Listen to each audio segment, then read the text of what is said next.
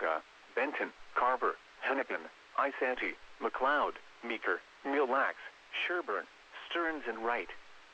Remember, a severe thunderstorm watch means the conditions are favorable for the development of severe weather, including large hail and damaging winds, in and close to the watch area. While severe weather may not be imminent, persons should remain alert for rapidly changing weather conditions and listen for later statements and possible warnings. Stay tuned to NOAA Weather Radio, commercial radio and television outlets, or internet sources for the latest severe weather information. Now here is the hazardous weather outlook for portions of central and southern Minnesota and west central Wisconsin. For tonight, strong to severe storms are expected this evening into the overnight hours, with the greatest risk being damaging winds in excess of 75 miles per hour. The most favorable location for the strongest winds will be from west central to south central Minnesota. Flooding is also a concern given recent heavy rainfall with more expected overnight. And now the extended outlook for the period Tuesday through Sunday. No hazardous weather is expected at this time. Spotter information statement: Skywarn spotter activation will likely be needed. Now the forecast for central Minnesota from St. Cloud to the northwest Twin Cities suburbs. Tonight, mostly cloudy. Showers likely and chance of thunderstorms in the evening. Chance of thunderstorms overnight. Some thunderstorms may be severe with damaging winds and heavy rainfall. Then some thunderstorms may produce heavy rainfall overnight. Locally heavy rainfall possible late in the evening. Lows in the mid-60s. East winds up to 10 miles an hour shifting to the north overnight. Chance of precipitation 70%. Tuesday, mostly sunny. A 20% chance of thunderstorms in the morning. Some thunderstorms may produce heavy rainfall in the morning. Highs in the lower 80s. North winds 5 to 10 miles an hour. Tuesday night, partly cloudy. Lows in the lower 60s. North winds 5 to 10 miles an hour. Wednesday, mostly sunny. Highs in the upper 70s. Northeast winds 5 to 10 miles an hour. Wednesday night, mostly clear. Lows in the mid-50s. Northeast winds up to 5 miles an hour. Thursday through Friday, mostly clear. Highs in the upper 70s. Lows in the mid-50s. Friday night through Saturday night, partly cloudy. Lows in the upper 50s. Highs in the upper 70s. Sunday, partly sunny. Highs in the upper 70s. Sunday night, mostly cloudy with chance of showers. Lows in the lower 60s. Chance of showers 30%. Monday, partly sunny. Chance of showers. Highs in the upper 70s. Chance of showers 40%. Again, the forecast for central Minnesota from St. Cloud to the northwest Twin Cities suburbs for tonight. Mostly cloudy. Showers likely and chance of thunderstorms in the evening. Chance of thunderstorms overnight. Some thunderstorms may be severe with damaging winds and heavy rainfall. Then some thunderstorms may produce heavy rainfall overnight. Locally heavy rainfall possible late in the evening. Lows in the mid-60s. East winds up to 10 miles an hour shifting to the north overnight.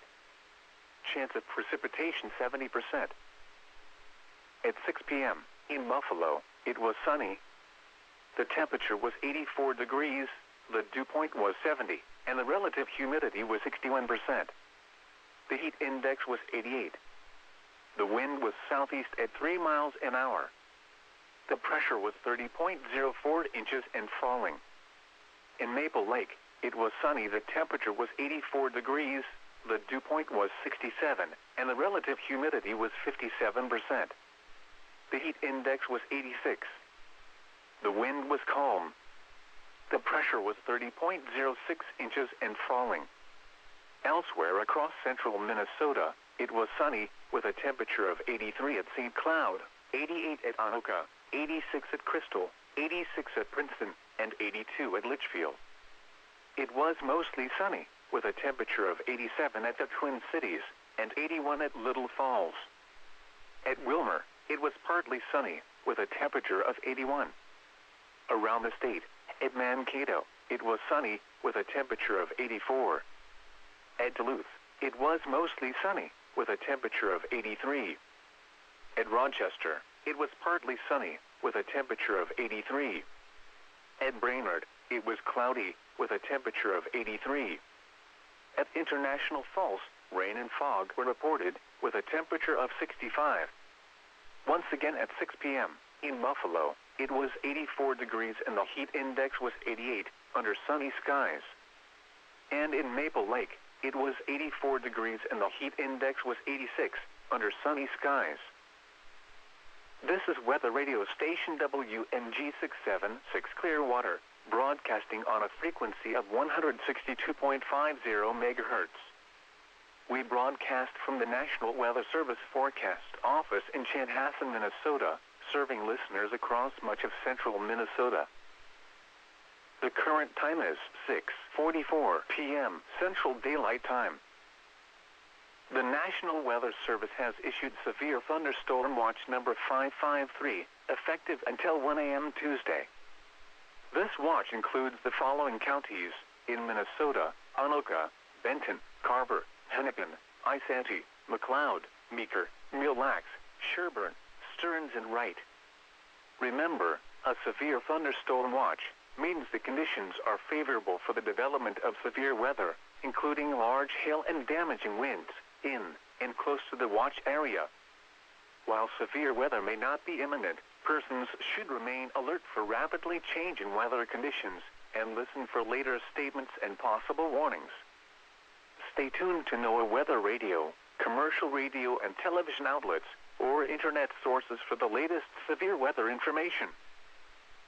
Now here is the hazardous weather outlook for portions of central and southern Minnesota and west central Wisconsin. For tonight, strong to severe storms are expected this evening into the overnight hours, with the greatest risk being damaging winds in excess of 75 miles per hour. The most favorable location for the strongest winds will be from west central to south central Minnesota. Flooding is also a concern given recent heavy rainfall, with more expected overnight. And now the extended outlook for the period Tuesday through Sunday. No hazardous weather is expected at this time. Spotter information statement: Skywarn spotter activation will likely be needed. Now the forecast for central Minnesota, from St. Cloud to the northwest Twin Cities suburbs. Tonight, mostly cloudy. Showers likely and chance of thunderstorms in the evening. Chance of thunderstorms overnight. Some thunderstorms may be severe with damaging winds and heavy rainfall. Then some thunderstorms may produce heavy rainfall overnight. Locally heavy rainfall possible late in the evening. Lows in the mid-60s. East winds up to 10 miles an hour shifting to the north overnight. Chance of precipitation 70%. Tuesday, mostly sunny. A 20% chance of thunderstorms in the morning. Some thunderstorms may produce heavy rainfall in the morning. Highs in the lower 80s. North winds 5 to 10 miles an hour. Tuesday night, partly cloudy. Lows in the lower 60s. North winds 5 to 10 miles an hour. Wednesday, mostly sunny. Highs in the upper 70s. Northeast winds 5 to 10 miles an hour. Wednesday night, mostly clear. Lows in the mid-50s. Northeast winds up to 5 miles an hour. Thursday through Friday, mostly clear. Highs in the upper 70s. Lows in the mid-50s. Friday night through Saturday night, partly cloudy. Lows in the upper 50s. Highs in the upper 70s. Sunday, partly sunny. Highs in the upper 70s. Sunday night, mostly cloudy with chance of showers. Lows in the lower 60s. Chance of showers 30%. Monday, partly sunny. Chance of showers. Highs in the upper 70s. Chance of showers 40%. Again, the forecast for central Minnesota, from St. Cloud to the northwest Twin Cities suburbs for tonight, mostly cloudy. Showers likely and chance of thunderstorms in the evening. Chance of thunderstorms overnight. Some thunderstorms may be severe with damaging winds and heavy rainfall, then some thunderstorms may produce heavy rainfall overnight. Locally heavy rainfall possible late in the evening. Lows in the mid-60s. East winds up to 10 miles an hour shifting to the north overnight. A new Chance of radar indicated precipitation tornado 70%. warning has been issued. At 6 p.m. in Buffalo, it was sunny. The temperature was 84 degrees, the dew point was 70, and the relative humidity was 61%. The heat index was 88. The wind was southeast at 3 miles an hour. The pressure was 30.04 inches and falling. In Maple Lake, it was sunny. The temperature was 84 degrees, the dew point was 67, and the relative humidity was 57%. The heat index was 86. The wind was calm. The pressure was 30.06 inches and falling. Elsewhere across central Minnesota, it was sunny with a temperature of 83 at St. Cloud, 88 at Anoka, 86 at Crystal, 86 at Princeton, and 82 at Litchfield. It was mostly sunny with a temperature of 87 at the Twin Cities and 81 at Little Falls. At Wilmer, it was partly sunny with a temperature of 81. Around the state, at Mankato, it was sunny with a temperature of 84. At Duluth, it was mostly sunny with a temperature of 83. At Rochester, it was partly sunny with a temperature of 83. At Brainerd, it was cloudy with a temperature of 83. At International Falls, rain and fog were reported with a temperature of 65. Once again at 6 p.m. in Buffalo, it was 84 degrees and the heat index was 88 under sunny skies. And in Maple Lake, it was 84 degrees and the heat index was 86 under sunny skies. This is Weather Radio Station WMG676 Clearwater, broadcasting on a frequency of 162.50 megahertz. We broadcast from the National Weather Service Forecast Office in Chanhassen, Minnesota, serving listeners across much of central Minnesota. The current time is 6:51 p.m. Central Daylight Time. The National Weather Service has issued Severe Thunderstorm Watch number 553, effective until 1 a.m. Tuesday. This watch includes the following counties in Minnesota: Anoka, Benton, Carver, Hennepin, Isanti, McLeod, Meeker, Mille Lacs, Sherburne, Stearns, and Wright. Remember, a severe thunderstorm watch means the conditions are favorable for the development of severe weather, including large hail and damaging winds, in and close to the watch area. While severe weather may not be imminent, persons should remain alert for rapidly changing weather conditions and listen for later statements and possible warnings. Stay tuned to NOAA Weather Radio, commercial radio and television outlets, or internet sources for the latest severe weather information. A new severe thunderstorm warning Now has here been is the issued. hazardous weather outlook for portions of central and southern Minnesota and west central Wisconsin. For tonight, strong to severe storms are expected this evening into the overnight hours, with the greatest risk being damaging winds in excess of 75 miles per hour. The most favorable location for the strongest winds will be from west central to south central Minnesota. Flooding is also a concern given recent heavy rainfall with more expected overnight. And now the extended outlook for the period Tuesday through Sunday. No hazardous weather is expected at this time. Spotter information statement: Skywarn spotter activation will likely be needed. Now the forecast for central Minnesota, from St. Cloud to the northwest Twin Cities suburbs. Tonight, mostly cloudy. Showers likely and chance of thunderstorms in the evening. Chance of thunderstorms overnight. Some thunderstorms may be severe with damaging winds and heavy rainfall. Then some thunderstorms may produce heavy rainfall overnight. Locally heavy rainfall possible late in the evening. Lows in the mid-60s. East winds up to 10 miles an hour shifting to the north overnight. Chance of precipitation 70%. Tuesday, mostly sunny. A 20% chance of thunderstorms in the morning. Some thunderstorms may produce heavy rainfall in the morning. Highs in the lower 80s. North winds 5 to 10 miles an hour. Tuesday night, partly cloudy. Lows in the lower 60s.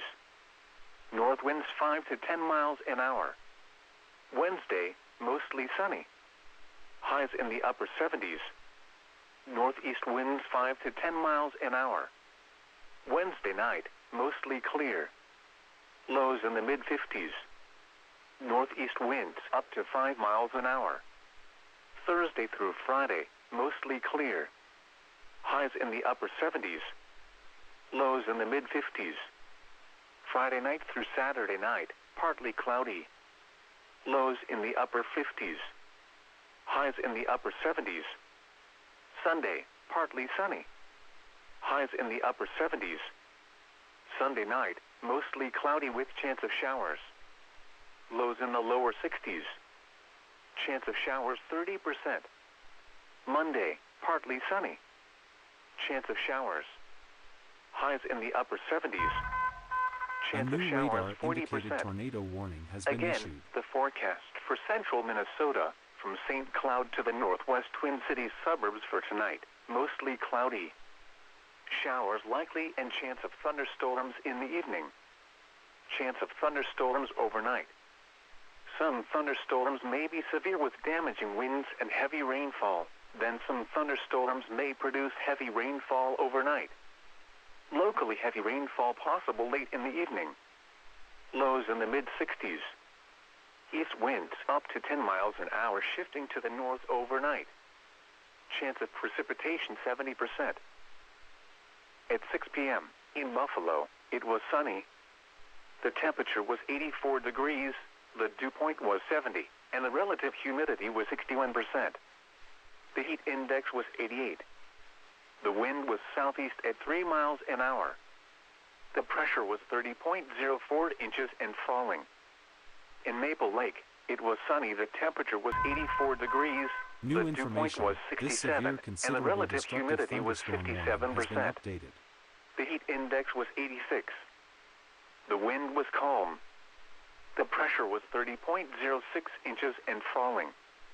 Elsewhere across central Minnesota, it was sunny, with a temperature of 83 at St. Cloud, 88 at Anoka, 86 at Crystal, 86 at Princeton, and 82 at Litchfield. It was mostly sunny, with a temperature of 87 at the Twin Cities, and 81 at Little Falls. At Wilmer, it was partly sunny, with a temperature of 81. Around the state, at Mankato, it was sunny, with a temperature of 84. At Duluth, it was mostly sunny, with a temperature of 83. At Rochester, it was partly sunny, with a temperature of 83. At Brainerd, it was cloudy, with a temperature of 83. At International Falls, rain and fog were reported, with a temperature of 65. Once again at 6 p.m., in Buffalo, it was 84 degrees and the heat index was 88, under sunny skies. And in Maple Lake, it was 84 degrees and the heat index was 86, under sunny skies. This is Weather Radio Station WMG676 Clearwater, broadcasting on a frequency of 162.50 megahertz. We broadcast from the National Weather Service Forecast Office in Chanhassen, Minnesota, serving listeners across much of central Minnesota. The current time is 6:57 p.m. Central Daylight Time. The National Weather Service has issued Severe Thunderstorm Watch number 553, effective until 1 a.m. Tuesday. This watch includes the following counties A new in considerable Minnesota: destructive Anoka, thunderstorm warning has Benton, been issued. Carver, Hennepin, Isanti, McLeod, Meeker, Mille Lacs, Sherburne, Stearns, and Wright. Remember, a severe thunderstorm watch means the conditions are favorable for the development of severe weather, including large hail and damaging winds, in and close to the watch area. While severe weather may not be imminent, Persons should remain alert for rapidly changing weather conditions and listen for later statements and possible warnings. Stay tuned to NOAA weather radio, commercial radio and television outlets, or internet sources for the latest severe weather information. Now here is the hazardous weather outlook for portions of central and southern Minnesota and west central Wisconsin. For tonight, strong to severe storms are expected this evening into the overnight hours, with the greatest risk being damaging winds in excess of 75 miles per hour. The most favorable location for the strongest winds will be from west central to south central Minnesota. Flooding is also a concern given recent heavy rainfall with more expected overnight. And now the extended outlook for the period Tuesday through Sunday. No hazardous weather is expected at this time. Spotter information statement: Skywarn spotter activation will likely be needed. Now the forecast for central Minnesota from St. Cloud to the northwest Twin Cities suburbs. Tonight, mostly cloudy. Showers likely and chance of thunderstorms in the evening. Chance of thunderstorms overnight. Some thunderstorms may be severe with damaging winds and heavy rainfall. Then some thunderstorms may produce heavy rainfall overnight. Locally heavy rainfall possible late in the evening. Lows in the mid-60s. East winds up to 10 miles an hour shifting to the north overnight. Chance of precipitation 70%. Tuesday, mostly sunny. A 20% chance of thunderstorms in the morning. Some thunderstorms may produce heavy rainfall in the morning. Highs in the lower 80s. North winds 5 to 10 miles an hour. Tuesday night, partly cloudy. Lows in the lower 60s. North winds 5 to 10 miles an hour. Wednesday, mostly sunny. Highs in the upper 70s. Northeast winds 5 to 10 miles an hour. Wednesday night, mostly clear. Lows in the mid-50s. Northeast winds up to 5 miles an hour. Thursday through Friday, mostly clear. Highs in the upper 70s. Lows in the mid-50s. Friday night through Saturday night, partly cloudy. Lows in the upper 50s. Highs in the upper 70s. Sunday, partly sunny. Highs in the upper 70s.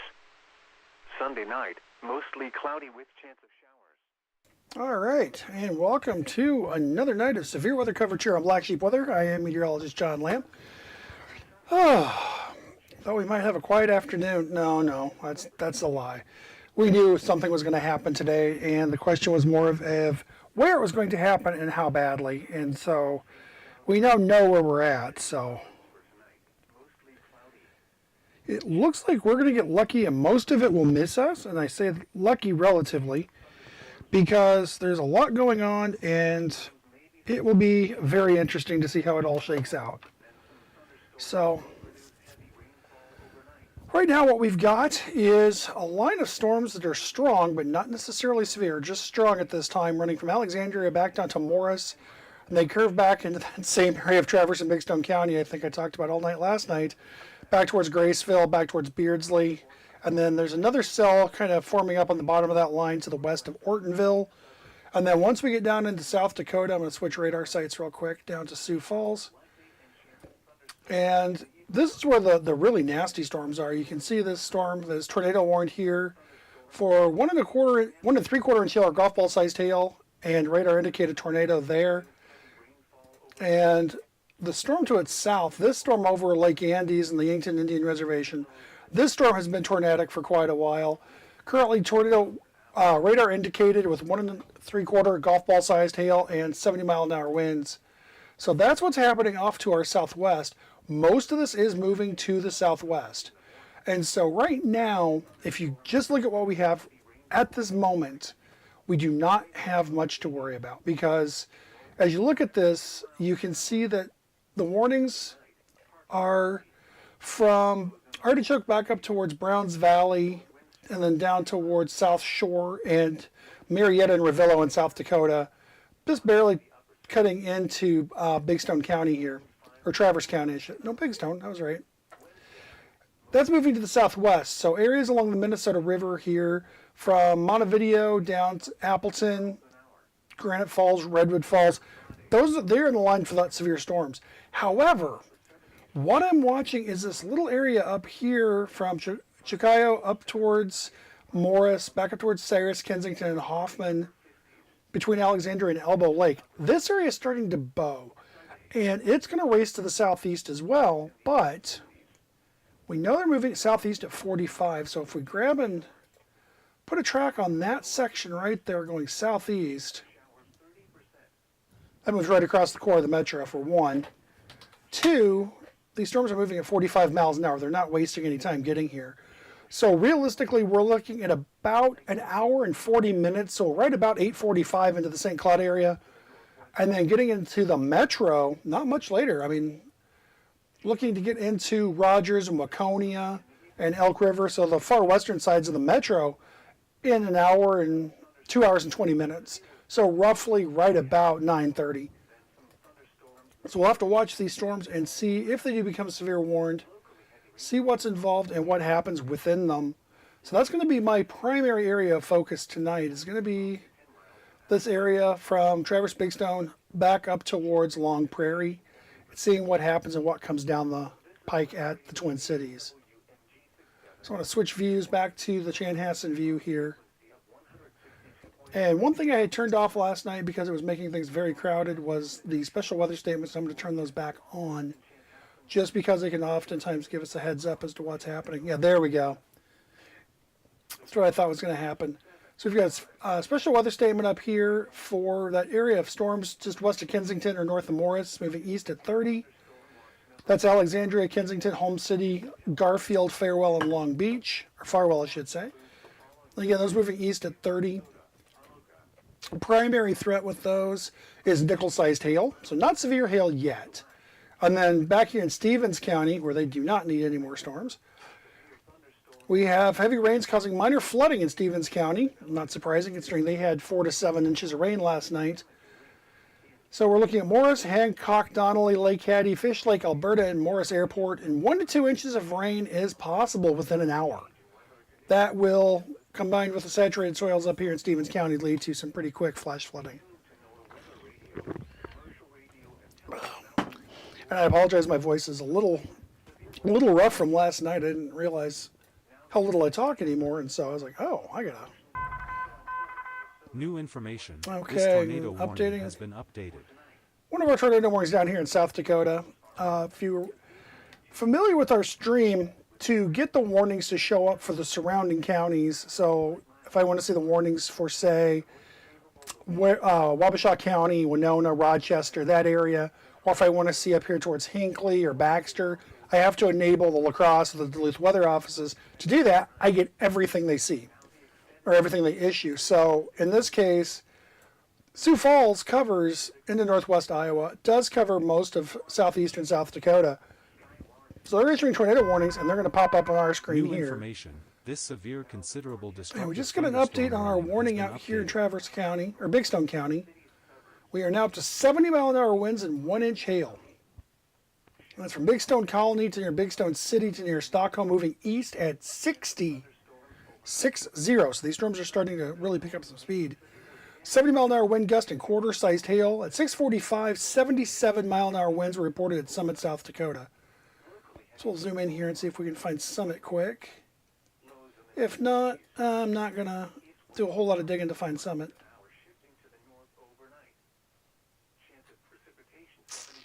Actually, I am, because I'm just curious where it is.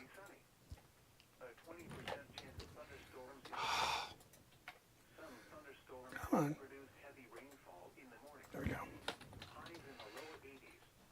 Summit, South Dakota. It's back here, Highway 12 and I-29. So it's farther back. They did trim this warning down, so that's why they're still mentioning that. It's because that was what triggered this warning. Now, this is looking from the Minneapolis radar site, and looking at this notch here between Millbank and Ortonville, that looks a bit suspicious to me. So what I'm going to do here is I'm going to switch to Sioux Falls. It looks just as suspicious from Sioux Falls, so Now, we've definitely got a circulation area up here north of Millbank. What do we get from Aberdeen? Aberdeen's looking through more storm, but does show a hint of rotation there. And Chanhassen. Chanhassen doesn't show much, but that's getting a real far distance from the Chanhassen radar site. So right now, I'm going to zoom back into our concerning area here. And we're going to see more warnings show up here. I did see it come through. There's a new severe thunderstorm watch getting issued for southwest Minnesota and northwest Iowa. A new That's going to severe extend quite a bit thunderstorm farther in, I warning has been believe. issued. I'm just waiting for it to show up. Those counties that are flashing, you can see here. That's just an update from the Sioux Falls Weather Office on the status there. And we do have that new severe thunderstorm warning out here covering Mitchell, South Dakota. So right now, as I swing back to our normal radar site mode here. Oops.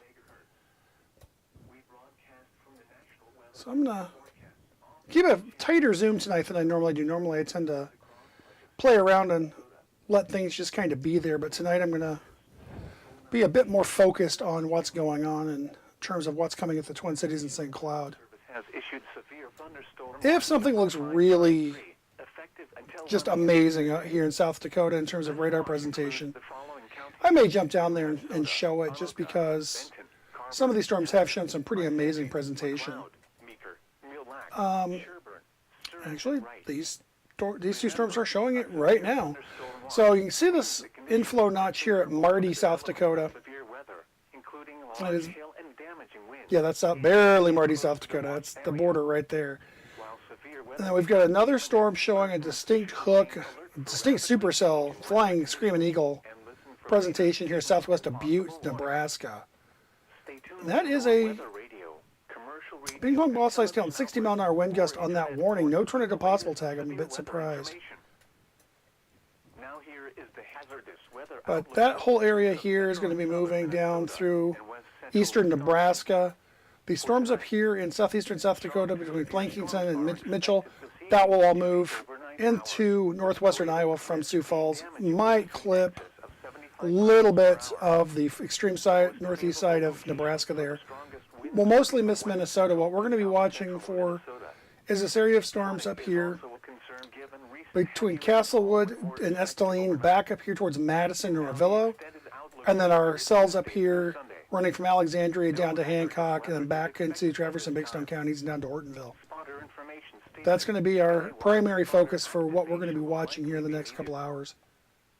Now the forecast for central Minnesota from St. Cloud to And one thing I noticed is we do have a pretty distinct hail signature in this. mostly cloudy. Let's see if the Showers data looks a little better tonight than it did last night. That looks much better. chance of thunder. This data was running about an hour behind last night. It really kind of made it useless. So this is the vertically integrated liquid product. And what that does is it shows us how much water is in the column up and down the atmosphere. And when you start getting into these grays and you're up in this part of the world, that's a very good indication you've got large hail happening. And so if I switch products and do, just gotta find it here real quick. Hydrometeor classification, there we go. So here's this red LH, large hail. So right here just west of Cyrus, north of Chicago, and up here by Kensington, radar is showing some pretty clear indications of large hail. Lots of hail back here in this in general. Now keep in mind we are looking probably at this point a good 3,000 to 5,000 feet above the ground. So that may not be reaching the ground. It may be melting before it reaches the surface.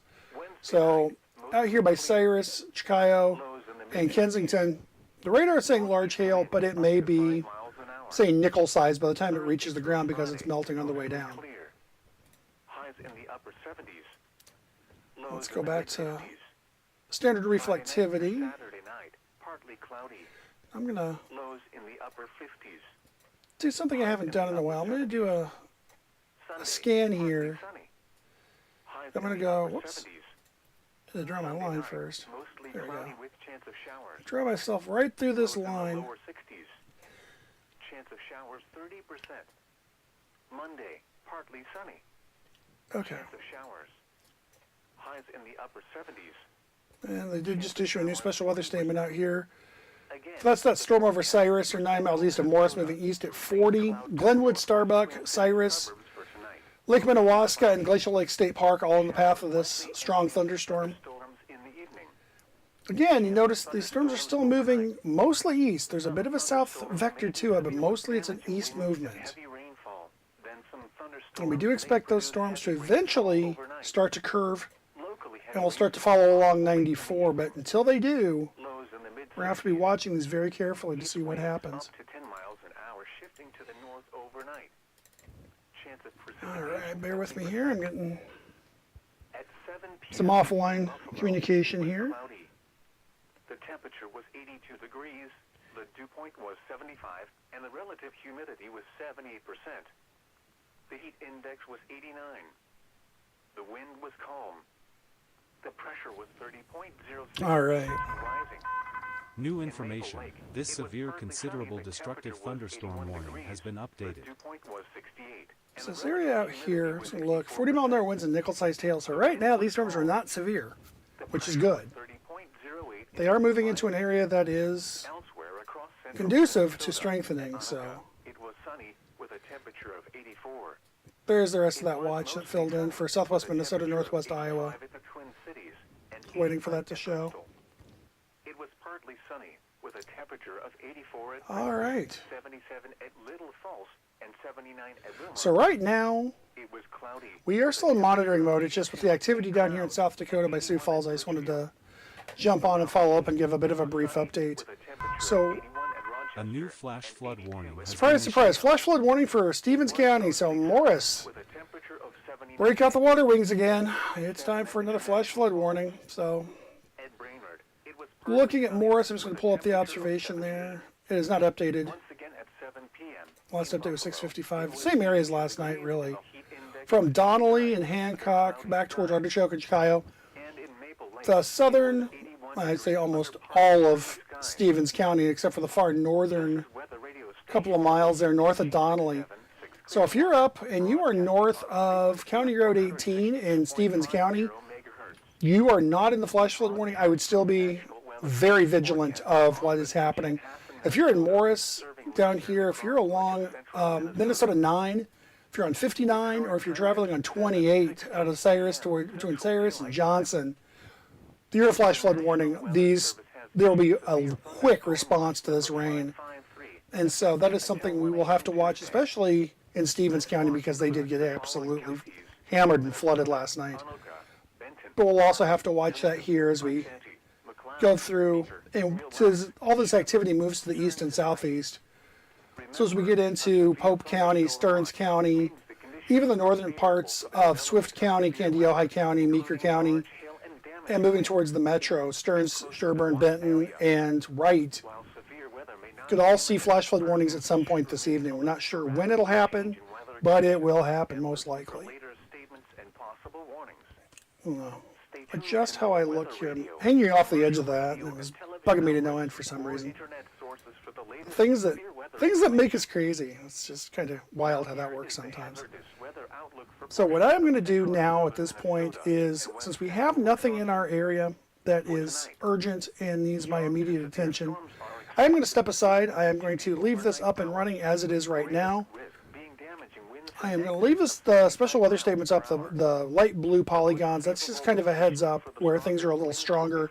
Not severe, those will be the orange polygons, but the blue kind of gives us an idea of where we need to be watching, and that's that area from Alexandria back down, really getting down towards Benson. So we're going to good stretch here no hazard along, I believe that's 29 out here.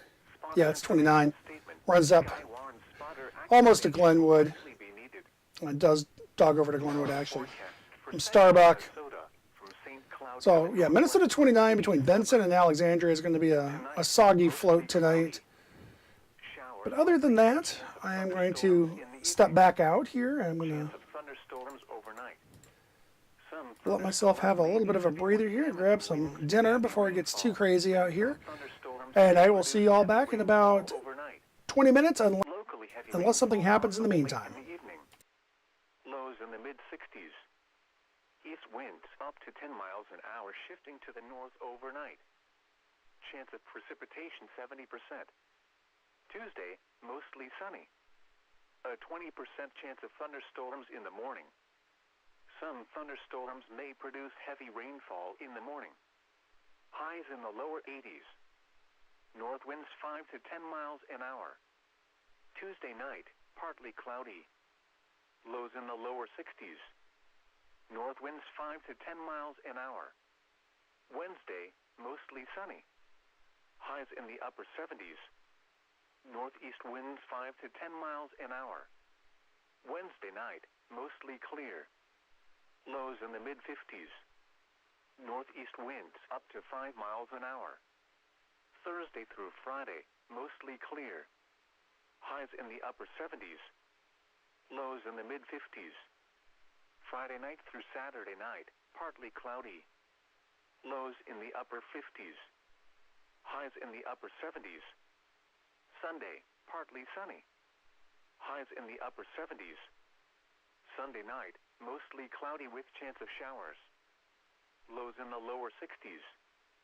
Chance of showers 30%. Monday, partly sunny. Chance of showers. Highs in the upper 70s. Chance of showers 40%. Again, the forecast for central Minnesota from St. Cloud to the northwest Twin Cities suburbs for tonight. Mostly cloudy. Showers likely and chance of thunderstorms in the evening. Chance of thunderstorms overnight.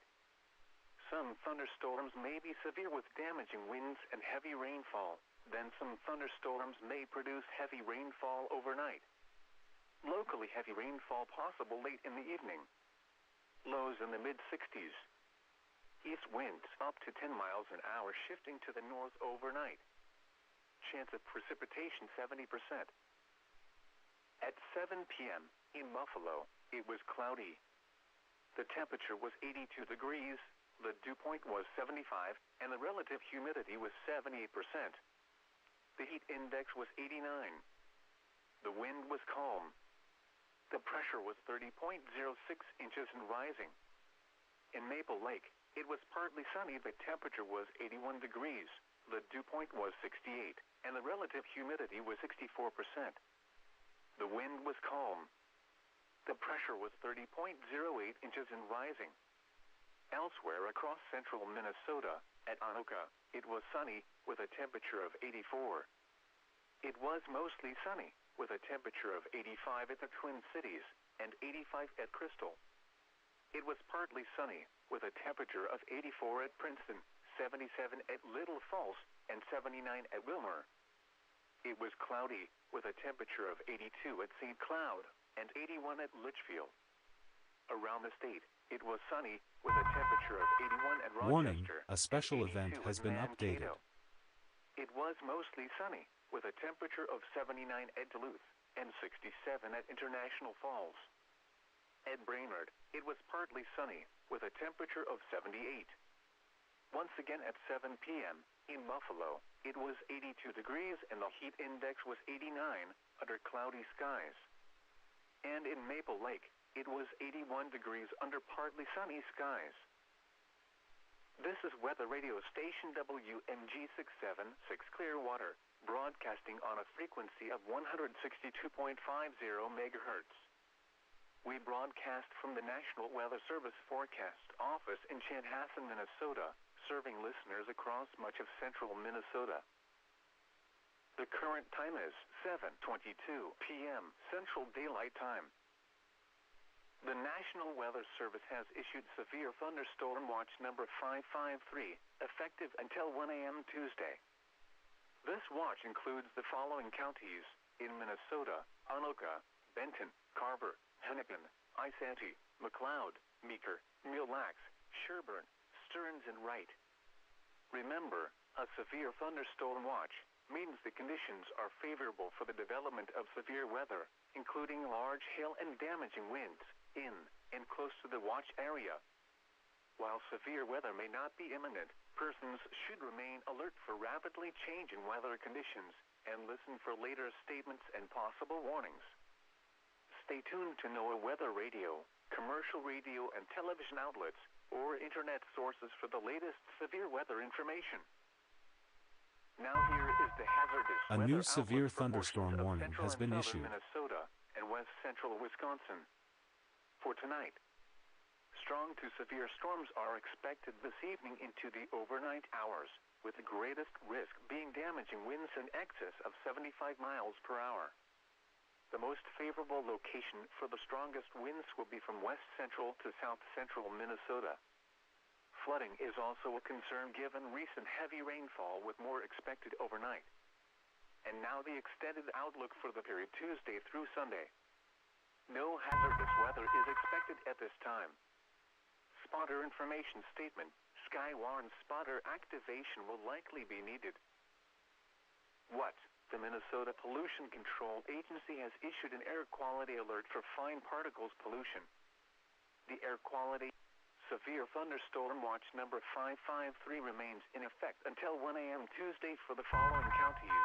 In A new Minnesota, considerable Anoka, destructive thunderstorm Benton, warning Carver, has been issued. Hennepin, Isanti, McLeod, Meeker, Mille Lacs, Sherburne, Stearns, and Wright.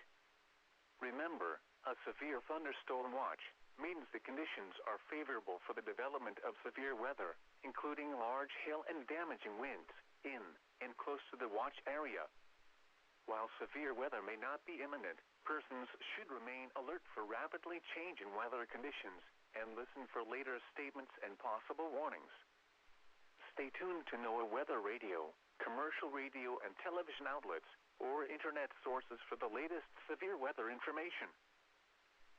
This is Weather Radio Station WMG 676 Clearwater, broadcasting on a frequency of 162.50 megahertz. We broadcast from the National Weather Service Forecast Office in Chanhassen, Minnesota, serving listeners across much of central Minnesota. The current time is 7:25 p.m. Central Daylight Time. Severe thunderstorm watch number 553 remains in effect until 1 a.m. Tuesday for the following counties: in Minnesota, Anoka, Benton, Carver, Hennepin, Isanti, McLeod, Meeker, Mille Lacs, Sherburne, Stearns, and Wright. Remember, a severe thunderstorm watch means the conditions are favorable for the development of severe weather, including large hail and damaging winds, in and close to the watch area. While severe weather may not be imminent, persons should remain alert for rapidly changing weather conditions and listen for later statements and possible warnings. Stay tuned to NOAA Weather Radio, commercial radio and television outlets, or internet sources for the latest severe weather information. Now here is the hazardous weather outlook for portions of central and southern Minnesota and west central Wisconsin. For tonight, strong to severe storms are expected this evening into the overnight hours, with the greatest risk being damaging winds in excess of 75 miles per hour. The most favorable location for the strongest winds will be from west central to south central Minnesota. Flooding is also a concern given recent heavy rainfall with more expected overnight. And now the extended outlook for the period Tuesday through Sunday.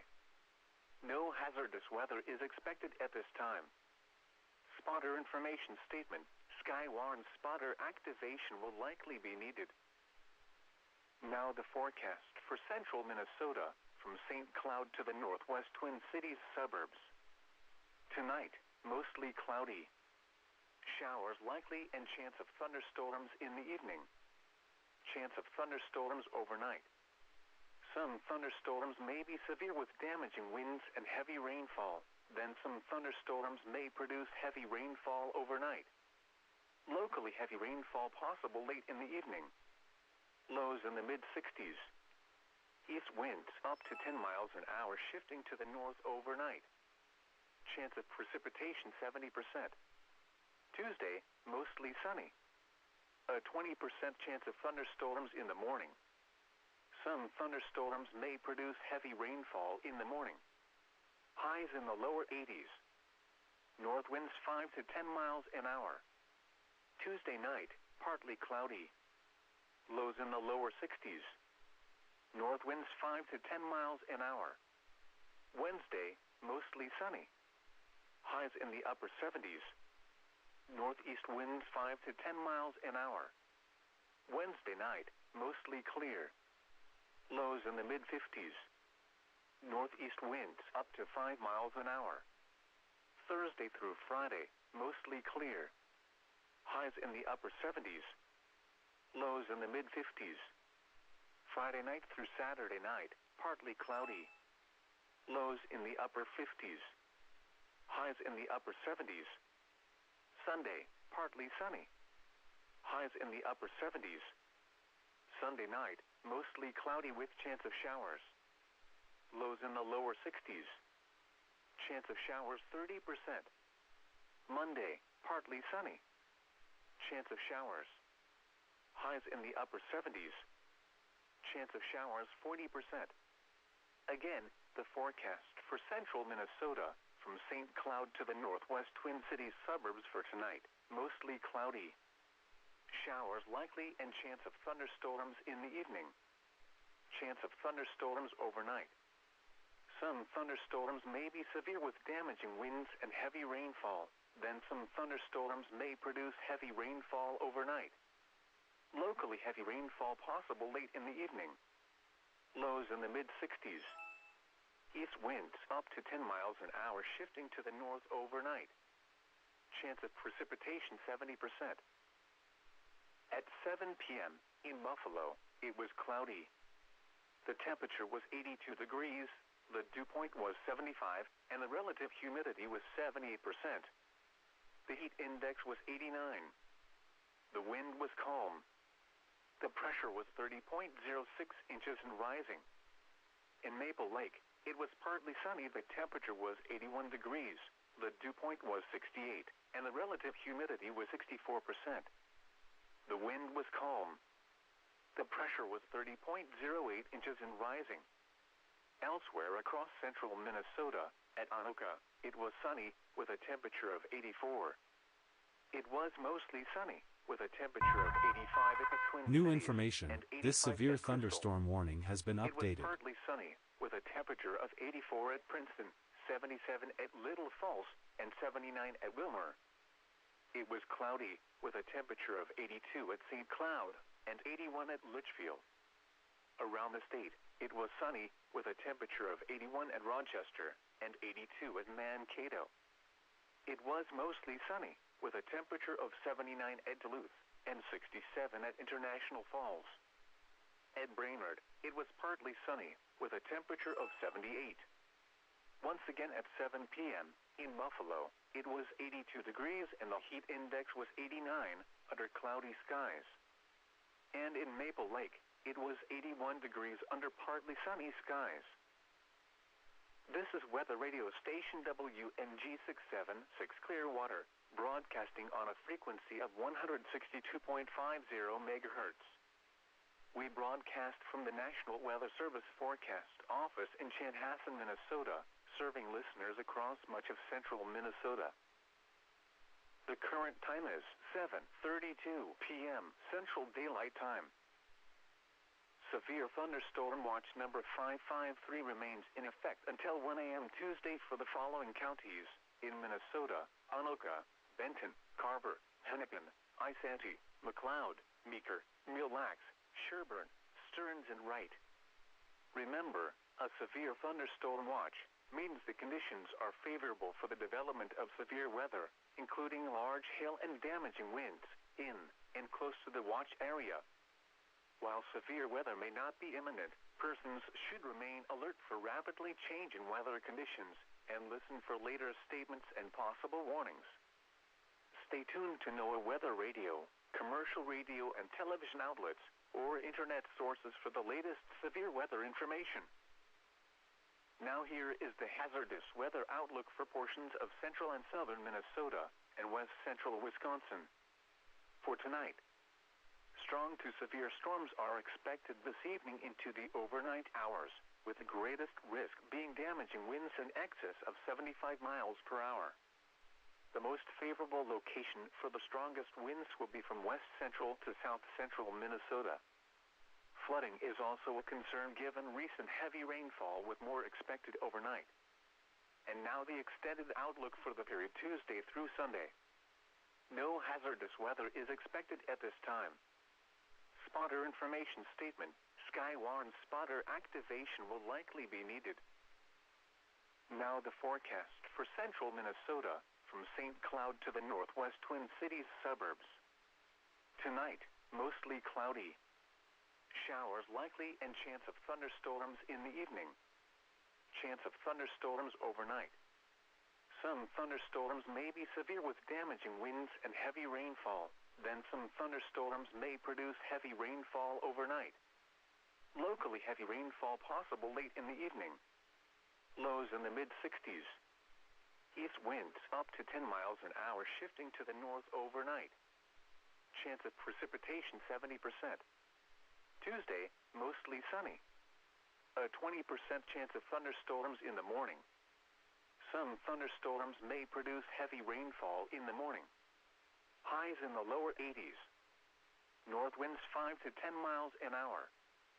Tuesday night, partly cloudy. Lows in the lower 60s. North winds 5 to 10 miles an hour. Wednesday, mostly sunny. Highs in the upper 70s. Northeast winds 5 to 10 miles an hour. Wednesday night, mostly clear. Lows in the mid-50s. Northeast winds up to 5 miles an hour. Thursday through Friday, mostly clear. Highs in the upper 70s. Lows in the mid-50s. Friday night through Saturday night, partly cloudy. Lows in the upper 50s. Highs in the upper 70s. Sunday, partly sunny. Highs in the upper 70s. Sunday night, mostly cloudy with chance of showers. Lows in the lower 60s. Chance of showers 30%. Monday, partly sunny. Chance of showers. Highs in the upper 70s. Chance of showers 40%. Again, the forecast for central Minnesota, from St. Cloud to the northwest Twin Cities suburbs for tonight, mostly cloudy. Showers likely and chance of thunderstorms in the evening. Chance of thunderstorms overnight. Some thunderstorms may be severe with damaging winds and heavy rainfall. Then some thunderstorms may produce heavy rainfall overnight. Locally heavy rainfall possible late in the evening. Lows in the mid-60s. East winds up to 10 miles an hour shifting to the north overnight. Chance of precipitation 70%. At 7 p.m. in Buffalo, it was cloudy. The temperature was 82 degrees, the dew point was 75, and the relative humidity was 78%. The heat index was 89. The wind was calm. The pressure was 30.06 inches and rising. In Maple Lake, it was partly sunny. The temperature was 81 degrees. The dew point was 68, and the relative humidity was 64%. The wind was calm. The pressure was 30.08 inches and rising. Elsewhere across central Minnesota, at Anoka, it was sunny, with a temperature of 84. It was mostly sunny, with a temperature of 85 at the Twin Cities, and 85 at Crystal. It was partly sunny, with a temperature of 84 at Princeton, 77 at Little Falls, and 79 at Wilmer. It was cloudy, with a temperature of 82 at St. Cloud, and 81 at Litchfield. Around the state, it was sunny, with a temperature of 81 at Rochester, and 82 at Mankato. It was mostly sunny, with a temperature of 79 at Duluth, and 67 at International Falls. At Brainerd, it was partly sunny, with a temperature of 78. Once again at 7 p.m., in Buffalo, it was 82 degrees and the heat index was 89, under cloudy skies. And in Maple Lake, it was 81 degrees under partly sunny skies. This is Weather Radio Station WMG 676 Clearwater, broadcasting on a frequency of 162.50 megahertz. We broadcast from the National Weather Service Forecast Office in Chanhassen, Minnesota, serving listeners across much of central Minnesota. The current time is 7:38 p.m. Central Daylight Time. Severe thunderstorm watch number 553 remains in effect until 1 a.m. Tuesday for the following counties in Minnesota: Anoka, Benton, Carver, Hennepin, Isanti, McLeod, Meeker, Mille Lacs, Sherburne, Stearns, and Wright. Remember, a severe thunderstorm watch means the conditions are favorable for the development of severe weather, including large hail and damaging winds, in and close to the watch area.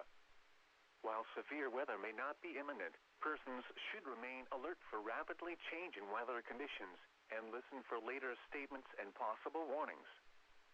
Stay tuned to NOAA Weather Radio, commercial radio and television outlets, or internet sources for the latest severe weather information. Now here is the hazardous weather outlook for portions of central and southern Minnesota and west central Wisconsin. For tonight, strong to severe storms are expected this evening into the overnight hours, with the greatest risk being damaging winds in excess of 75 miles per hour. The most favorable location for the strongest winds will be from west central to south central Minnesota. Flooding is also a concern given recent heavy rainfall with more expected overnight. And now the extended outlook for the period Tuesday through Sunday. No hazardous weather is expected at this time. Spotter information statement: Skywarn spotter activation will likely be needed. Now the forecast for central Minnesota, from St. Cloud to the northwest Twin Cities suburbs. Tonight, Warning, a new mostly special cloudy. event has been reported. Showers likely and chance of thunderstorms in the evening. Chance of thunderstorms overnight. Some thunderstorms may be severe with damaging winds and heavy rainfall. Then some thunderstorms may produce heavy rainfall overnight. Locally heavy rainfall possible late in the evening. Lows in the mid-60s.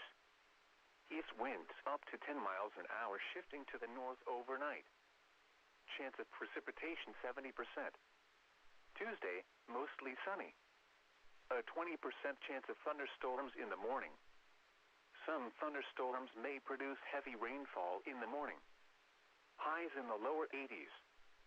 North winds 5 to 10 miles an hour. Tuesday night, partly cloudy. New information, Lows this in the severe lower thunderstorm 60s. warning has been updated. North winds 5 to 10 miles an hour. Wednesday, mostly sunny. Highs in the upper 70s. Northeast winds 5 to 10 miles an hour. Wednesday night, mostly clear. Lows in the mid-50s. Northeast winds up to 5 miles an hour. Thursday through Friday, mostly clear. Highs in the upper 70s. Lows in the mid-50s. Friday night through Saturday night, partly cloudy. Lows in the upper 50s. Highs in the upper 70s. Sunday, partly sunny. Highs in the upper 70s. Sunday night, mostly cloudy with chance of showers. Lows in the lower 60s. Chance of showers 30%. Monday, partly sunny. Chance of showers. Highs in the upper 70s. Chance of showers 40%. Again, the forecast for central Minnesota, from St. Cloud to the northwest Twin Cities suburbs for tonight, mostly cloudy. Showers likely and chance of thunderstorms in the evening. Chance of thunderstorms overnight. Some thunderstorms may be severe with damaging winds and heavy rainfall. Then some thunderstorms may produce heavy rainfall overnight. Locally heavy rainfall possible late in the evening. Lows in the mid-60s. East winds up to 10 miles an hour shifting to the north overnight. Chance of precipitation 70%. At 7 p.m. in Buffalo, it was cloudy. The temperature was 82 degrees, the dew point was 75, and the relative humidity was 78%. The heat index was 89. The wind was calm.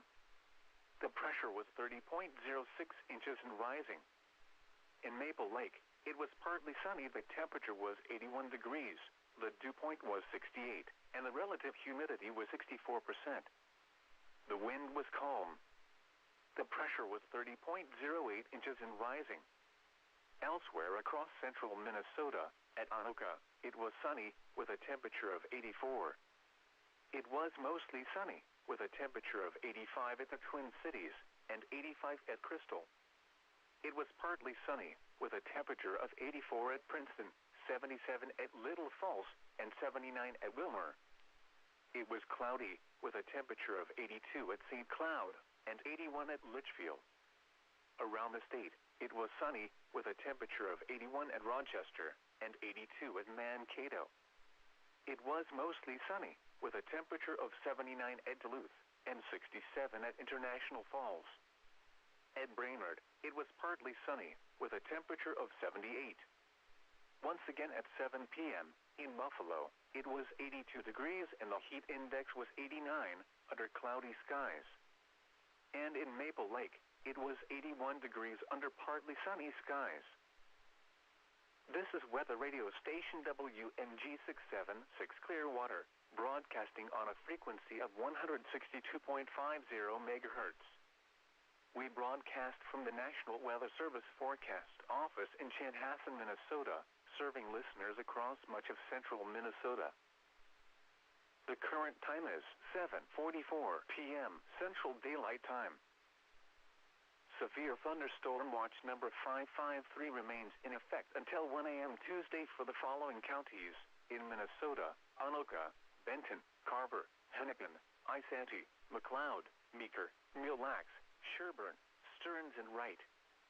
Remember, a severe thunderstorm watch means the conditions are favorable for the development of severe weather, including large hail and damaging winds, in and close to the watch area. While severe weather may not be imminent, persons should remain alert for rapidly changing weather conditions and listen for later Warning, statements a and new possible special event warnings. has been reported. Stay tuned to NOAA Weather Radio, commercial radio and television outlets, or internet sources for the latest severe weather information. A line of strong thunderstorms will impact northern Candido High, southeastern Douglas, eastern Pope, northeastern Swift, southern Todd, and western Stearns counties until 8:15 p.m. At 7:39 p.m., Doppler radar was tracking a line of strong thunderstorms extending from 7 miles southwest of Lake Osakis to 10 miles north of Murdoch, or extending from 10 miles southeast of Alexandria to 22 miles northwest of Wilmer, moving east at 40 miles per hour. Expected hazards include wind gusts up to 50 miles per hour and penny-size hail. This is a radar-indicated threat. The following impacts are expected. Gusty winds could knock down tree limbs and blow around unsecured objects. Minor damage to outdoor objects is possible. Locations impacted include Alexandria, St. Anthony, Sauk Center, Melrose, Glenwood, Paynesville, New London, Bruton, Belgrade, Freeport, Grey Eagle, Lake Osakis, Lake Hassel, Green Lake, Little Sauk, Round Prairie, New Munich, Norway Lake, Grove Lake, and Villard. Monitor the weather situation closely and be alert for threatening weather conditions. Now here is the hazardous weather outlook for portions of central and southern Minnesota and west central Wisconsin. For tonight, strong to severe storms are expected. A new to severe seep thunderstorm into the warning has overnight been hours, issued. with the greatest risk being damaging winds in excess of 75 miles per hour. The most favorable location for the strongest winds will be from west central to south central Minnesota. Flooding is also a concern given recent heavy rainfall, with more expected overnight. And now the extended outlook for the period Tuesday through Sunday. No hazardous weather is expected at this time. Spotter information statement: Skywarn spotter activation will likely be needed. Now the forecast for central Minnesota, from St. Cloud to the northwest Twin Cities suburbs. Tonight, mostly cloudy. Showers likely and chance of thunderstorms in the evening. Chance of thunderstorms overnight. Some thunderstorms may be severe with damaging winds and heavy rainfall, then some thunderstorms may produce heavy rainfall overnight. Locally heavy rainfall possible late in the evening. Lows in the mid-60s. East winds up to 10 miles an hour shifting to the north overnight. Chance of precipitation 70%. Tuesday, mostly sunny. A 20% chance of thunderstorms in the morning. Some thunderstorms may produce heavy rainfall in the morning. Highs in the lower 80s. North winds 5 to 10 miles an hour. Tuesday night, partly cloudy. Lows in the lower 60s. North winds 5 to 10 miles an hour. Wednesday, mostly sunny. Highs in the upper 70s. Northeast winds 5 to 10 miles an hour. Wednesday night, mostly clear. Lows in the mid-50s. Northeast winds up to 5 miles an hour. Thursday through Friday, mostly clear. Highs in the upper 70s. Lows in the mid-50s. Friday night through Saturday night, partly cloudy. Lows in the upper 50s. Highs in the upper 70s. Sunday, partly sunny. Highs in the upper 70s. Sunday night, mostly cloudy with chance of showers. Lows in the lower 60s. Chance of showers 30%. Monday, partly sunny. Chance of showers. Highs in the upper 70s. Chance of showers New information. 40%. This severe considerable Again, destructive the forecast thunderstorm for warning has central been Minnesota, updated. From St. Cloud to the northwest Twin Cities suburbs for tonight, mostly cloudy. Showers likely and chance of thunderstorms in the evening. Chance of thunderstorms overnight. Some thunderstorms may be severe with damaging winds and heavy rainfall. Then some thunderstorms may produce heavy rainfall overnight. Locally heavy rainfall possible late in the evening. Lows in the mid-60s. East winds up to 10 miles an hour shifting to the north overnight. Chance of precipitation 70%. At 7 p.m. in Buffalo, it was cloudy. The temperature was 82 degrees, the dew point was 75, and the relative humidity was 78%. The heat index was 89. The wind was calm. The pressure was 30.06 inches and rising. In Maple Lake, it was partly sunny. The temperature was 81 degrees. The dew point was 68, and the relative humidity was 64%. The wind was calm. The pressure was 30.08 inches and rising. Elsewhere across central Minnesota, at Anoka, it was sunny with a temperature of 84. It was mostly sunny with a temperature of 85 at the Twin Cities and 85 at Crystal. It was partly sunny with a temperature of 84 at Princeton, 77 at Little Falls, and 79 at Wilmer. It was cloudy with a temperature of 82 at St. Cloud and 81 at Litchfield. Around the state, it was sunny with a temperature of 81 at Rochester and 82 at Mankato. It was mostly sunny with a temperature of 79 at Duluth and 67 at International Falls. At Brainerd, it was partly sunny with a temperature of 78. Once again at 7 p.m. in Buffalo, it was 82 degrees and the heat index was 89 under cloudy skies.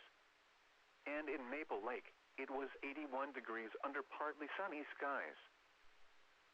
This is Weather Radio Station WNG676 Clearwater, broadcasting on a frequency of 162.50 megahertz. We broadcast from the National Weather Service Forecast Office in Chanhassen, Minnesota, serving listeners across much of central Minnesota. The current time is 7:52 p.m. Central Daylight Time. Severe thunderstorm watch number 553 remains in effect until 1 a.m. Tuesday for the following counties in Minnesota: Anoka, Benton, Carver, Hennepin, Isanti, McLeod, Meeker, Mille Lacs, Sherburne, Stearns, and Wright. Remember, a severe thunderstorm watch means the conditions are favorable for the development of severe weather, including large hail and damaging winds, in and close to the watch area. While severe weather may not be imminent, persons should remain alert for rapidly changing weather conditions and listen for later statements and possible warnings. Stay tuned to NOAA Weather Radio, commercial radio and television outlets, or internet sources for the latest severe weather information. A line of strong thunderstorms will impact northern Candido High, southeastern Douglas, eastern Pope, northeastern Swift, southern Todd and western Stearns counties until 8:15 p.m. At 7:39 p.m., Doppler radar was tracking a line of strong thunderstorms extending from 7 miles southwest of Lake Osakis to 10 miles north of Murdoch, or extending from 10 miles southeast of Alexandria to 22 miles northwest of Wilmer, moving east at 40 miles per hour. Expected hazards include wind gusts up to 50 miles per hour and penny-size hail. This is a radar-indicated threat. The following impacts are expected. Gusty winds could knock down tree limbs and blow around unsecured objects. Minor damage to outdoor objects is possible. Locations impacted include Alexandria, St. Anthony, Sauk Center, Melrose, Glenwood, Paynesville, New London, Bruton, Belgrade, Freeport, Grey Eagle, Lake Osakis, Lake Hassel, Green Lake, Little Sauk, Round Prairie, New Munich, Norway Lake, Grove Lake and Villard. Monitor the weather situation closely and be alert for threatening weather conditions. Now here is the hazardous weather outlook for portions of central and southern Minnesota and west central Wisconsin. For tonight, strong to severe storms are expected this evening into the overnight hours, with the greatest risk being damaging winds in excess of 75 miles per hour. The most favorable location for the strongest winds will be from west central to south central Minnesota. Flooding is also a concern given recent heavy rainfall with more expected overnight. And now the extended outlook for the period Tuesday through Sunday. No hazardous weather is expected at this time. Spotter information statement: Skywarn spotter activation will likely be needed. Now the forecast for central Minnesota, from St. Cloud to the northwest Twin Cities suburbs. Tonight, mostly cloudy. Showers likely and chance of thunderstorms in the evening. Chance of thunderstorms overnight. Some thunderstorms may be severe with damaging winds and heavy rainfall.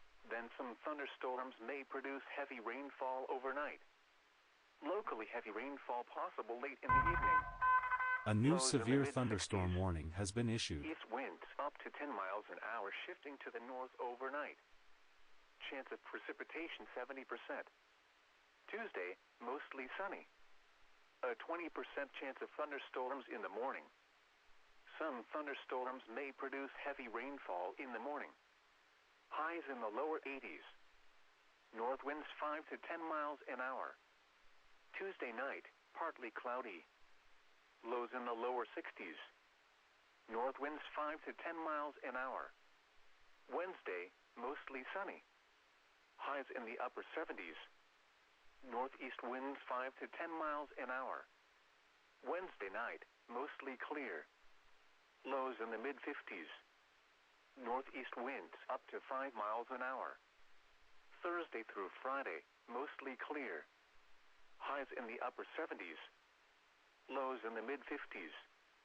Friday night through Saturday night, partly cloudy.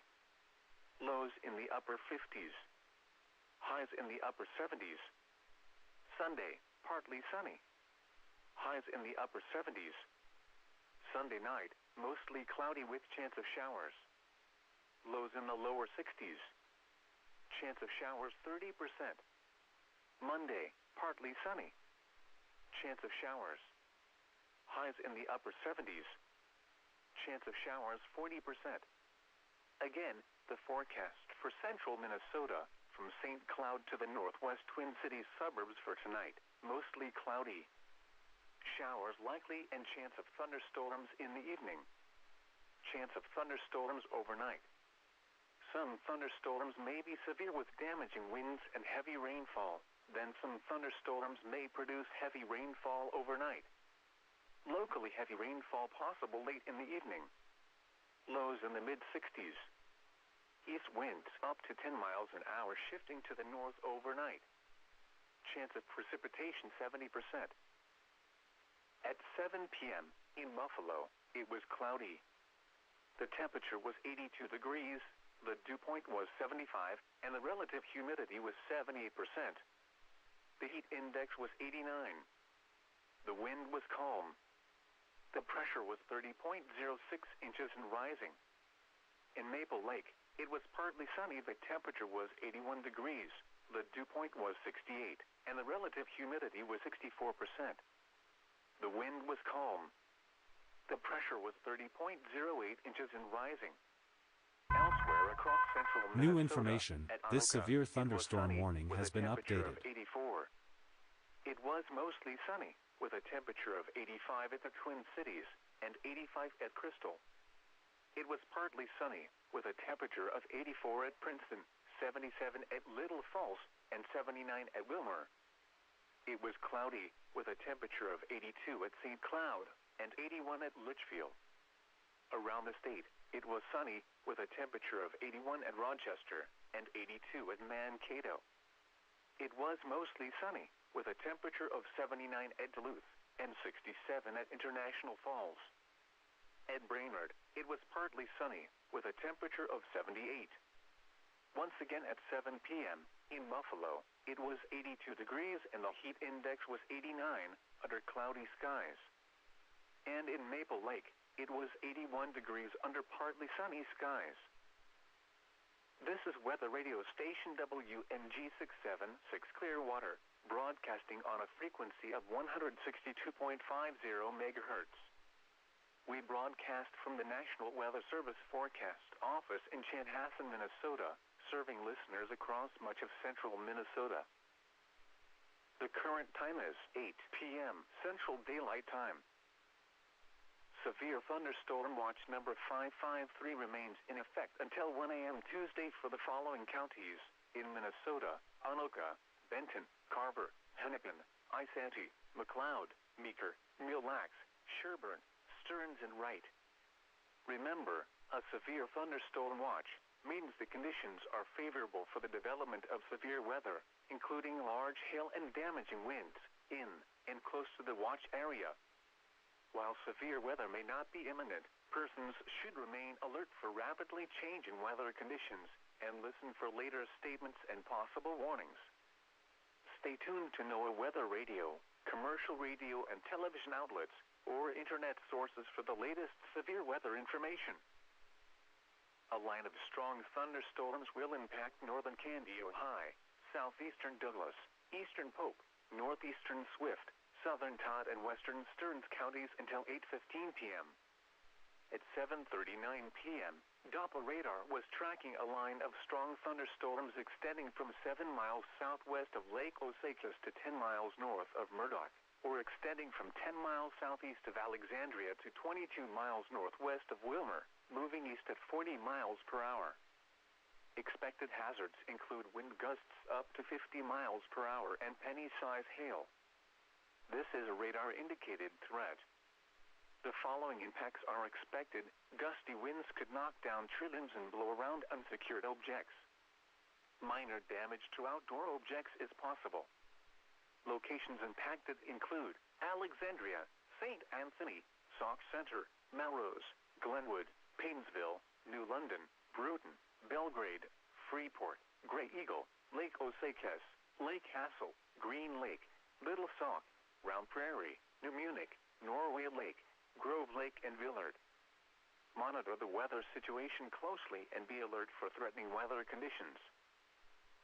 Now here is the hazardous weather outlook for portions of central and southern Minnesota. New information. And west This central severe Wisconsin. thunderstorm warning has been For updated. tonight, strong to severe storms are expected this evening into the overnight hours, with the greatest risk being damaging winds in excess of 75 miles per hour.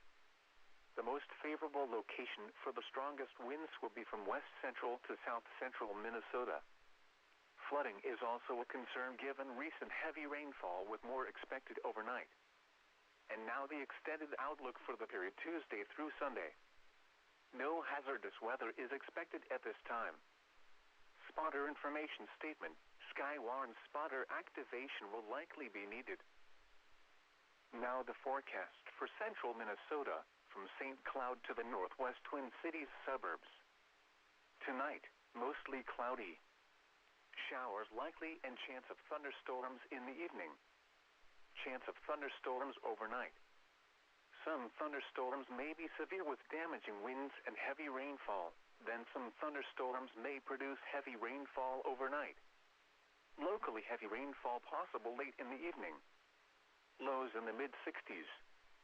East winds up to 10 miles an hour shifting to the north overnight. Chance of precipitation 70%. Tuesday, mostly sunny. A 20% chance of thunderstorms in the morning. Some thunderstorms may produce heavy rainfall in the morning. Highs in the lower 80s. North winds 5 to 10 miles an hour. Tuesday night, partly cloudy. Lows in the lower 60s. North winds 5 to 10 miles an hour. Wednesday, mostly sunny. Highs in the upper 70s. Northeast winds 5 to 10 miles an hour. Wednesday night, mostly clear. Lows in the mid-50s. Northeast winds up to 5 miles an hour. Thursday through Friday, mostly clear. Highs in the upper 70s. Lows in the mid-50s. Friday night through Saturday night, partly cloudy. Lows in the upper 50s. Highs in the upper 70s. Sunday, partly sunny. Highs in the upper 70s. Sunday night, mostly cloudy with chance of showers. Lows in the lower 60s. Chance of showers 30%. Monday, partly sunny. Chance of showers. Highs in the upper 70s. Chance of showers 40%. Again, the forecast for central Minnesota from St. Cloud to the northwest Twin Cities suburbs for tonight. Mostly cloudy. Showers likely and chance of thunderstorms in the evening. Yep, that pretty much summarizes it right now. It is just after 8 o'clock. Time for a quick live update. Heavy rainfall. As we look at the radar, not much has really changed. I mean, we have an area of stronger storms moving from the areas up around Holdingford to Sauk Center, and that trails back down to Belgrade, New London, just west of Wilmer, Kirkoven, to Clara City, Montevideo, Benson. You're in this. The storms are not weakening, but they're also not strengthening much. What I am seeing, though, is we are getting a little bit more activity popping up, just popped up between St. Cloud moving towards Foley, and a few more storms up there. But overall, I don't see the severe wind threat that we were worried about earlier starting to manifest itself. Having said that, it's not to say that it's not going to happen. I do see some strengthening, signs of strengthening rather, down here by Wilmer to Granite Falls. This area, down here even towards Montevideo, this area is starting to strengthen, but this is all still primarily moving to the east. We have not gotten to that turn to the southeast yet that we've been expecting most of the evening and most of the afternoon, really. So until that happens, we're kind of in a wait and watch and see to see exactly what happens. Where the heck? Oh, it's Montana. That's why I didn't recognize it. Okay. Sorry, just looking at a watch update, and it's for the severe thunderstorm watch out in Montana. I'm like, I don't recognize any of these identifiers telling me where these points are.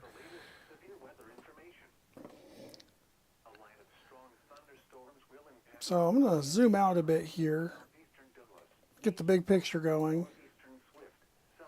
I'm going to go down here to Sioux Falls because this is where they have been going gangbusters with expecting these storms to congeal and form up into a derecho moving into northwest Iowa into northeast Nebraska and northwest Iowa. And they were expecting winds in excess of 80 to 100 miles an hour.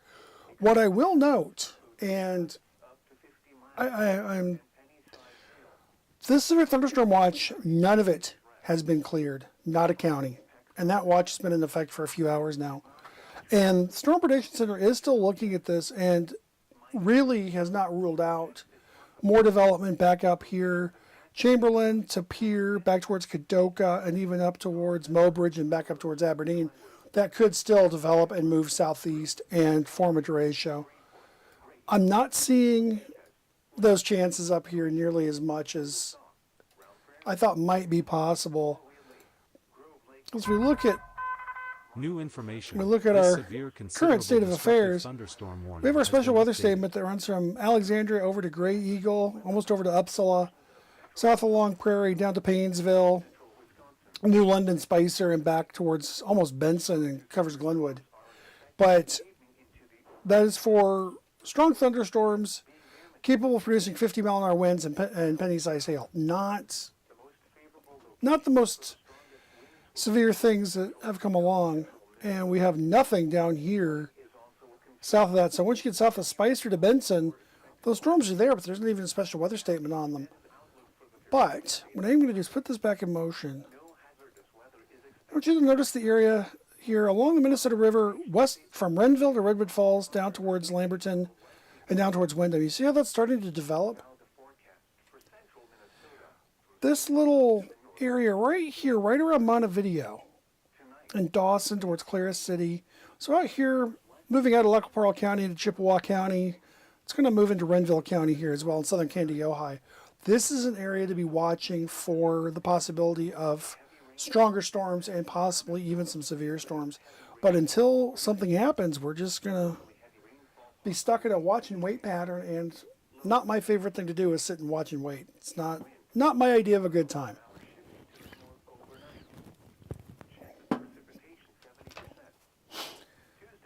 All right, so we do still have our severe thunderstorm watch until 1 o'clock. That will continue. I'm waiting to see if any of this area back here, so Traverse and Big Stone were never in it, but the area down here, Lac-La-Parle, Yellow, there's our special weather statement for that line down towards Montevideo. So 9 miles northwest of Wilmer to 27 miles southwest of Montevideo, moving east at 35, winds to 50, and pea-sized hail. So we've gone from just wind, or just some pea-sized hail and strong winds, now we're up to 50-mile-an-hour winds. We're getting close to that severe threshold. We've not crossed it yet. I do see there was a 50-mile-an-hour wind gust to the southwest of Morris, but that is not severe, that's just strong. So we'll have to wait and see what shakes out of this. I'm itching to see if any of this does turn severe, because there we go. And there's that update coming closer into the St. Cloud area. And this is for the line from Freeport to New London, or 23 miles southwest of Little Falls to 13 northeast of Wilmer, moving southeast at 45. Now that is a change. We've got a southeast motion on this now. So unfortunately, I can't do the fancy drag a whole line and show the whole thing moving forward. So I just have to grab certain spots. I'm going to grab the storm out here by Paynesville, drag it southeast. They're moving at 45, so they're not wasting any time getting there. So that will reach Buffalo in about an hour, Montrose in about an hour. That will be up into St. Michael, Albertville area in about an hour and 10 minutes, so about 9:20.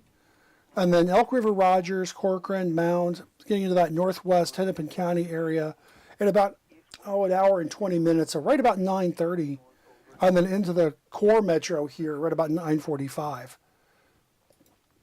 That is also assuming that nothing else develops ahead of it, and that these storms hold together. There's a lot of conditionals happening there.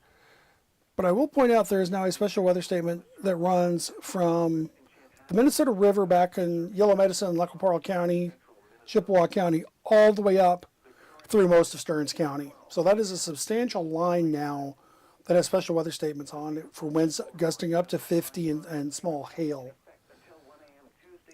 Hail was not one of the things I'd been expecting to see a lot of, but the wind is not, it's not as strong as I would have expected. And, oops, don't need that particular thing there. There we go. And looking down towards Sioux Falls, there's exactly one severe thunderstorm warning down there now, and that is just east of Mitchell towards Alexandria, South Dakota, and that's it. No, that's weird because, it's hiding the warnings. That's what it is. I just can't see them because of the watch out line. So there are more out there, 70 and 60. So there are some stronger winds out here. Do have this bigger warning south of Sioux Falls, but supercell, and so we're not getting a congealed development. We're not getting a strong cluster. We're getting these little individual cells that are moving along, but they need to come together and make one big cluster. And once they do that, that's when we have to start watching out for stronger winds and even an acceleration of forward movement. Derechos can be very, very fickle things. They can move along at 20, 30 mile an hour and just do horrendous damage. This is what happened to Cedar Rapids, Iowa a couple of years ago. Was it 2019, 2020? Has it been that long? But they had 100+ mile an hour wind gusts, and it lasted over an hour. And so that storm, that ripped across the I-80 corridor here. So it really got started out here in Nebraska, zipped along, and then by the time it got to Des Moines, it was starting to really show its colors. And by the time it got here to Waterloo, Cedar Rapids, Iowa City, it was a monster, producing 100 mile an hour winds for an hour. And Cedar Rapids had absolute devastation, as did Waterloo and Cedar Falls. They lost so much of their tree cover that it will take decades for that to recover. And then that system actually held together all the way and went over all the way to the Chicago metro area before it weakened. I don't see anything like that happening up here, not for us. Still watching these supercells down here by Sioux Falls. They've got to come together and start really functioning as one big storm system first, and they're not doing it yet. So I'm going to focus up here on ours. There we go. Now it looks like ours. So if it looks awful weak. Oh, wait. It's because I was looking at the wrong radar site. There we go. Just wanted to look and see. Okay. I'm going to put this in motion. One of the things I want to track here. It's got a nice strong area of lightning here at Paynesville. Got another pocket up here between St. Cloud and Holdingford. It's going to pass through Rice. And then down here by Montevideo, Clara City, Renville, that area, there's another area that's got stronger lightning activity. When we start seeing lots of lightning activity, it's a sign that the storm is strengthening and the area is strengthening. You also see that here going over towards Princeton. And that's going to be up here in Benton County into southern Mille Lacs County, and eventually that will move into Isanti County. And if it holds together, it will clip the northern side of Chisago County before moving up into Polk County, Wisconsin. But that's 2 or 3 hours out before it gets to the St. Croix here.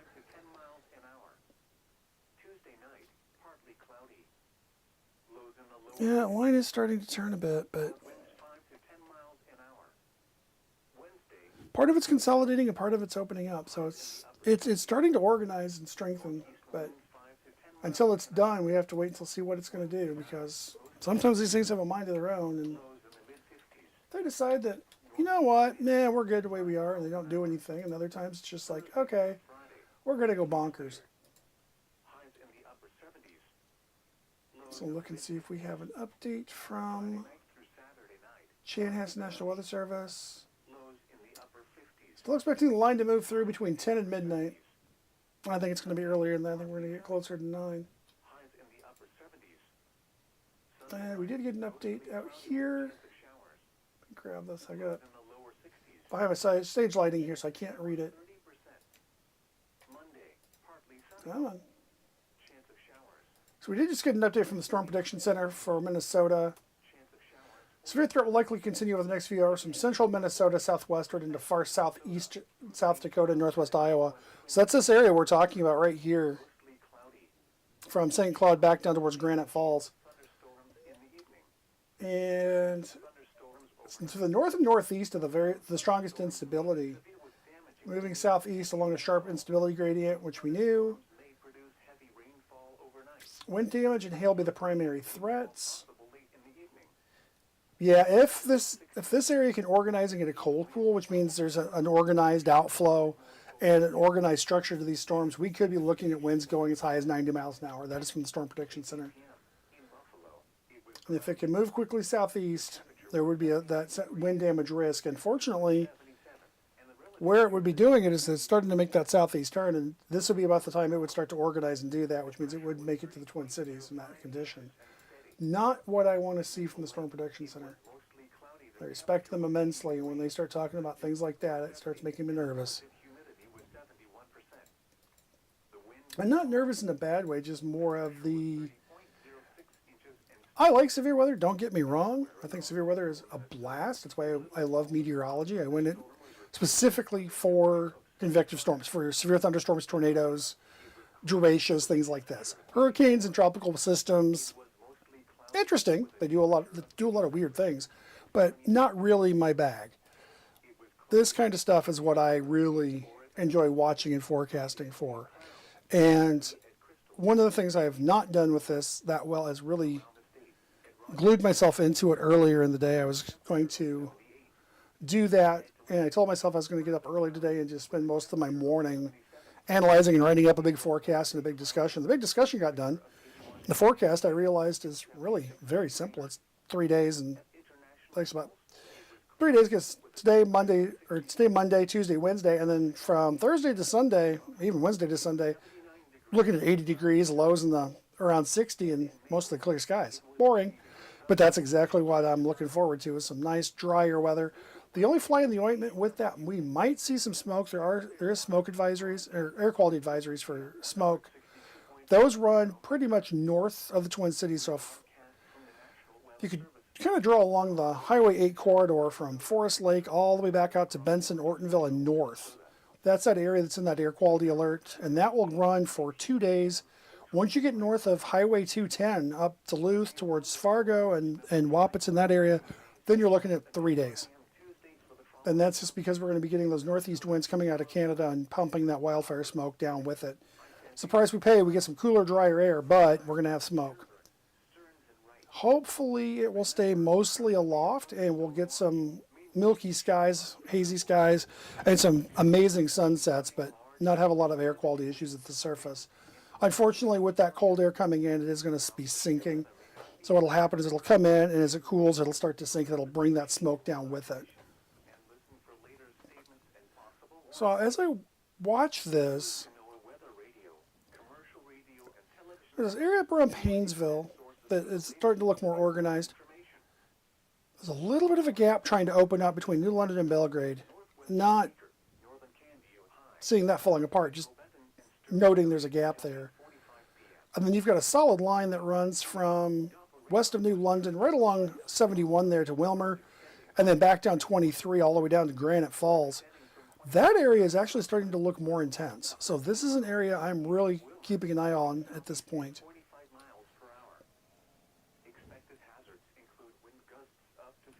Storms are moving east at 45, they say. Oh, okay.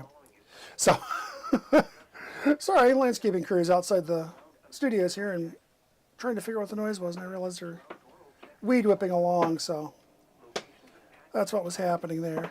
You may hear some of that as debris hits the studio windows here.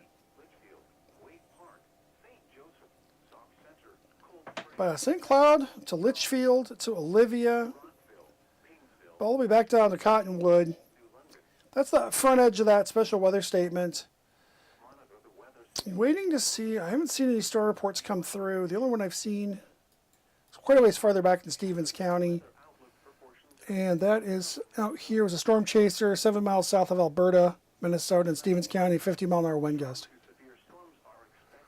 So what I'm going to do is I'm going to peek and see Sauk Center, 13-mile-an-hour wind and heavy rain, visibility 10. How do you have heavy rain and a visibility of 10? Nah, that's not how that works. Paynesville, lightning dist in all quadrants, visibility 10, okay. Looking to see some of the stations out here and see what they're reporting and see if there are any strong gusts.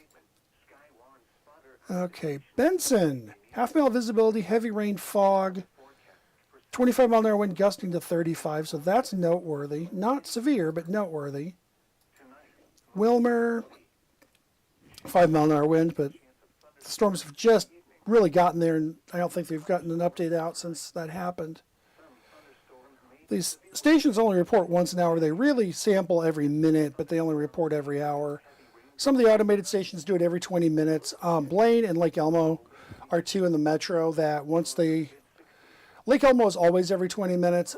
Blaine actually has volunteers that are trained that do manual observations every hour and actually can assist the radar. But otherwise, in the overnights, it's every 20 minutes, and it's an automated system. As I watch this area up here, Baldwin, back over to St. Joe in Minnesota here, up around Glendorado, Santiago, up towards Gilman and Malacca. That area is actually starting to strengthen up. That was that first few cells that kind of drifted off from St. Cloud.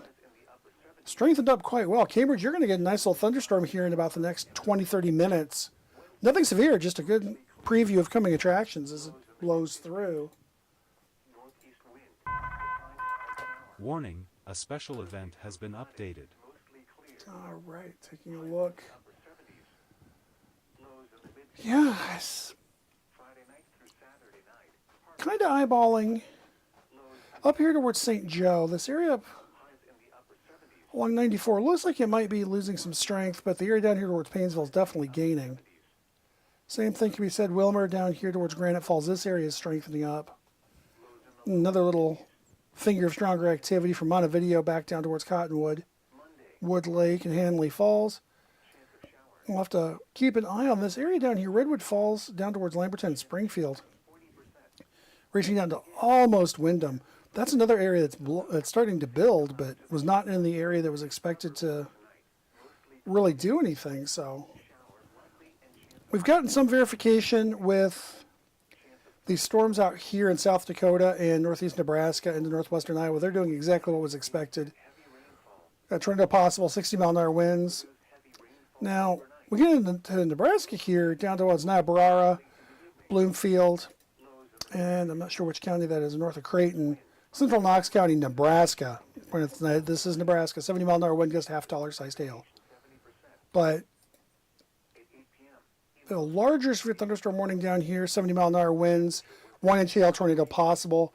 And that is a good chunk of southeastern, far southeastern South Dakota. That covers Vermilion, Yankton, Tyndall, up to Parkston, and Olivet, Freeman, Lennox, Parker, and all the way over to Beresford. So from 29 all the way back, covering the US 81 corridor, and that goes all the way back and picks up all the way back to South Dakota 37 back here. And there have been reports of 60 to 70-mile-an-hour wind gusts with this activity. But that is what's happening there. The big cluster of storms that we were expecting that would be racing to the southeast and producing 60 to 100-mile-an-hour winds has not developed yet, and that is a good thing. You can have all the ingredients come together. Everything looks perfect, but it all has to happen in that choreographed dance, and if it doesn't happen just right, you won't get everything to happen the way you thought it would. Thankfully, I think that's what we're going to actually see here. I haven't seen a full discussion farther back, because one of the areas they were still watching is up here in South Dakota. They haven't cleared any of that watch out yet, so that's what I'm wondering, is what's happening out here? Are we getting more development? There's a little bit. I mean, there's something trying to get going out here. South of Murdo to Prussia, Fort Thompson, up towards Huron. There's a little scattered activity trying to go, but trying is the key word there. And that's looking at most of southeast South Dakota right now. Let's go way back. Look at what we're seeing from the Rapid City radar site, and all you can see that activity south of Miller. That little dribble of activity from Fort Thompson to Prussia, and I bet you Sioux Falls will show the same thing. Yeah. Just that little bit of activity south of Miller, northwest of Wessington Springs. Little shower west of Huron on 14 there, and then the little bubble of activity from Prussia to Fort Thompson.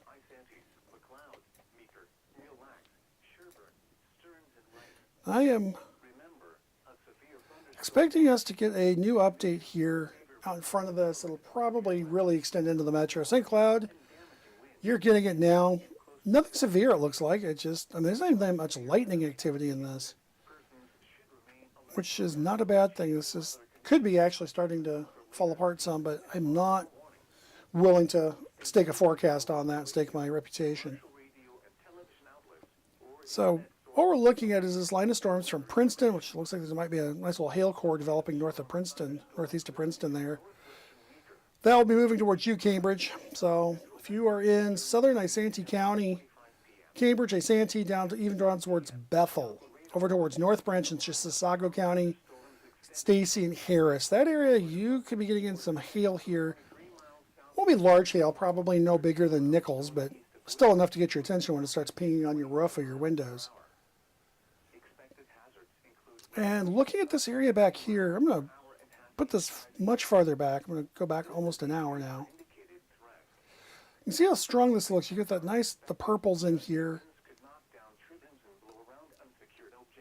And you notice that purplish area up here really starts to kind of fade away. Now that could be because we're getting closer to the radar site and we're looking lower in the storm. And so the hail is higher up, giving that purplish tint with the stronger returns, but it could also be that storms are actually weakening. A new severe thunderstorm. What I'm also warning looking has at is been this issued. area right here. New London towards Atwater, like Lillian, down towards Olivia. Notice how this starts to come together in a line and starts to bow out some. And it looks like Chanhassen's watching that as well.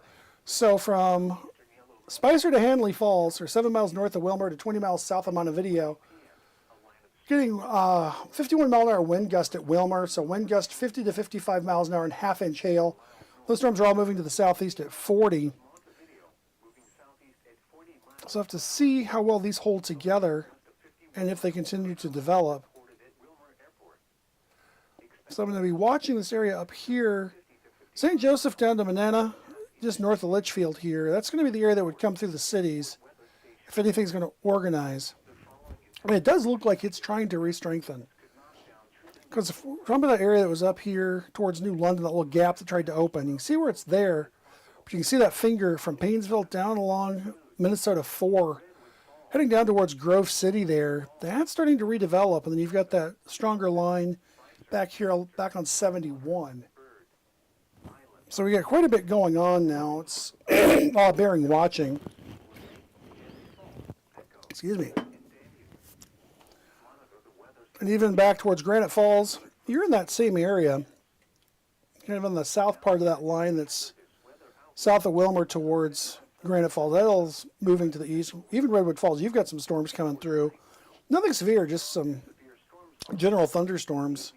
But they are strengthening. So areas along 19, so Fairfax over to Gibbon and Winthrop, down towards New Ulm and Sleepy Eye, you're going to see some storms coming in here pretty quick too. A little bit of everybody's getting their love tonight, so.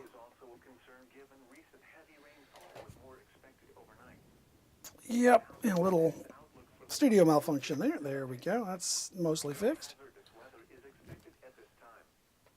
All right. I wonder if they're going to wind up waiting for a new special weather statement out here, see if there is one. Because that does look like it is starting to bow out a little bit. So keeping an eye on this area out here along Minnesota 4 south of Paynesville. So the area around Grove City up towards Eden Valley and Paynesville, that kind of general area there between 4 and 22. It's looking north and west of Litchfield. So if you're on Highway 4, Grove City, up towards Paynesville, Eden Valley, Watkins, down towards Darwin, Dassel, and even over towards Kimball, you want to keep an eye on these storms. These storms are starting to look like they're organizing some, and that may increase our chances of hail and stronger winds. I wouldn't be too worried about the hail threat, honestly. I would be much more concerned about the high wind threat that could develop. And as I look at this, I don't... Yeah. So one of the things I don't see, and I was kind of waiting to see if we started to see development of a cold pool. Notice there's no outflow boundary in front of any of this. Last night we were looking at outflow boundaries running 20, 30 miles ahead of the storms, and it was very obvious where they were. You could see them move through the Twin Cities before the storms got here, and you could see the wind shift. And we went from a south wind to a northeast wind here at Black Sheep, and it wasn't 20 minutes later we were getting storms. But I was like, this already went through. Why is the wind shifting now? It hasn't gotten here. So I'm going to keep an eye on this. I don't...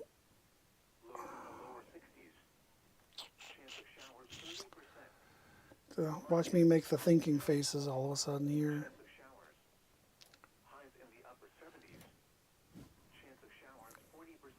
Kind of giving the eyeball down here. It's hard to see these. I'm going to... A couple of little changes here to things so I can make it easier for myself to see things.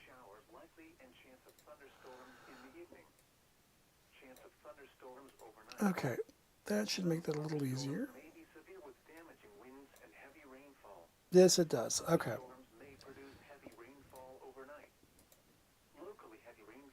So I'm going to make these changes here quick while nothing's going on. We have no warnings, just special weather statements out here. There we go. Okay.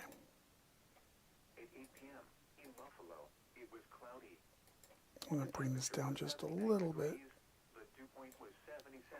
There. Normally I like having these set up to where they're nice and filled. It makes them easier to stand out, but in a case like this where there's so much going on, it's much better if I actually just have the warnings filled in and leave the watch outlines as just county outlines.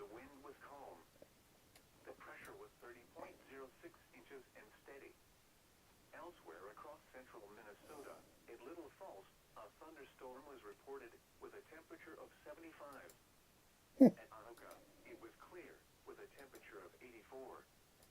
It was mostly cloudy with a temperature of 81 at Princeton and 70. Yeah, looking here across the metro, temperatures are still in the mid 80s. Dew points are up their 60s to near 70 in Chanhassen. Flying Cloud Airport, 70 degrees. Now Lakeville has snuck in behind the front. You can see this little corner, which not how that works in the atmosphere, but you can see this area where the front is. And if you look at the dew point temperatures to the north, they're in the mid to upper 60s, a few 70s here and there. And then you see Lakeville, 75 degree dew point, 75 in Stanton, 74 Owatonna, 73 Dodge Center, 73 Albert Lea, 77 in Fairmont. Ugh. But this is that warm, moist air that they were expecting all of this to tap into. And yet, we haven't quite gotten there yet. It's trying. Sioux Falls is about to get a cluster of severe storms here. 60 mile an hour winds is the primary threat. There's some small hail also possible. And that's going to be the same thing. The bigger thing is we notice the winds are starting to come up now. It's down here towards Vermilion, Yankton, in the southeast corner of South Dakota into far northeastern Nebraska. These warnings are now for 70 mile an hour winds. Up here in South Dakota and Nebraska, it's still 60s. But also got the 1-inch hail tag in there. So yeah, 70 mile an hour winds and 1-inch hail with tornado possible tag. That is the area. Viborg back up towards Olivet, Lesterville, Yankton, and Vermilion.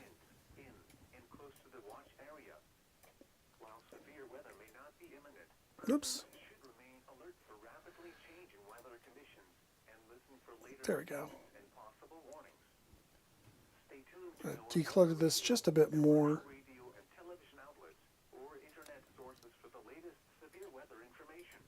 There we go.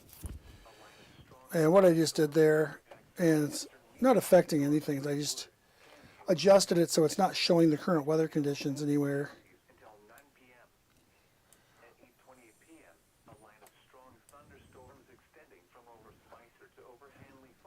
Okay, so that's that. The special weather statement for that area was moving towards St. Cloud. It has moved into St. Cloud, down through Cold Spring, down towards Kimball, Forest City, Atwater, Lake Lillian, Cosmos, Roseland, Wilmer. So everything north of Litchfield to Spicer, that's in one special weather statement. That is about to expire. It's only got about 8 minutes left in its valid time, and then they'll replace that here with, I'm sure, a new special weather statement, because we are teetering right on that borderline of severe thunderstorm warnings versus special weather statements. And then still watching the area Atwater to Wilmer to Litchfield, down towards Cosmos, Lake Lillian, Roseland.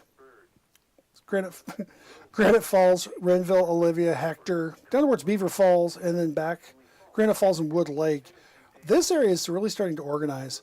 So, especially this area up here between Wilmer and Litchfield up towards New London and Paynesville. That's an area I'm watching. And then this same area, it's kind of, there's a curve there.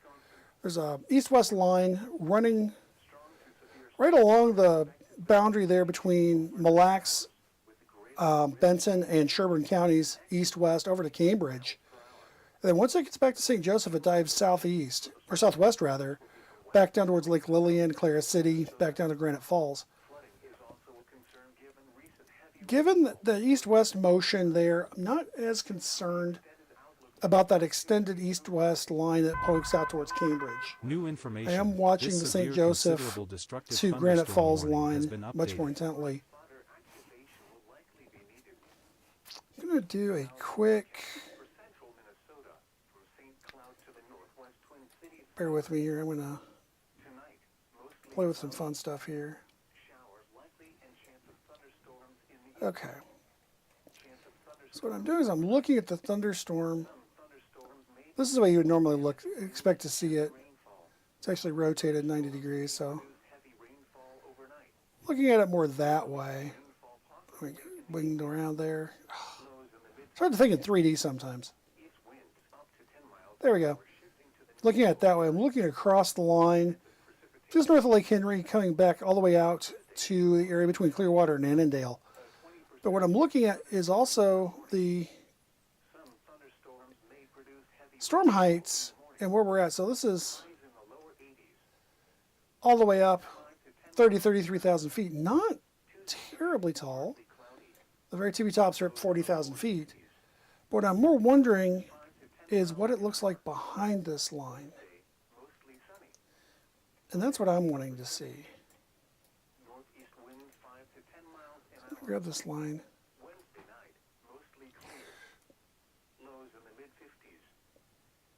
Okay.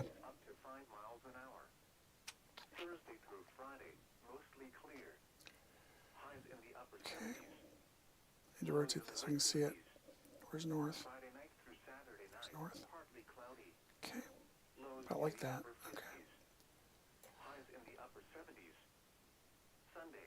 Okay. Okay. There's our next scan. Did that just jump that far?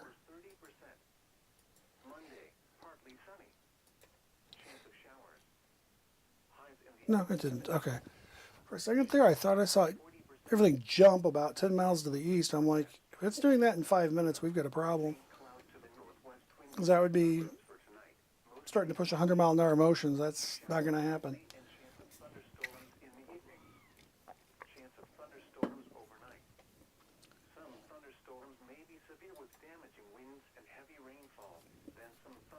All right. While we wait for the update from Chanhassen here on this area, it's moving in towards Wright County into Sherburne County. This area should get a special weather statement here in the next couple of minutes.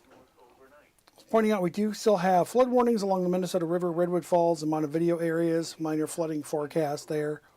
And that will start to happen here later, midweek, and then on later in the week towards Redwood Falls. We have an aerial flash flood warning that is in effect for most of Stevens County. So areas from Donnelly south in Stevens County, including Cyrus, Alberta, Chickayo, and Hancock, you're all in that flash flood warning. And we have a general flood warning covering parts of Traverse and Big Stone County. And that is that same area as we saw last night, from Beardsley to Barry to Graceville to Johnson down to Clinton and Foster. So that's that area just to the south and east of Browns Valley over along the Highway 28 corridor here in Minnesota. And then also we'll cover the Highway 75 corridor, Graceville to Clinton. It was mostly cloudy with a temperature of 81 at Princeton and 79 at Litchfield. It was cloudy with a temperature of 84 at the Twin Cities. Just keeping an eye on this. I'm not seeing. There it is. I wonder if we're going to get a new special weather statement. And there it was. 50-mile-an-hour winds and pea-sized hail. So we're still looking at that wind being right there on the borderline. So we are looking at Santiago down towards Clearwater Annandale, Silver Creek, French Lake, Dassel. New And then we're going to go information. all the way back This severe, here considerable to Manana, destructive to thunderstorm Paynesville, warning up has towards been updated. Farming, Avon. Not quite up to St. Stephen and Watab, but close. And then St. Cloud Metro over to Glendorado and Santiago. This will catch the I-94 corridor from Avon all the way down past Clearwater, almost down to Albertville. And then we're looking at Highway 10, the same story. Clear Lake to St. Cloud, and then up towards Rice. Actually, more up towards Sartell, Watab.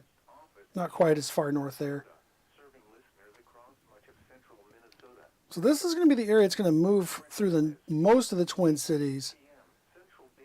But we'll have to watch this interaction here, because we've got this area down here from Bird Island up towards Grove City back towards Wilmer that is it's moving more easterly, but then we have more of a southeasterly motion to the area to the north.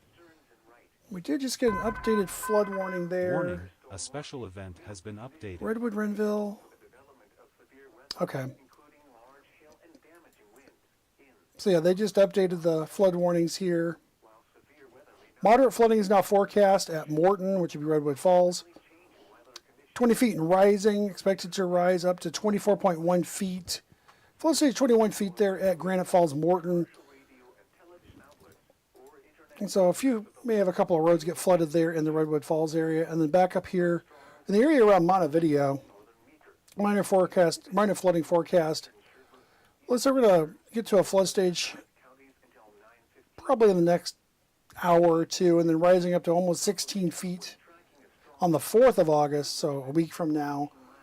Flood stage is 14 feet, and so at 17 feet, so a foot higher than what's forecast, storm sewers may need to get plugged to protect Montevideo from backwater flooding from the storm sewers. But other than that, we still have our flash flood warning in Stevens County, and we're just watching to see what happens with this line that's making its way to the Twin Cities. Locations impacted include St. Cloud, Sartell, Sauk Rapids, Wade Park, St. Joseph, Cold Spring, Okay, so our watch has been trimmed some. Paynesville, Clearwater, Dassel, Richmond, So Watkins, they have trimmed the area Bianco, French Lake, and Glendorado, from 40 miles northeast of Brookings, so roughly here, threatening weather conditions. up to 25 miles south-southeast of Brainerd. So Little Falls, Long Prairie, Alexandria, Benson, Montevideo, and getting down towards Canby, you are likely going to be cleared from the watch here pretty quickly. This activity that's has moved through, is pretty well worked over the atmosphere. It's going to really make it difficult to get severe storms or even strong storms to form after this. Now, ahead of this line, we have to wait and see what happens with it, because anything could happen. Outlook for the period Tuesday through Sunday. No hazardous weather is expected at this And looking down here towards Sioux Falls. Sioux Falls this area is starting to really pull together now. 70 mile an hour winds. now the forecast for 70 mile an hour winds. I see a pattern. cloud to the northwest Twin Cities suburbs. So looks like that area of severe storms may be finally starting to pull together. So that's running from Baltica and Del Rapids back towards Montrose, South Dakota, Hartford, Sioux Falls, and then that'll extend all the way down, getting down to Viborg and down to Yankton, all the way over to A new Vermilion. considerable destructive thunderstorm warning has been issued. And they did just extend that warning out. Hour shifting to the north overnight. Chances There it is. 70%. 70 mile an hour wind gust, considerable tag on that.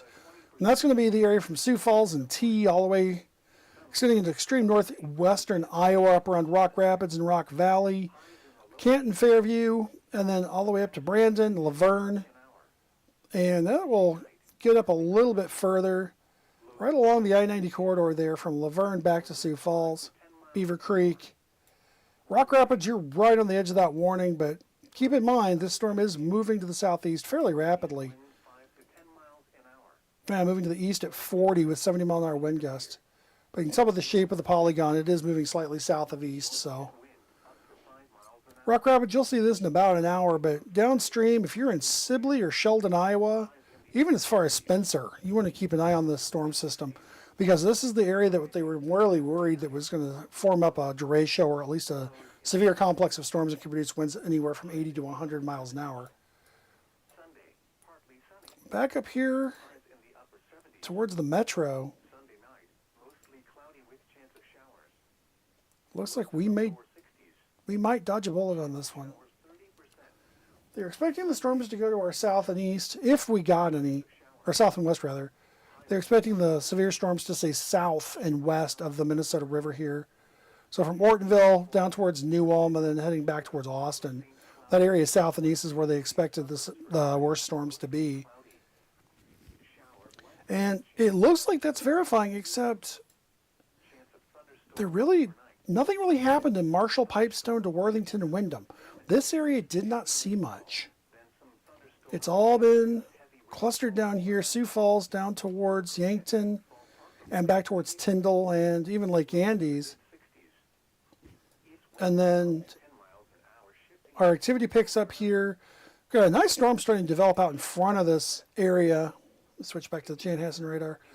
Fairfax to Franklin to Gibbon, right there at the corner of 4 and 19 on Fairfax. That area is out in front. It's got its own uninterrupted feed of moisture there. But then we still have a solid line from Lake Lillian, Cosmos, Roseland, and even reaching back to Bellevue and Delhi, all the way up to Litchfield, to St. Joseph, to Clearwater. That's the area we're watching for the Twin Cities and areas south and west.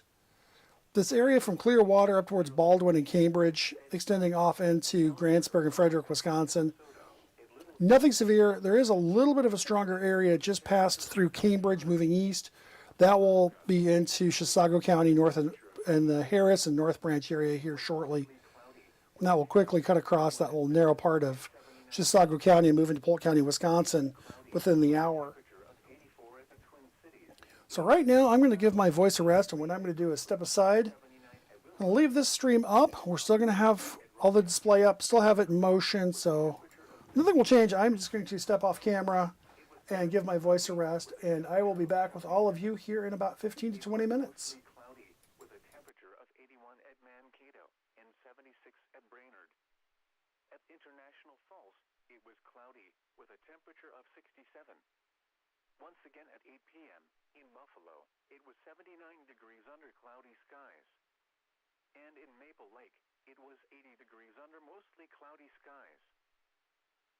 This is Weather Radio Station WMG676 Clearwater, broadcasting on a frequency of 162.50 megahertz. We broadcast from the National Weather Service Forecast Office in Chanhassen, Minnesota, serving listeners across much of central Minnesota. The current time is 8:51 p.m. Central Daylight Time.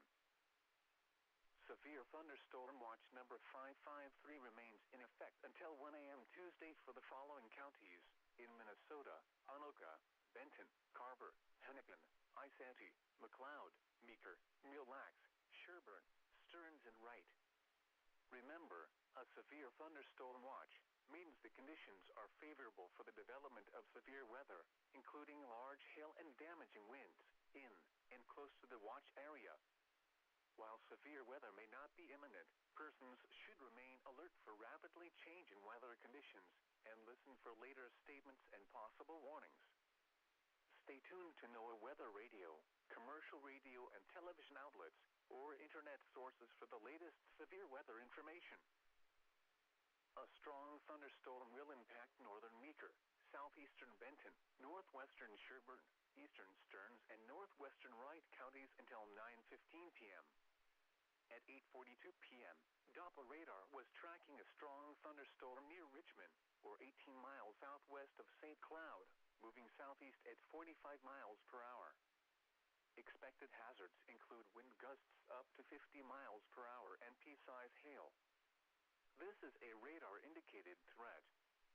The following impacts are expected. Gusty winds could knock down tree limbs and blow around unsecured objects. A new considerable destructive thunderstorm warning has been issued. Include St. Cloud, Sartell, Sauk Rapids, Waite Park, St. Joseph, Cold Spring, Collegeville, Annandale, Rockville, Paynesville, Clearwater, Dassel, Richmond, Avon, Watkins, Kimball, Clear Lake, Santiago, French Lake, and Glen Dorado. Monitor the weather situation closely and be alert for threatening weather conditions. Now here is the hazardous weather outlook for portions of central and southern Minnesota and west central Wisconsin. For tonight, strong to severe storms are expected this evening into the overnight hours, with the greatest risk being damaging winds in excess of 75 miles per hour. The most favorable location for the strongest winds will be from west central to south central Minnesota. Flooding is also a concern given recent heavy rainfall with more expected overnight. And now the extended outlook for the period Tuesday through Sunday. No hazardous weather is expected at this time. Spotter information statement: Sky warns spotter activation will likely be needed. Now the forecast for central Minnesota from St. Cloud to the northwest Twin Cities suburbs. Tonight, mostly cloudy. Showers likely and chance of thunderstorms in the evening. Chance of thunderstorms overnight. Some thunderstorms may be severe with damaging winds and heavy rainfall. Then some thunderstorms may produce heavy rainfall overnight. Locally heavy rainfall possible late in the evening. Lows in the mid-60s. East winds up to 10 miles an hour shifting to the north overnight. Chance of precipitation 70%. Tuesday, mostly sunny.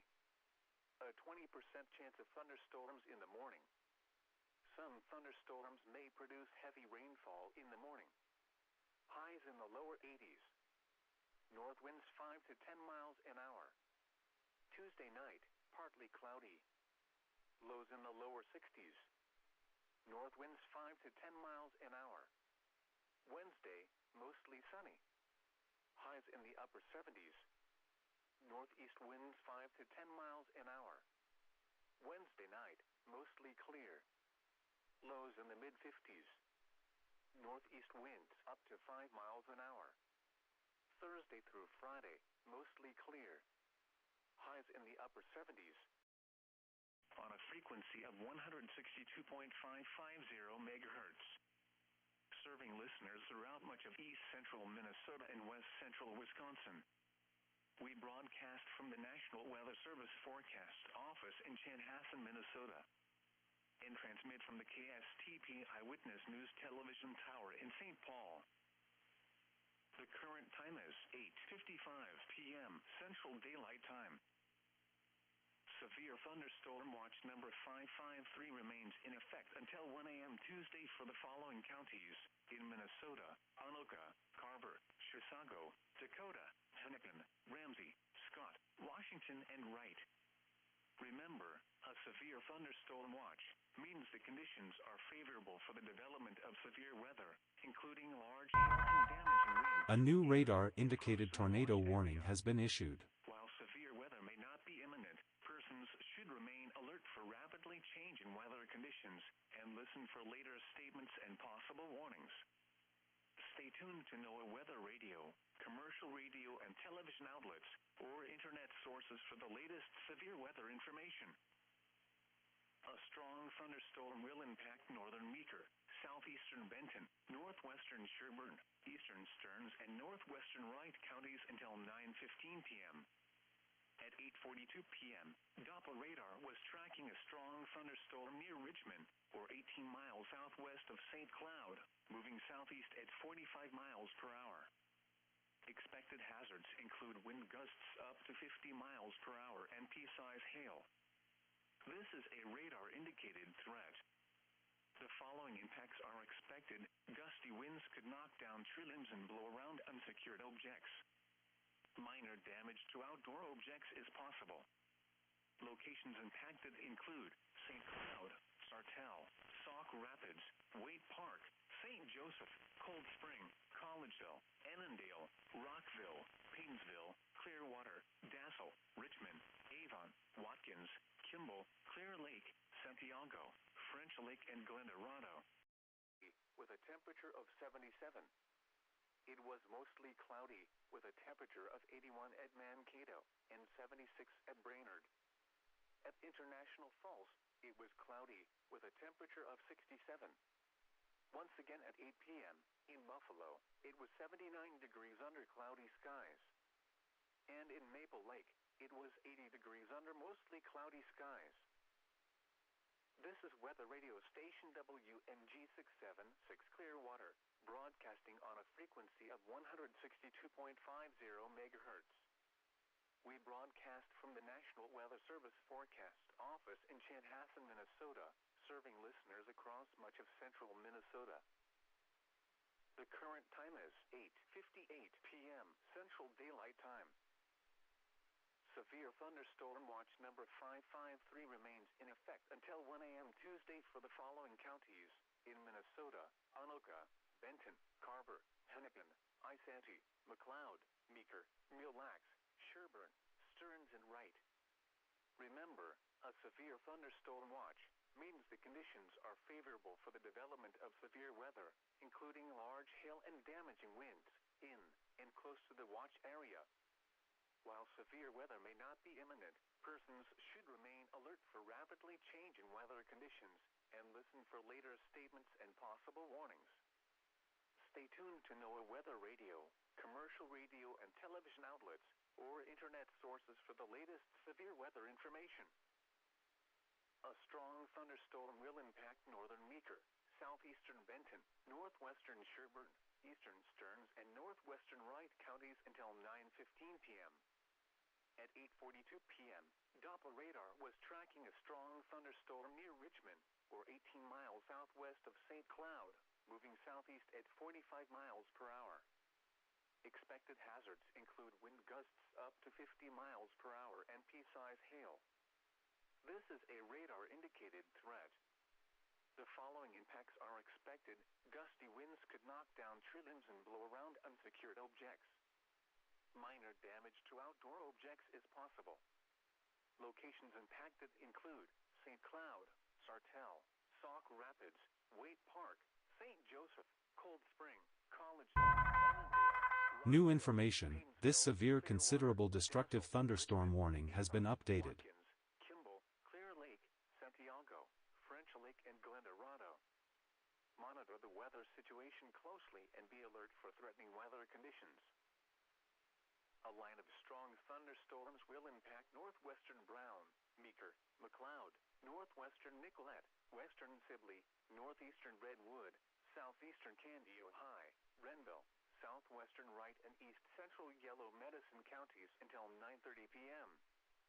At 8:55 p.m., Doppler radar was tracking a line of strong thunderstorms extending from over Litchfield to near Redwood Falls, or extending from 19 miles north of Hutchinson to near Redwood Falls, moving southeast at 40 miles per hour. Expected hazards include wind gusts of 50 to 55 miles per hour and pea-size hail. This is a radar-indicated threat. The following impacts are expected.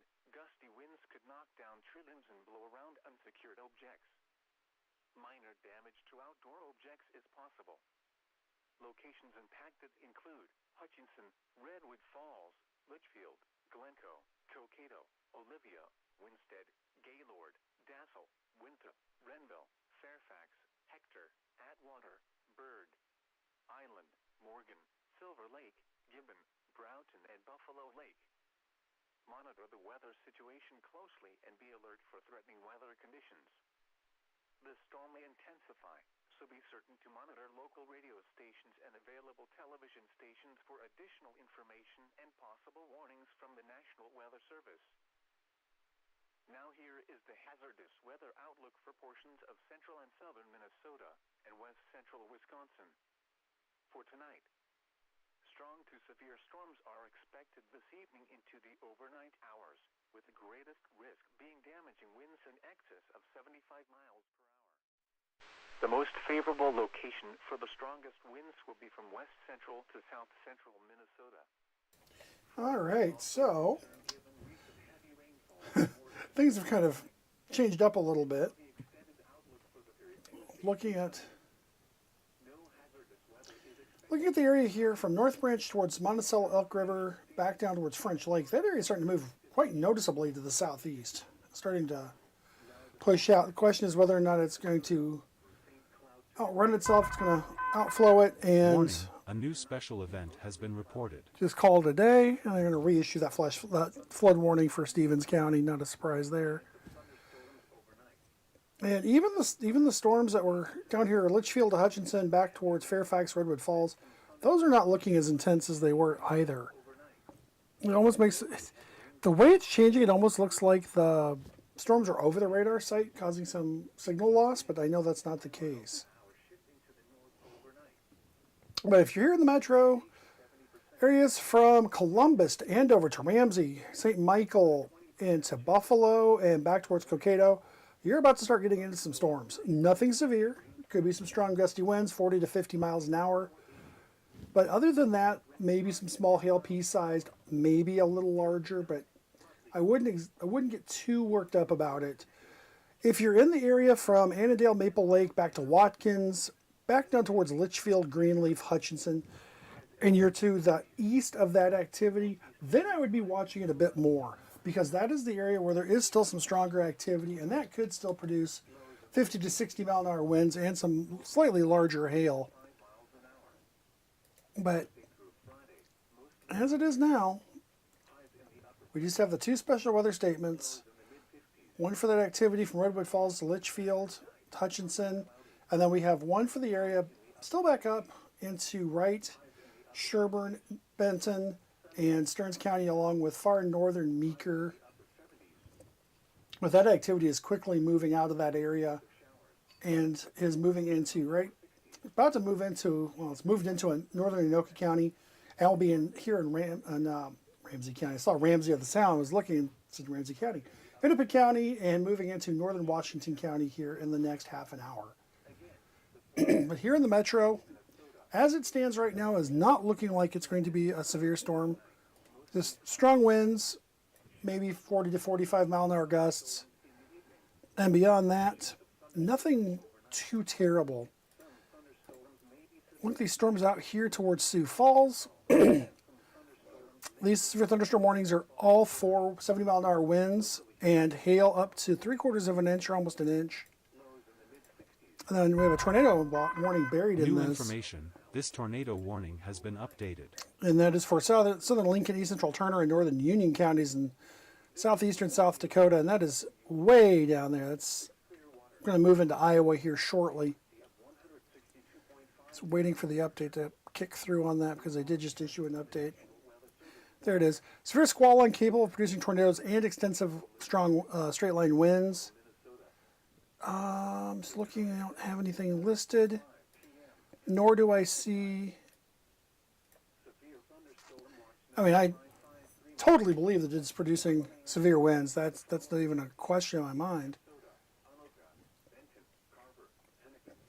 And you can see that inflow right here, south of Worthing, South Dakota, southeast of Canton. That's where that tornadic circulation is. But at this point, I'm kind of looking for things that are slightly more interesting because we don't have it. Now you can see that the latest frontal analysis has brought that warm front farther north. So areas from, say, Madison, Milan to Wilmer, and then back down towards Lester Prairie, south of the Twin Cities metro core down towards Lakeville. That is a warm front, and that is pushing north. That's going to bring more warm and moist air farther north.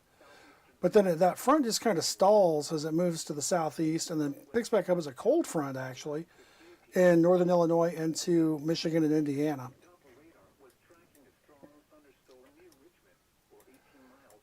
But that special weather statement up here for St. Cloud for that storm that they're mentioning over Richmond, that has long since gone. I don't know if you guys can... There we go. There's that new special weather statement I was waiting for. All right, so we have a line of storms from 12 miles southeast of Cambridge to 17 miles west of Buffalo, moving south at 40. Wind gusts of 50 to 55 miles an hour and pea-sized hail. So we're not quite severe, but we're close. And that's going to be the key thing right there. I'm going to pop myself back into the frame here. And so we're looking at areas Buffalo, Brooklyn Park, Plymouth, Maple Grove, Coon Rapids, Blaine, Andover, Fridley, Ramsey, Champlin, Elk River, Lina Lakes, Forest Lakes, Anoka, St. Michael, Ham Lake, Otsego, Hugo, Monticello, and East Bethel. Whew, that was a long list of cities there, Chanhassen. And that would be this area right here. And that does come into the metro now. We're getting into the northern part of Hennepin County and most of Anoka County. So Brooklyn Park back out towards Independence and Watertown, all the way down to Lester Prairie, back up to French Lake, Big Lake, Elk River, Anoka, Coon Rapids, Blaine, up to Wyoming, and almost up to North Branch in that special weather statement for 50 to 55 mile an hour winds and small hail. Expected hazards include wind gusts of 50 to 55 miles per hour and pea-sized hail.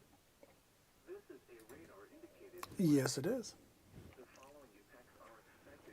Now, Winds could knock down trees and blow around unsecured objects. it is a radar indicated threat, but what I'm looking at is my other screen here. Because I do have the weather data overlay turned on this side. Lino Lakes? Oh dear. 28. Monitor the weather situation closely and be alert for threatening weather conditions. Now here is the Litchfield had a gust of 30 miles an hour. Maple Lake has not reported anything yet. strong to severe storms are expected Princeton, with the greatest risk being damaging winds and excess. yeah, this is squally thunderstorm. The most favorable location for the strongest winds will be from west central Whoop. to south central Minnesota. Well, you guys can't see what I'm doing, so I'm zooming in over another screen here. Heavy rainfall with more expected overnight.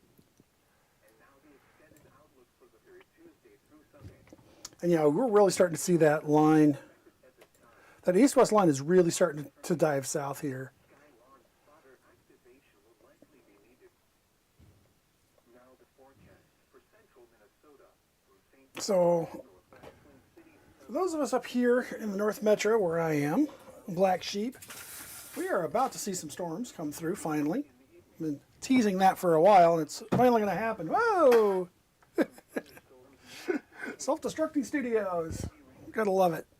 thunderstorms may produce heavy rainfall overnight. Locally, There we go. Mostly. That'll have to do for now. Oh, that's why. Well, mostly, again. 10 miles an hour shifting to the north overnight. There we go. Let's try that. That works better. Of course, now I'm screwed up in where I am in frame, but oh well. We'll get there. Come on. There we go. Live television. All right. So I'm looking. So you're right here in our Cokato, Stockholm, Howard Lake. That's going to be an interesting area to watch where the two areas are kind of impinging on each other. Otherwise, Chisago to Linwood, St. Michael. New information. This severe Ooh. destructive thunderstorm warning has been updated.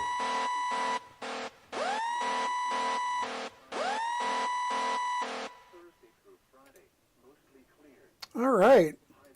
So I'm going to jump down here just because the screamer went off. And the area down around Lamar's, Iowa to Sioux City, back up here towards Canton, Beresford, and Vermilion and Elk Point. This is now new a severe thunderstorm warning has destructive been severe issued. thunderstorm warning for hail up to 3/4 of an inch or 7/8 of an inch, tornado possible, and 80 mile an hour wind gusts. And there's another severe thunderstorm warning just to its west with 60 mile an hour winds. And then to the north, covering the Sioux Falls Metro over towards Laverne and Rock Rapids, 70 mile an hour wind gusts with that warning. But yeah, that storm down here is really starting to. If we take a look at it in motion, you see how it just starts to bulge out and just push. I mean, it crosses from 29 to the river here, which is several miles, in 2 scans, which is about 4 minutes. So yeah, that suddenly just went rip into the east there.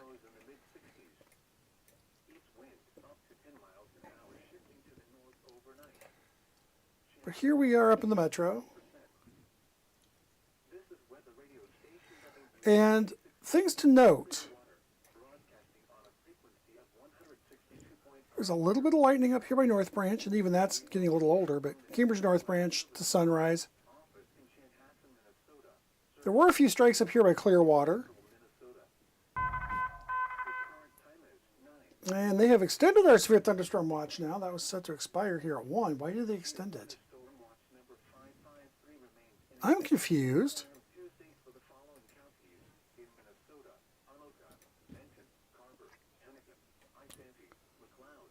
So I wonder what time that is going to what time that's going to go till now, because I don't.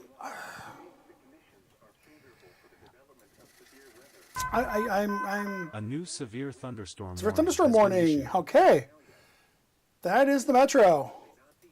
So we do have a severe thunderstorm warning in the metro now, and that is going to be that area from Hutchinson. Yeah, let's just clean this up a bit. Bear with me here, folks. Let's turn those off. There we go. Makes it easier to see that severe thunderstorm warning there. So from Hutchinson down towards Brownton, that's going to move in right along the Highway 7 and 212 corridor there into the West Metro. So Silver Lake, Glencoe, Plato, Norwood Young America, Hollywood, Watertown, Winstead, Mayer, Waconia, Cologne, Dahlgren, Minnetrista, and Independence. So we're getting into Hennepin County there. And that storm is moving to the east, excuse me, moving to the east at 40 miles an hour, 60 mile an hour wind gusts and small hail. One of the airports reported a 60 mile an hour wind gust, which was enough to verify it and get the warning. And if you are watching or listening to this and you are on Lake Minnetonka, get to shore and get off the boat. That's the best advice I can give you right now. Because these winds 60 mile an hour will do very bad things to you if you're out on the water and get caught in this.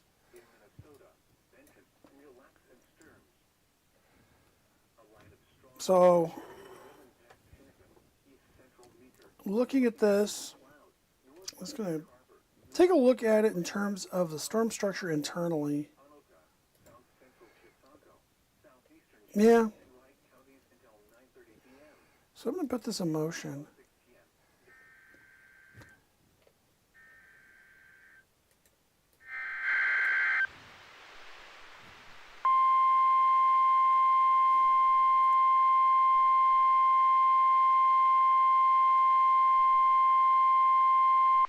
The National Weather Service in the Twin Cities has issued a This severe destructive thunderstorm warning for warning has been McLeod updated. County, northeastern Sibley County, southwestern Wright County, Carver County, West Hennepin County until 10 p.m. At 9:13 p.m., a severe thunderstorm was located near Hutchinson, moving east at 40 miles per hour. And so what that tells me is if it was near Hutchinson, it was Hutchinson Airport that reported the wind gust that was enough to push it over. And the 1 minute observation is not posted yet, but that would tell me what that is. Now I'm going to jump down here and take a look at this. They updated, holy cow. 80 mile an hour winds for Worthing, South Dakota. 80 mile an hour wind gust, nickel-sized hail. Moving east at 50. Sioux Center, Ironton, and Maurice in the path of this one.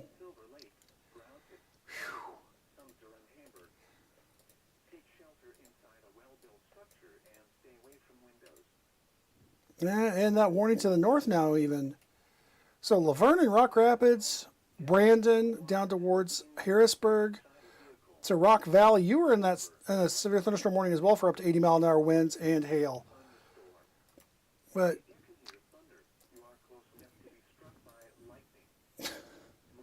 all right, so here's our severe thunderstorm warning. It's moving into the south half of the metro. Here in the north metro, we are getting some wind and a little, some rain. There's a little lightning here and there in this. So a couple of strikes up here by Elk River. A couple more back towards Maple Lake, but nothing that would say severe weather here.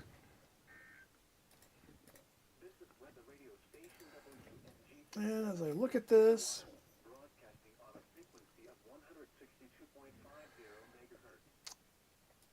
I'm eyeballing this area from Andover up towards Chisago, wondering if that may wind up.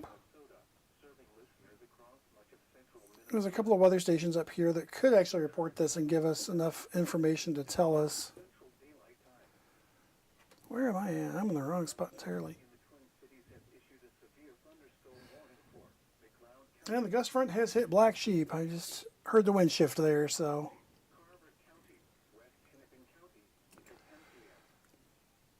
Yeah, we don't have the update yet from Hutchinson. Okay. I have other ways of finding this, so I'm going to do that here as best I can.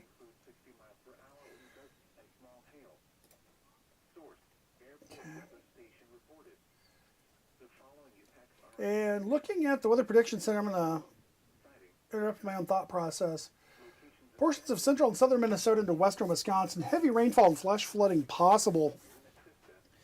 And the summary is areas of flash flooding are possible over the next few hours, especially in and near the Minneapolis-St. Paul metro area, which is not a surprise. And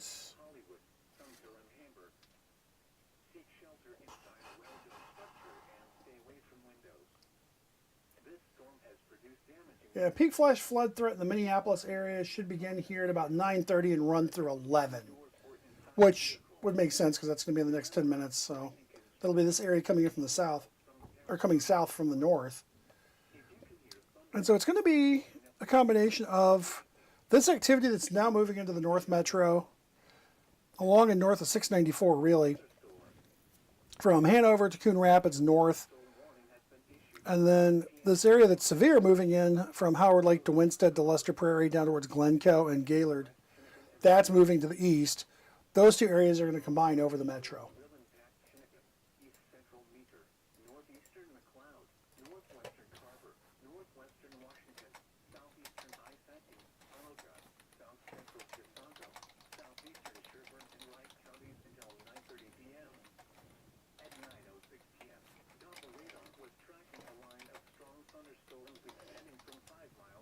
All right, so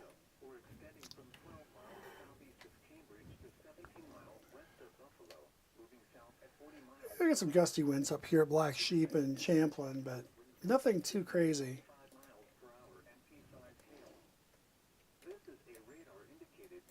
Put this in motion. Yeah. Starting to show some more activity, lightning activity up here in Chisago County. So wait and see what that does. Another stronger cell kind of set up here by luck. Excuse me.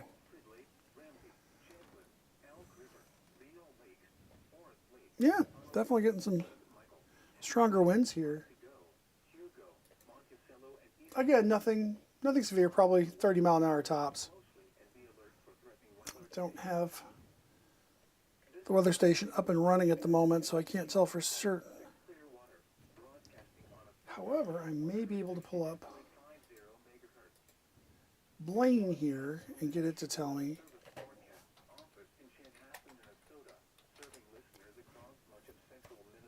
Urgh. Excuse me. Okay.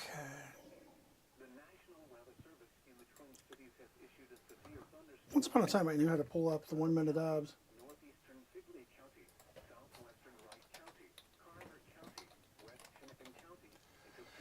All right. No. Okay.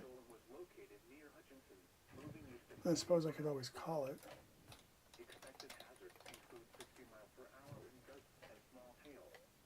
Okay.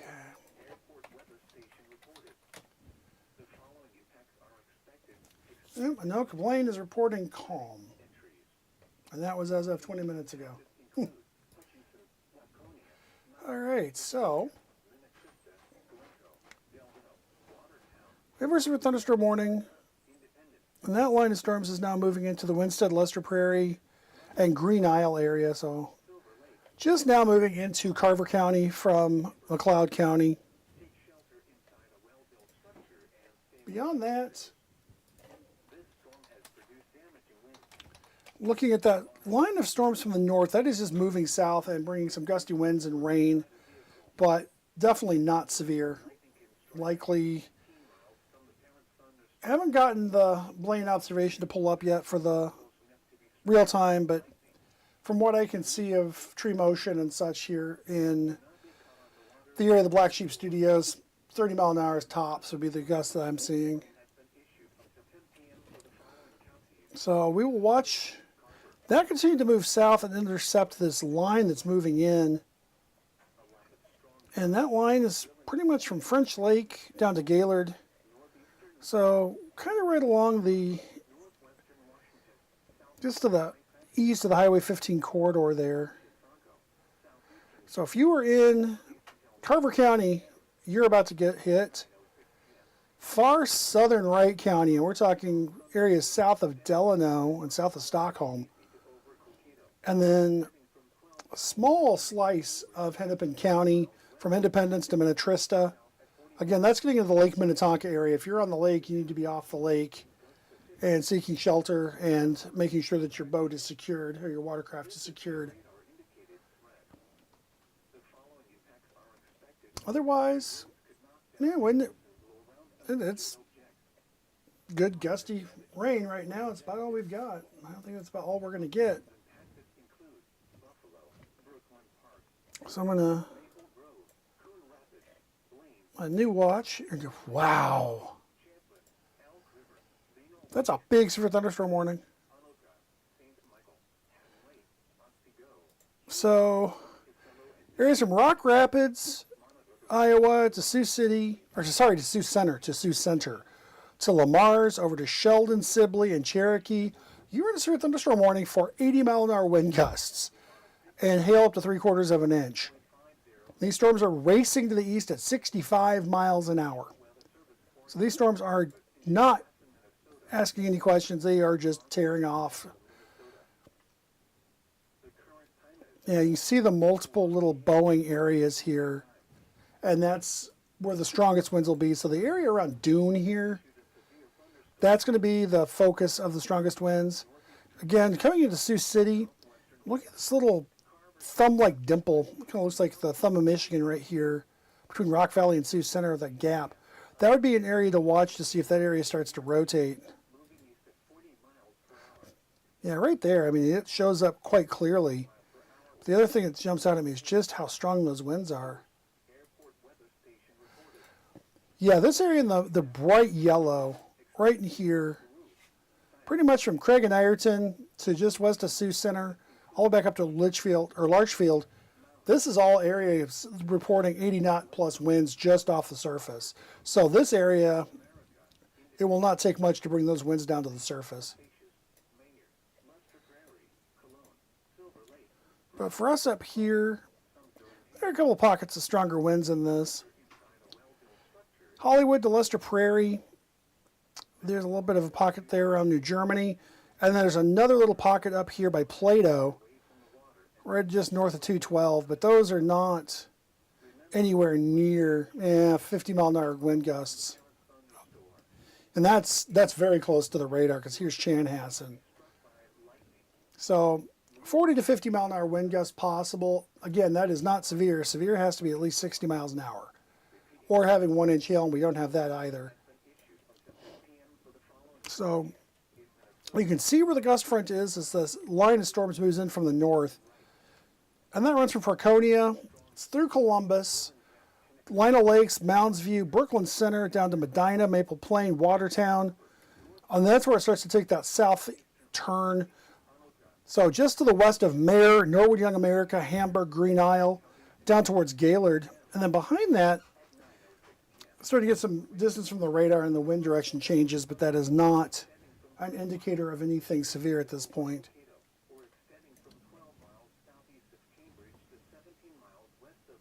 Yeah, we're definitely getting some stronger wind gusts now. We're in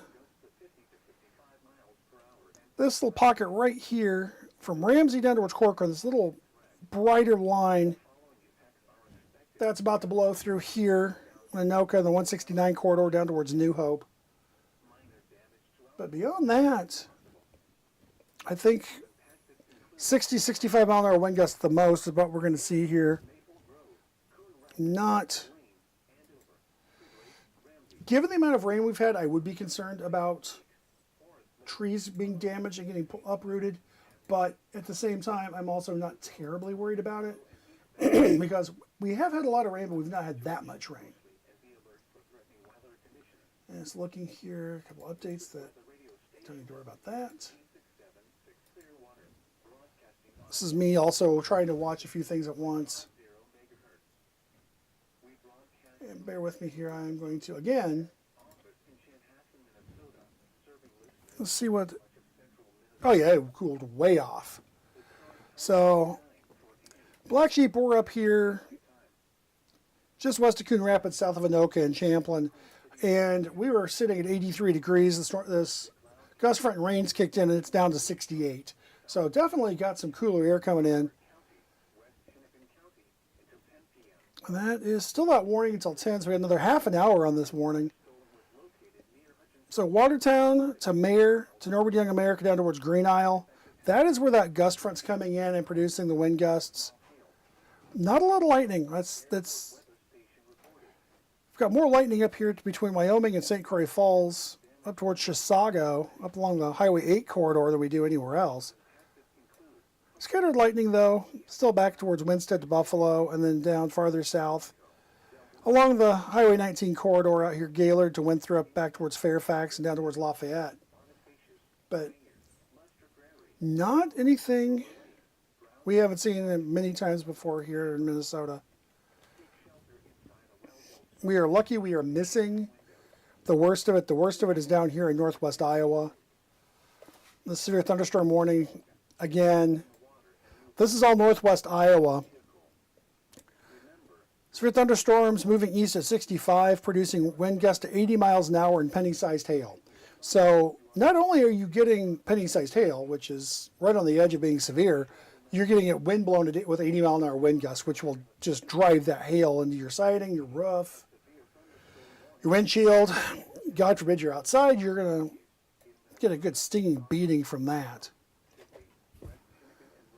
I'm waiting to see if the National Weather Service out here in Chanhassen trims this warning, updates the warning and trims it and or cancels it. Yeah, there's that 60 mile an hour wind gust the Hutchinson Airport reported. So that was just a little delayed processing through the system, which is not surprising. Unfortunately, the next weather station that could possibly give us information would be Chanhassen, the Weather Service, or Minneapolis International and Flying Cloud at Eden Prairie. I do know one other place we can look. I didn't.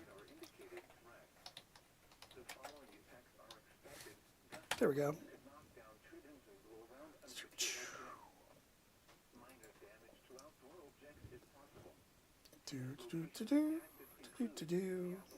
Okay.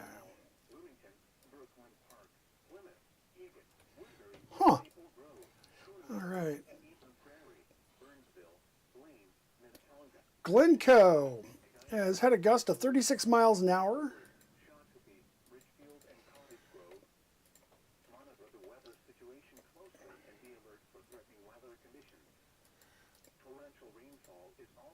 Blaine Airport, gust of 48. So, pushing a 50 mile an hour there. So, got to Crystal yet? That would be the next question. Crystal, maximum wind gust of 44. There's some stations missing here. There we go. Let's see if that helps. Well, this is going to get very messy, and I apologize.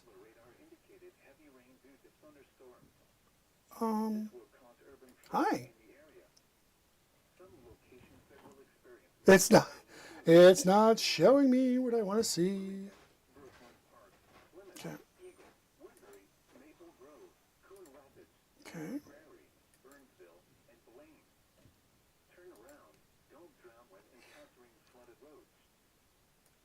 Okay.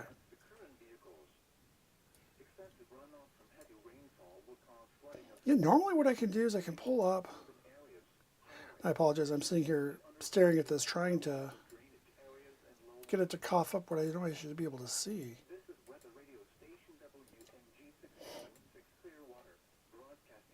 There we go, that makes more sense. Okay, so let's turn off temps. So yeah, looks like in Coon Rapids at a 46 mile an hour wind gust.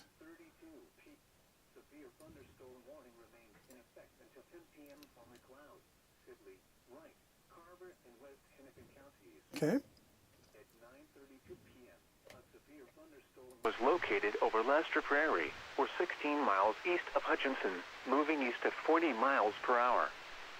A 59 miles per hour gust was reported at Glencoe Airport at 9:30 p.m. Expected hazards include 60 mile per hour wind gusts and small hail. Source: Airport Weather Station reported. The following impacts are expected. Expect damage to roofs, siding, and trees.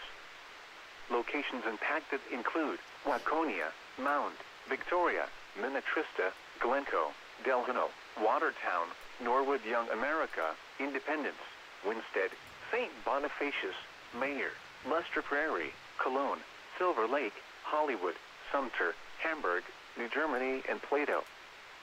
Seek shelter inside a well-built structure. All and right, so stay that away is from that windows. updated warning. I apologize. I thought I had the audio up for Near Lake Minnetonka. the weather radio there, and I apologize because I did Indoors or not. inside a vehicle. But they did trim that Remember, watch out, so lightning Hutchinson's can no longer strike in out it. to Glencoe was 15 the miles trigger from for that a being continued at a thunderstorm. 59 mile an hour wind If gust. you can hear thunder, you are close enough to be struck by I- lightning. Move to I was safe taught shelter years now. ago that it was 58 miles an hour and not be above caught was on the your water in a threshold thunderstorm. for a severe Repeating, thunderstorm warning, a severe and thunderstorm warning I've also remains heard in effect 60, until 10 p.m. and for so the I'm following not counties sure. in Minnesota, Carver, You know, McLeod, with a Sibley, 1 West Hennepin, and mile Wright. an hour difference there, The current I time would is say, no, we're going to go ahead and 9:34 take it and p.m. just Central Daylight Time. run with it there. Severe thunderstorm warning remains in effect until 10 p.m. for Alright, so McLeod, do a quick Sibley, refresh out here. Wright, Carver, and West Hennepin counties. At 9:32 Glencoe. p.m., a severe thunderstorm As was of located over 9:15, Lester so Prairie, they'll or update 16 here again miles in just east a of minute. Hutchinson, moving east They at reported 40 a 36 mile an hour miles per wind gust, but of course A they've now 59 reported miles per a hour 59 gust mile an was hour wind reported gust at in the last Glencoe 20 Airport minutes. at 9:30 p.m. Expected hazards include 60 mile per Alright, hour wind so gusts why- and small hail. Source: Airport Weather Station reported. The following impacts it are is. expected. Expect damage to roofs, siding, and trees. Locations impacted include Waconia, Mound, Victoria, Minnetrista, Glencoe, Delano, Watertown, Norwood Young America, Independence, Winstead, St. Bonifacius, Mayer, Lester Prairie, Cologne, Silver Lake, Hollywood, Sumter, Okay. Hamburg, New There we Germany, go. and Plato. Almost here for what I'm looking Seek at. shelter inside a well-built structure and stay away from windows. So Winstead This storm has produced had a damage and 59 wind. mile an hour wind gust. If on or near Lake Minnetonka, Germany, 60 get mile away an hour from the wind water gust. and move indoors or inside a vehicle. And moving in towards Remember, the metro, lightning can strike out to 15 miles from St. the nearest Bonifacius and the Hennepin thunderstorm. County Mesonet has a north If you can hear wind thunder, gust out you of the are north close at enough to be 36. struck by lightning. Minnetrista Move to 35. safe shelter now. Do not be caught on the water in the thunderstorm. Repeating, And a looks like we had a severe 45 mile an hour thunderstorm wind gust warning up here in remains Cooney in effect Rapids as until well. 10 p.m. for the following counties in Minnesota: Carver, McLeod, Sibley, West Hennepin, Just and looking Wright. over into the east metro here to A see line what of might be strong being reported. thunderstorms will impact Hennepin, Ramsey, eastern Carver, nothing- northwestern Dakota, Washington, southeastern Anoka, Strangely, nothing's showing northeastern up out Scott, here. and south central Wright counties until 10 p.m.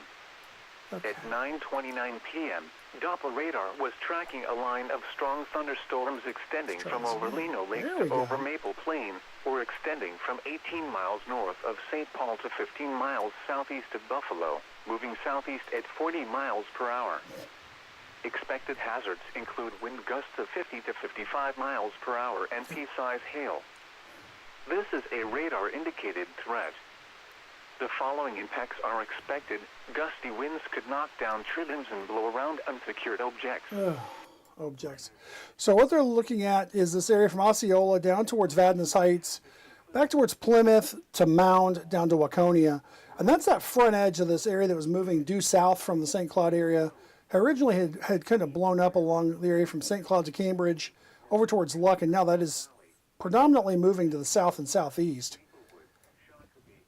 And that is impinging on this line that's north-south that's running from Mayer down towards Le Sueur. And that even extends all the way back to Lafayette, New Sweden, and New Ulm. But I'm seeing a mild uptick in lightning up around the Chisago St. Croix Falls area. And we're also seeing more, it's kind of something on my finger there. And so Also seeing more lightning starting to develop around Green Isle and Belle Plaine. So we'll see. Radar indicated heavy rain due to thunderstorms.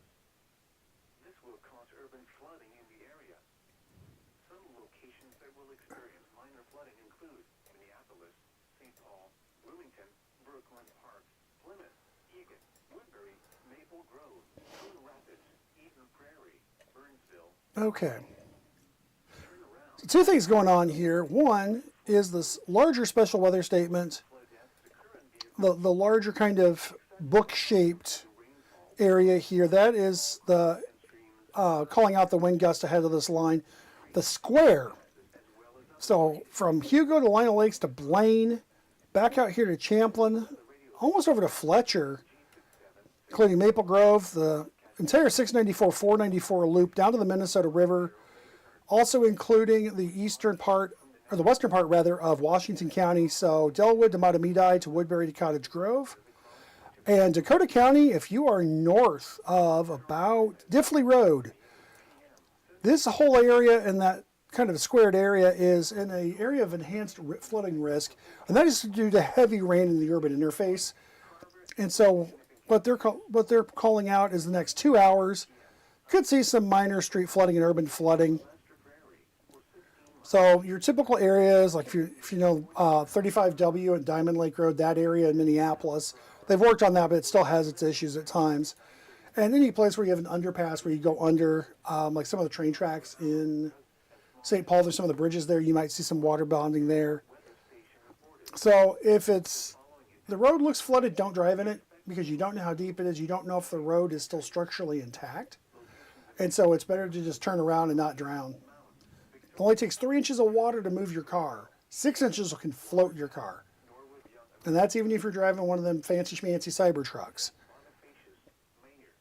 Water doesn't care what it is or how much it costs. It'll float it.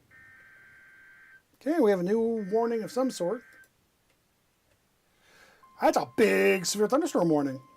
I was not expecting that. That was not on my bingo card. The National Weather Service in the Twin Cities has issued a severe thunderstorm warning for South Central Wright County, Southeastern Anoka County, Eastern Carver County, Dakota County, Hennepin County, Ramsey County, Scott County, Washington County until 10:30 p.m.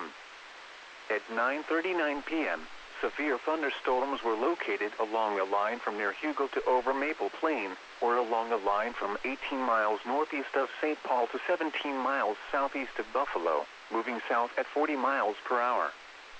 Expected hazards include 60 miles per hour wind gusts and small hail. This is a radar-indicated threat. The following impacts are expected. Expect damage to roofs, siding, and trees. Locations impacted include Minneapolis, St. Paul, Bloomington, Brooklyn Park, Plymouth, Eagan, Woodbury, Maple Grove, Coon Rapids, Eden Prairie, Burnsville, Blaine, Lakeville, Minnetonka, Apple Valley, Edina, St. Louis Park, Maplewood, Shakopee, and Richfield. Seek shelter inside a well-built structure and stay away from windows. These storms are capable of producing damaging winds. Torrential rainfall is also occurring with these storms and may lead to flash flooding. Do not drive your vehicle through flooded roadways.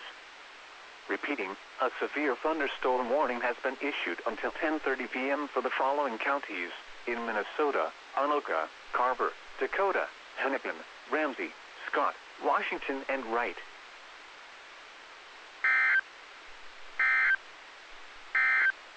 All right.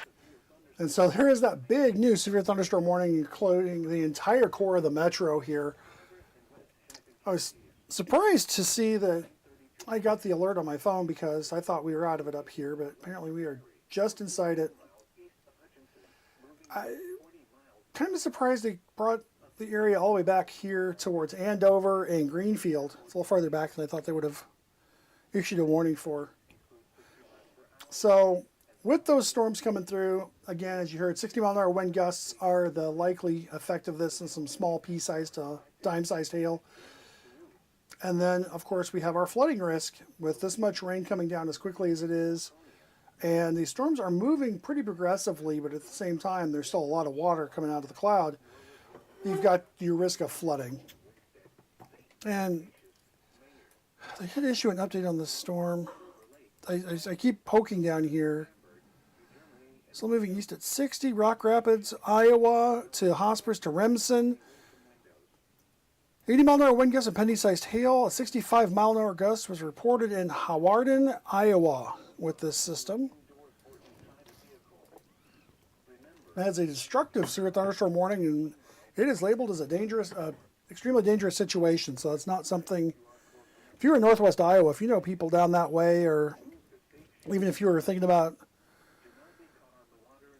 kind of watching things out towards the Lake Okoboji area and that area, it's a good time to duck and cover here. I'm going to turn off our special weather statements again because we don't need them because we already know what's happening here in the metro. There we go. So we have two severe thunderstorm warnings overlapping here. We have the original warning. Oh, tree on a house in Winstead as of 9:18. So that was about a half an hour ago. But that is where that warning is. That warning extends out to Loretto Mound and towards Carver, Jordan, and Belle Plaine. But then once you get past that area, you're in the severe thunderstorm warning that covers almost the entire metropolitan area. So from Delano Greenfield to Coon Rapids to Columbus, all the way up to almost the St. Croix River in northern Washington County, all of Washington County, all of Ramsey, almost all of Scott, almost all of Dakota, and then almost all of Hennepin except for the far northwestern part. So areas from Anoka to Greenfield, north and west, you're out of it. And in Wright County, it is just the area around Delano and Greenfield. But that would be the entire metro getting those storms. I'm going to switch over. This radar is not as clean. I apologize. However, it is much better at picking up fine line details and small details. And so looking at the wind speeds here, looking from the airport here, this is Cottage Grove, the FAA radar in Cottage Grove. You can see that much stronger wind pocket up here north of Stillwater. Let's see about what that is. That cannot be what that is. If that's accurate, that's reporting winds over 80 knots, so almost 90 miles an hour. But I don't believe that one. But there are some areas in here just scattered through where winds are definitely stronger. We'll do the same thing and look at this from Chanhassen. Now, you notice the storms are just getting to Chanhassen. That's going to mess with the data some, but here's that same area north of Stillwater. It's not looking, 40-mile-an-hour wind gust. That, I believe, 40 knots, 45 miles an hour. Strongest winds look to be over Lake Minnetonka and the Shorewood, Deep Haven to Victoria area, moving right over Chanhassen. Matter of fact, they just got to the radar sites. The Weather Service is now seeing that gust front come through. And as I look at this, trying to get some more thunder and lightning up here in the North Metro, up in Champlin. So I'm going to do base velocity check here, That's just a mess, as I expected.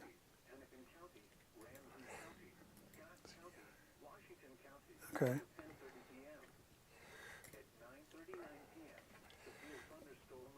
And so the other thing you look at when you start looking at velocity data is, are you actually truly looking at precipitation data, or are you looking at contamination due to other things? And here is the actual hydrometeor classification, which basically says, hey, I'm seeing things in the air, what is it? So the light green here, that is your light rain. Heavy rain is the darker green. The little pockets of yellow out here in front, like over Lake Elmo, Oakdale, towards Stillwater, up towards Somerset, those are big drops. That's what the BD is. The pink is grapple, or melted hailstones, basically a little melted snowball. The red is hail, Large hail is the dark red. Giant hail is the yellow, which you notice we don't see any of that here. And then unknown is the purple, and then RF is range folding. That's a radar error. Now, I'm going to switch over to Sioux Falls. I just want to see what this looks like that way. Oh my gosh. So we have a tornado warning wedged in this severe thunderstorm warning over Matlock, Iowa, moving towards Sheldon, Iowa at 55 miles an hour. But this is embedded in that large severe thunderstorm warning from Rock Rapids down to Lamar's, over to Cherokee, and up towards Sibley and Hartley and Primgar. And that is for 80 mile an hour wind gusts and hail up to 3/4 of an inch and tornado possible. So northwest Iowa currently taking it on the chin, and we knew this was going to happen somewhere. And originally it looked like it was going to be a little bit farther north. The original thought was that it would be probably more of a Waterton to Marshall to Windham down towards Forest City, Iowa area that would get the worst of this. It's formed a little bit farther south and east. So we started out near Mitchell and Howard in South Dakota, and we went right across the Sioux Falls Metro.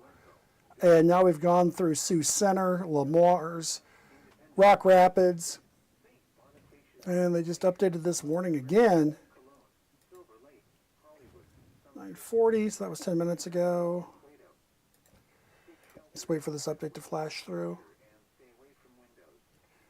They just updated the watch, of course.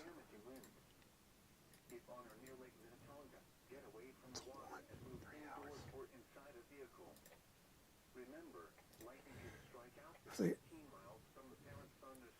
All right, so holy buckets. Okay. 92 mile an hour wind gust reported 1 mile northwest of Orange City, Iowa. 92. These storms mean business. Once we get cleared out of the Twin Cities here, I think I'm going to stay on a little longer tonight. I'm going to watch this cluster move through northwest Iowa because this is just absolutely mind-blowingly intense. So right now, it doesn't look as bad as it could be, but 2 trees down on the north side of White Bear Lake, thanks to our ham radio friends who are weather spotters. You get trained for that. I'm going to switch radars. And look at this from the Cottage Grove radar. The reason I'm doing that is Chanhassen is currently getting rained on. And so that helps dampen the signal down so it doesn't get quite as clean of a picture of what's going on. Now, here in about 10 minutes, when the FAA radar out here in Cottage Grove gets it, that'll become almost useless. The frequencies are different, and so the FAA radar is great for looking for small details like wind, looking for downdrafts, updrafts, things like that to help keep planes safe as they're taking off and landing. However, the radar beam, the size of the pattern of the radar is roughly the same as a raindrop. So what happens is when it gets a good pouring rain over the radar, it really knocks the signal down. And it makes it very, very hard for the radar to see what's happening inside of it, of anything else. Let's bring some lightning up here around Little Canada. Actually, a couple of strikes right there close. A few more down here towards Eden Prairie. Yeah, Chanhassen's in the middle of it, but at this point, you really get the idea of what's happening here. I'm wondering if they will issue either a special weather statement or something out here ahead of this area from St. Peter to Belle Plaine, because that is still fairly strong. It is still producing gusty winds.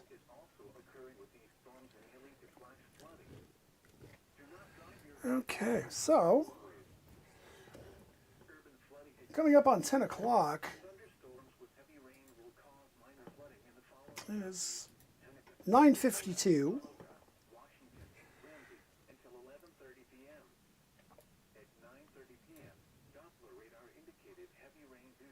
Okay. Yes, it will. Flooding include Minneapolis, St. Paul, Bloomington, Brooklyn Park, Plymouth, Eagan, Woodbury, Maple. I said it, didn't I? And there is that updated extension of the warning. Turn around. Don't drown when encountering So Belle Plaine to New Prague to Montgomery, Lonsdale, over to Dundas, Northfield, and almost over to Castle Rock. You are now in a severe thunderstorm warning for 60-mile-an-hour winds and hail less than an inch. So right now, the only parts of the metro not in a severe thunderstorm warning are areas from Columbus to Andover, down towards Greenfield, and back towards Cokato, and to the north and west. If you're south and east of that line, you're under a severe thunderstorm warning for 60-mile-an-hour wind gusts and small hail. Kind of makes it easier for those of us who are communicators trying to get the word out about what's happening. It's just, yeah, you're in it unless you're north of this line, you're in. St. Cloud, you are out of the watch mostly. Sherburne County is still in the severe thunderstorm watch, but Benton and Stearns, you're out. And there is nothing. I mean, there is, just looking here, I'm trying to, the rain is east of Foley, so it's east of 25, all the way down to Becker. And then Buffalo's got some rain still. Lester Prairie, you're out. Some scattered showers still behind this down towards Lafayette. But once you get past beyond Hutchinson and back to the west, you're out. There's almost no rain left. But right now what we're watching is this line of severe storms moving through the metro. And even in the areas that are not in the warning, you're still getting some good rain and thunder and lightning out of this. Just a nice rolling thunder there. Waiting to see if we get any more storm reports coming in. I'm surprised we haven't seen more.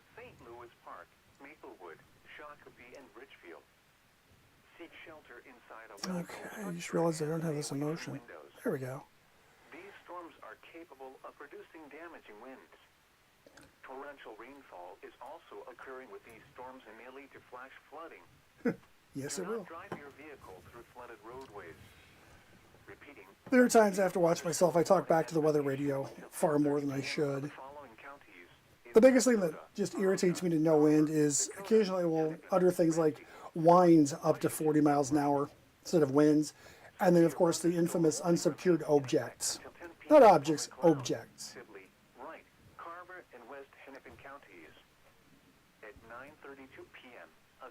All right. Oh, my God. We still have chasers out there?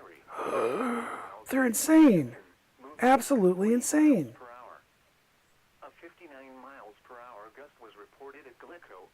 Holy.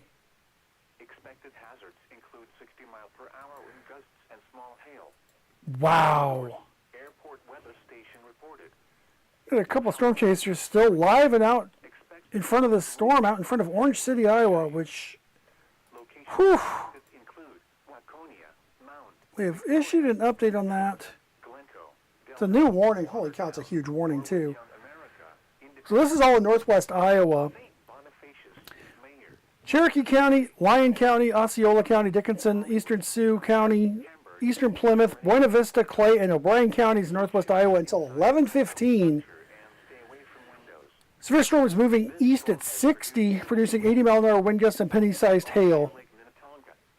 And this storm is also capable of producing a tornado with little warning, so not something you want to be out looking around at. So I'm surprised the chasers were still out there and actually following this. And it's dark. It's hard to see where you're at and what's going on.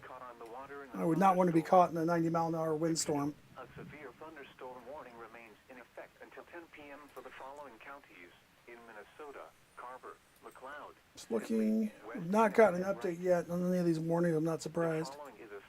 Kind of surprised we haven't gotten an update on the warning back here. Yeah, 9:32, but that was 15 minutes ago. 25 minutes ago. Wow. Okay. So as I look at this, we've got our line of storms moving through, and they're severe warned for a reason. I mean, we're getting some reports of 60-mile-an-hour wind gusts. Mayor, 12-inch tree snapped at the base. That's. I also want to know why the Clearwater Weather Radio Station also thinks that it covers Nobles County. For those of you wondering, Nobles County is Worthington, down here. Clearwater is all the way up here between Elk River and Becker. So yeah, so I'm like, yeah, you're confused. So then it's tree broken in Elk River. So now that we've had the storms coming through a bit, now we're going to start seeing those storm reports start to pour in from to the metro here. It takes some time for them to sort through. The Weather Service does some basic filtering on them just to make sure they're not putting just random crap out there, because there are people who will do that and they will, oh yeah, I saw X, Y, and Z. No, you didn't. It's really annoying when they do that with tornadoes. Oh yeah, there's a tornado over blah, blah, blah. There's nothing on the radar and blah, blah, blah. What the hell are you talking about? So, yeah. That's the two trees down there.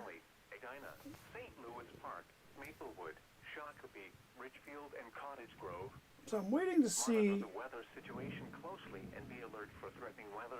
Yeah, we're definitely getting some thunder here. Rainfall is also occurring with these storms and may lead to flash flooding. Do not drive your vehicle through flooded roadways. Okay. Urban flooding expected. Thunderstorms with heavy rain will cause minor flooding in the following counties. I see the 50 there. Dakota, Anoka, Washington, So a 59 mile an hour wind gust 1 mile east of Richfield, measured by a meteorologist. So that was not at the airport. That is just a meteorologist at their home, just to the east of Minneapolis International there. I don't know if it's marked as a 50, so when it shows the wind speeds like that, it does it in groups of 10s. Okay, so we got an update here. So Belle Plaine, Lexington, Montgomery, Wheatland, Heidelberg, New Prague, Webster, Lonsdale, Northfield, Dundas. This severe thunderstorm warning has now been updated to a considerable severe thunderstorm warning, and that is for winds up to 70 miles an hour and small hail. So we are definitely getting into some stronger storms here. Surprised this didn't happen a little earlier. Damage is likely to mobile homes, roofs, and outbuildings. Locations impacted include Northfield, New Prague, Belle Plaine, Jordan, Lansdale, Montgomery, Webster, Dundas, Bridgewater, Heidelberg, Visalia, Minnesota Valley State Rec Area, Minnesota Valley State Recreation Area, and St. Thomas. Anyone outdoors should move to shelter inside a well-built structure and stay away from windows. The storm is capable of producing widespread damaging winds. All right. So I did just switch us over from the Clearwater weather radio station down to the Twin Cities weather radio station, because Clearwater does not tone and does not warn for Ramsey, Dakota, and the counties farther to the south here. So it made more sense to have Clearwater up when we were looking up north earlier, but now that we're getting into the south and southwest metro, we need to switch over. Audio quality, well, it is what it is. Actually sounds better now than it did earlier. So we have our storm still moving through. We still got rain moving through the entire metro, but the front edge of this line of storms is from Afton to Cottage Grove, down to Burnsville, Prior Lake, Credit River, and then between Jordan and New Prague, and then it drops down towards Lexington and La Center. And that is our current area of the front edge of the storms that are producing the 60 to 70 mile an hour wind gusts. This area between New Prague and Montgomery, you see that suddenly bursting forward there. That's what's causing those higher wind speeds, is that sudden change in the speed of the storm. It's actually just pushing the air out in front of itself faster.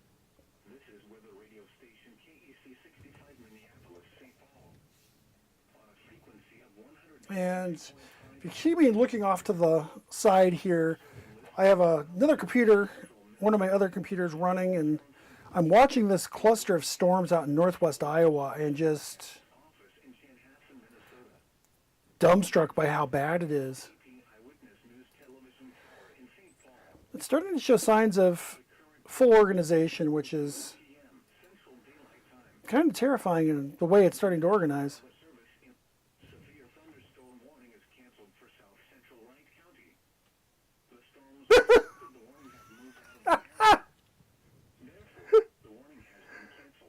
It, okay, we have now got an update to our warning here in the metro. So I'm going to pull this up here quick. This is getting serious here, so let's take a look at this. I need to just mute the weather radio here. There we go. So they've updated the severe thunderstorm warning for the metro. They dropped Wright County, which is fine. So for storms located from North Hudson to near Chaska are along a line from 11 miles northwest of River Falls to 19 miles southwest of Minneapolis, moving south at 40. 70-mile-an-hour wind gusts and small hail, all possible. Now, I'm looking at this, and this still covers Brooklyn Park to Delano, all the way up to Lino Lakes, and that goes all the way over to Stillwater and the St. Croix River, all the way down to Hastings, to Hampton, down to Castle Rock, Elko New River, Jordan, to Mound, and up to Delano. So the entire Twin Cities core metro, looking at 60 to 70-mile-an-hour wind gusts. As of 9:47, so about 15, 20 minutes ago now, the MSP reported a 60-mile-an-hour wind gust, so that would be a severe gust at that point. Surprised we haven't seen any other damage here, but we haven't yet. I've got the stupid beeper for warnings turned off.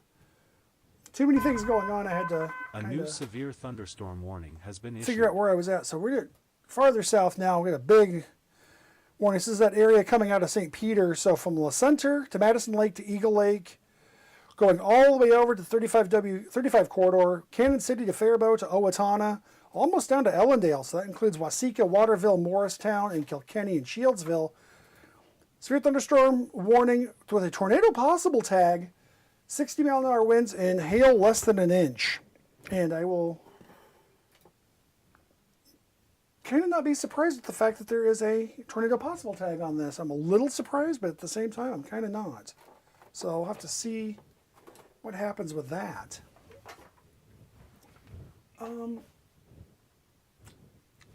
Something going on here. I'm caught on something. It's making me a little crazy here. Oh, I see what it is. Okay, got it. Fixed it. Okay, there we go. So our quiet not doing anything storms suddenly have decided they're going to do all kinds of stuff here. And you can see that front just keeps trying to go farther north. And it's getting there. So Madison to Wilmer, over north of Hutchinson now, almost to Litchfield. Has not quite made it into the Southwest Metro. Shakopee and Carver, not quite yet. But that's separating out that warm, moist air to the south that's feeding this monster complex down here in Iowa, but it's also feeding these storms along the southern part, the eastern end of the Minnesota River from Mankato and St. Peter all the way up to St. Paul. I'm a little surprised that they have kept the north part of this area in the warning. I really would have expected them to have cleared out Anoka County, trimmed out like northeastern Hennepin. But given the fact that these storms are still building, they're back building a little bit, so they're still lightning behind. So I understand why they left the warnings intact.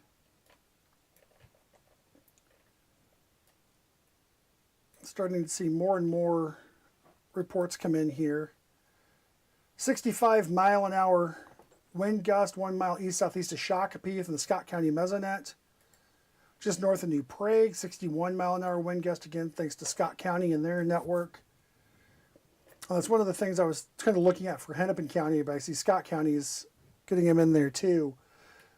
Is we have a lot of little weather, well, they're professional weather stations that are set up by the counties and are used for things like wildfire response in the event of a hazmat situation where there's a chemical spill or something like that. They can use that to know which areas to evacuate based on wind direction, those kinds of things. But they also are excellent for being able to pick up smaller areas of strong to destructive winds.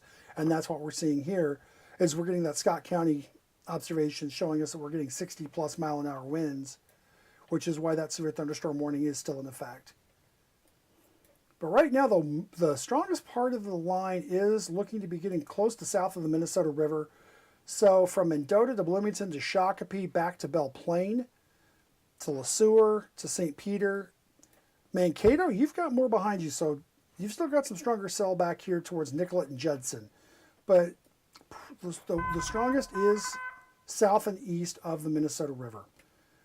Western Wisconsin, and we haven't forgotten about you, it's just there's no warnings out for you guys. So from River Falls to Kinnickinnic, up towards Baldwin, Emerald, up to Prairie Farm, there's some storms behind that line. New Richmond, Clear Lake, getting some heavy rain. Roberts, you're getting hammered right now, some heavy rain, but nothing severe. Just some gusty winds. It's a typical thunderstorm. You get some gusty winds, you get some heavy rain, and that's about it. Here in the metro is where we're getting these strong wind gusts, 60 to 65 miles an hour, and that's why the warnings are flying for such a large part.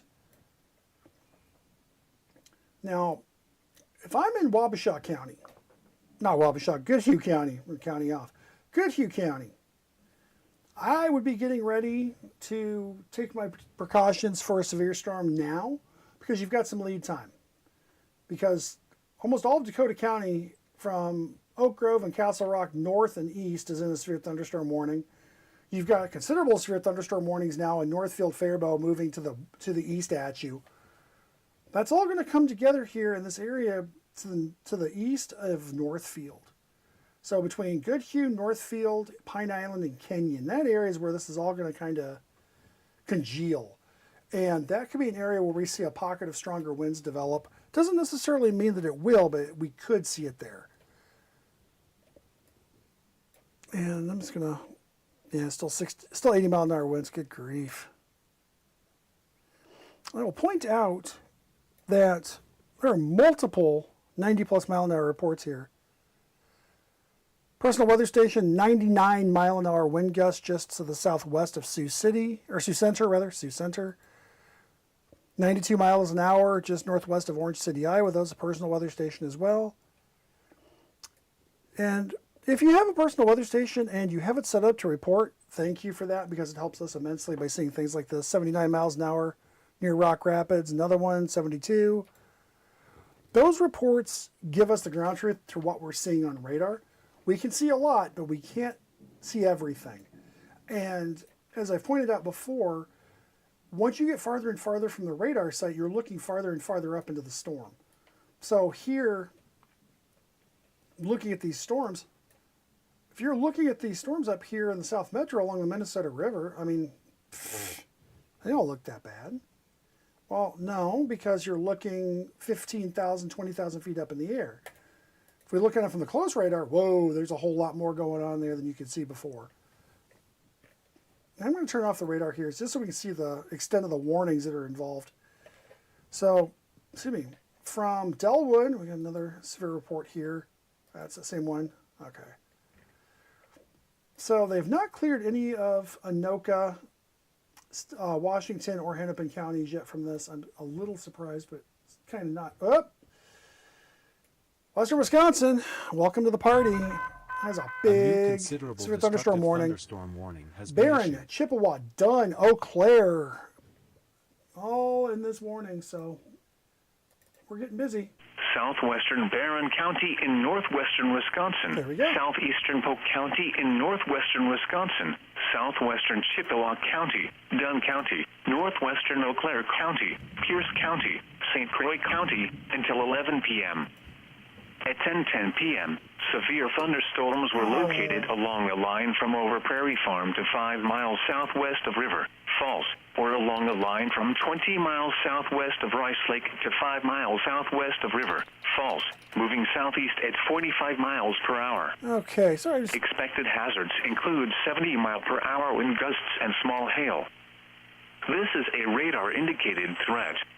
All right. The following impacts. Sorry about that. Just expects considerable tree damage. Damage is likely to mobile homes, roofs, and outbuildings.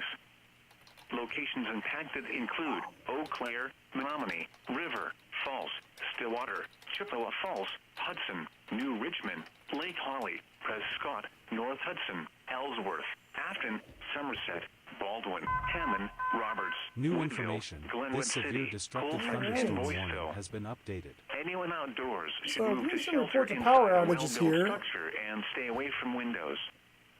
All right, and it looks like Dakota County is sounding their sirens. I'm not sure why, but they are. A thunderstorm warning has been issued until 11 p.m. for the following counties in Wisconsin. So I'm gonna. What the hell? Okay, so looking at this area here in Dakota County, Burnsville, Rosemount, Lakeville, Farmington, there's nothing there. I mean, they're strong winds, but I don't know why they would be sounding the sirens, unless it's a Dakota County thing. And if that's the case, I have questions, a lot of questions. So.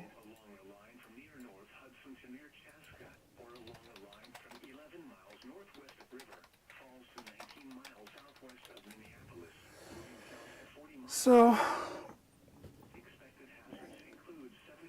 we now have a line of severe thunderstorm warnings. And it's not a small area either. So, from Prairie Farm in Wisconsin, all the way down to Ceylon, Emerald, Baldwin, River Falls, to Hastings, Minnesota, to Empire, Elko New Market, to Lonsdale, to Shieldsville, to Faribault, to Owatonna, to Waseca, all the way back to Mankato and along the Minnesota River. All of that area is in a severe thunderstorm warning for 70-mile-an-hour wind gusts possible and small hail. So,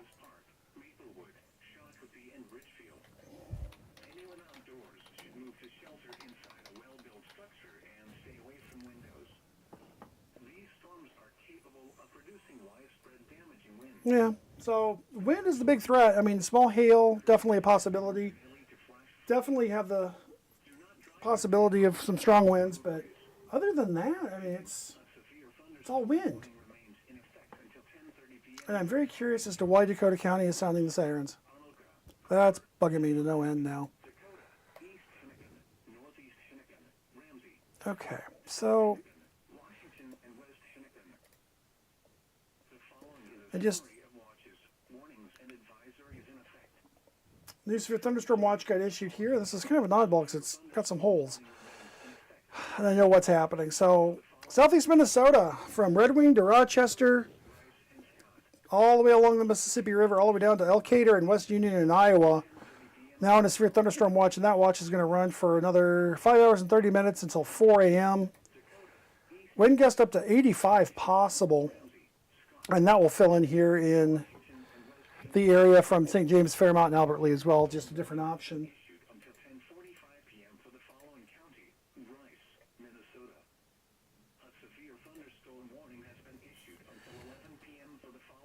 All right, so I'm going to pull the radar off here. And what we're looking at, with the warning still overlaid, so it's a little muddled, but let me pull those off too.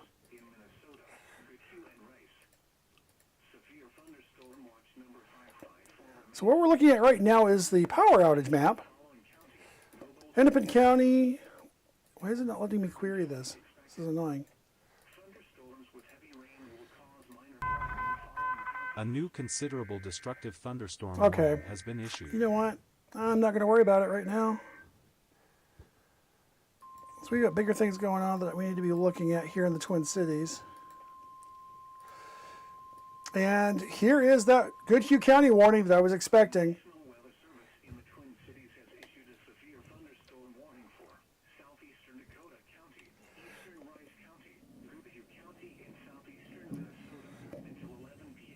So areas from Meesville, New Trier, back to Waterford, Northfield, and basically all of Goodhue County. They clipped the far corner down there by Pine Island. Just go ahead and count yourself in it.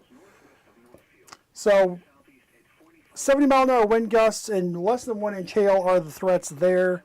Those storms are moving southeast at 45, so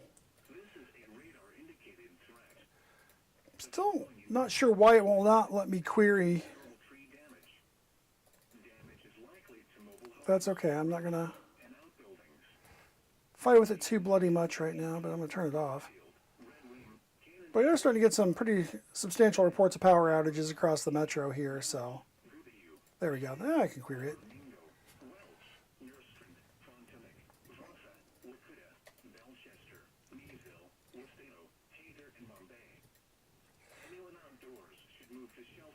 Yeah, it's not going to let me do it. What the hell? Okay.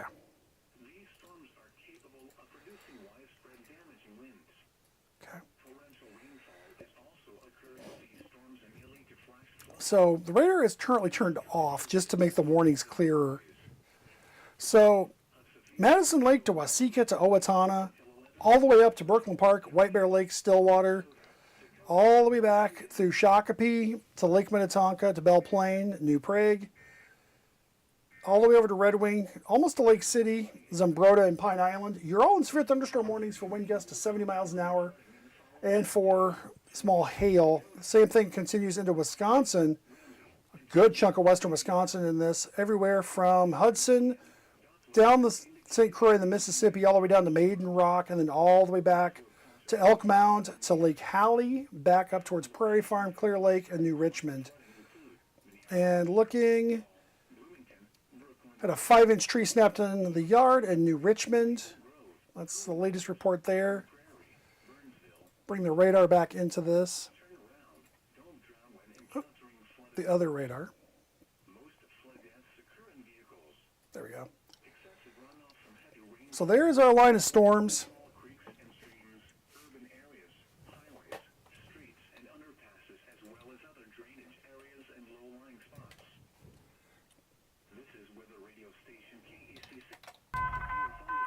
New information. This severe considerable destructive thunderstorm warning has been Okay, updated. so they have now updated that warning. That includes the core, well, it was the core metro. So they've now issued this out and taken it out. We did originally have, sorry about that. There we go. So we have the far eastern part of Carver County, so Victoria to Chaska, down to Carver and Chanhassen, still in severe thunderstorm warning. We have most of Scott County, most of Dakota County still in that. Southern Hennepin County, so the area from Eden Prairie up to Minneapolis, south and east. Ramsey County, south of Roseville and Maplewood. And then from Maplewood to Stillwater and south in Washington County in that warning. And that goes all the way down and includes Hastings and most of Dakota County there. And that is for 70 mile an hour wind gusts and up to 1-inch hail possible. Same conditions go all the way down in our warning here into Goodhue County and covering in the rest of Rice County and the far southeastern tier of Dakota County. So Waterford, Meesville, you guys were not in the original warning, but you got added into the warning with Goodhue. But storms from really from the Minnesota River extending all the way over here into the Highway 21 corridor, Highway 13 corridor, from Montgomery to Waterville, almost down to Waseca. Those are all moving to the east at 40 miles an hour to 50 miles an hour, producing 60 mile an hour winds. And they do have a tornado possible tag on this storm. I'm not sure what they're seeing, but I don't doubt it. So that is where we stand currently with our warnings. If you're in the North Metro, if you are north of a line from Stillwater to Minneapolis to Waconia, back out to Glencoe, north and east, or north and west rather, you're out of it. We've got some rain left to go through. We got some showers. Still got some thunder and lightning rattling about. But most of the rain is actually now to the east of Highway 65. So Elk River, Princeton, Malacca, up on 169, all the way back to the west. There might be some scattered light showers and drizzle here and there, but primarily out of it. And I'm a little surprised they have not attached the severe thunderstorm watch and extended it out into Wisconsin, especially with this big warning they issued. Bear with me, I'm going to peek down at this down here. Still 80 and destructive. Wow. Moving east at 60. Good gravy.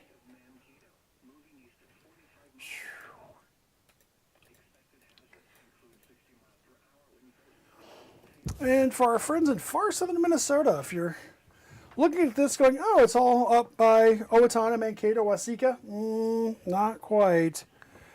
We've got some new activity that's developed here in the last little bit between Blue Earth, Fairmont, and Jackson, right along and south of the I-90 corridor there, right along the Iowa border. Albert Lea and Austin, you'll see that coming in here in the next hour to hour and a half. But for the primary area that we're watching in Minnesota, it is from the metro south towards the Mankato area down towards Owatonna. So looking at the 494 loop in the south and east, and then down 35, down to Faribault and Owatonna. So still do have that flood advisory or special weather statement for urban flooding possible in the core of the Twin Cities. And that runs from Champlin, Coon Rapids, all the way back to Maple Grove. Goes all the way down to all of Hennepin County, Northern Dakota County, the western half of Washington County, and then Ramsey up into the far southern part of Anoka County. And the heaviest rains have now gotten pretty far south and east of that area. The area south of the Minnesota River is still seeing some heavier pockets of rain, but beyond that, the worst of it is through most of the metro and is moving quickly into southeast Minnesota. So the front edge of all this activity is running right now from about the Glenwood City, Boyceville area in Wisconsin, down through Spring Valley, down to Ellsworth, to Diamond Bluff, to Cannon Falls, Northfield, and then that area kind of dives a little bit more south from Northfield along I-35 to Faribault, back to Waterville, back to Waseca, and down almost to Waldorf and Mapleton. And then, of course, we have our new activity that is starting to build in the area from Jackson, Fairmont, and towards Blue Earth along and south of I-90. We have our absolutely destructive severe thunderstorm complex in northwest Iowa. That's kind of the tail end of all of this. We got lucky we're not on the tail, because that area has been reporting consistently winds in excess of 80 miles an hour. Still 50 minutes left on the severe thunderstorm warning for winds to 80 miles an hour and 3/4 inch hail to tornado possible tag. With systems like this, you can get a spin up out in front and it's a quick little bounce, bounce, bounce, which usually they don't do a lot of damage, but all it takes is it hitting your house, and that's enough. So keeping an eye on our activity moving away from the metro now. The South Metro, south of the Minnesota River, into Wisconsin. So Woodbury to Hudson, you're quickly getting out of it. Cottage Grove, Hastings, Dakota County into Scott County, you're still in it. And even Rice County, you're getting pretty heavily involved at this point. LeSueur County, it's starting to clear out. LeSueur and St. Peter, you're out of the worst of it right now. Still some thunder and lightning and some light rain. But the worst of it really is lining up from Northfield to Waseca. And that does have a couple of places where it looks like there could be some circulations trying to spin up. Actually, one of them is just south of Morristown. So just south of Highway 60 and east of Highway 13, where they cross in Waterville there. That's going to move off towards Walcott and Medford. But that is a little twist in that line that will have to be watched. There's another one southwest of Waseca. That is just a little bit northwest of Wilton. But we're getting quite a ways away from the radar at that point, so it's a little harder to get a solid grasp of what's happening there.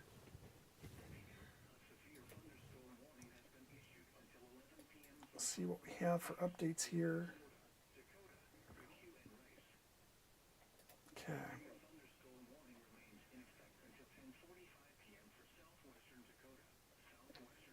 So as of 9:50, so a little bit ago here, the entire metro is still in the watch.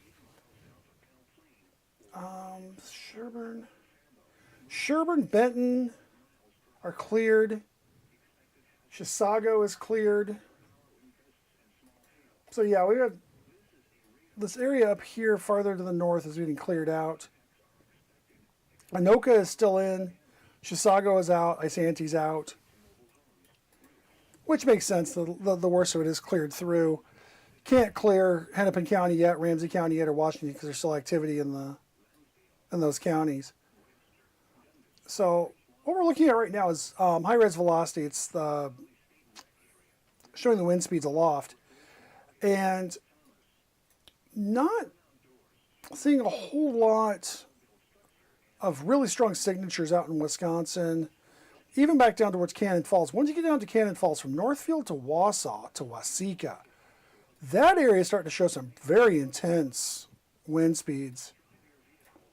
Looking at speeds getting up towards 70, 75 miles an hour at that point. Now, will those reach the surface? That's hard to say, but not that far out. I mean, there's only 3,000 feet there, and they'll be on the surface doing damage. So if you are in the area around Medford Falls to Clinton Falls to Owatonna, down along I-35 there, even down towards Ellendale, Cannon City, Nerstrand, Denison, Kenyon, Stanton, over towards Wanamingo, Roscoe, Zumbrota, Bell Creek, Goodhue.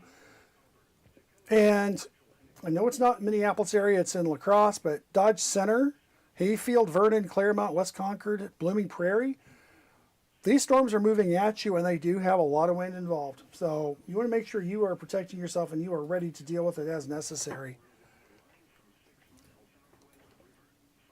I'm going to switch out here and look at the velocity data from the Doppler at the FAA site in Cottage Grove. Yeah, there's a couple of areas of stronger winds up here by Glenwood City. And then it strengthens up some from El Paso towards Oak Grove. But then once you get down here to Trenton, to Welch, to Cannon Falls, back down towards Dundas and Northfield, a new destructive and then down thunderstorm towards warning has been Wausau and issued. Morristown, then you get some stronger winds.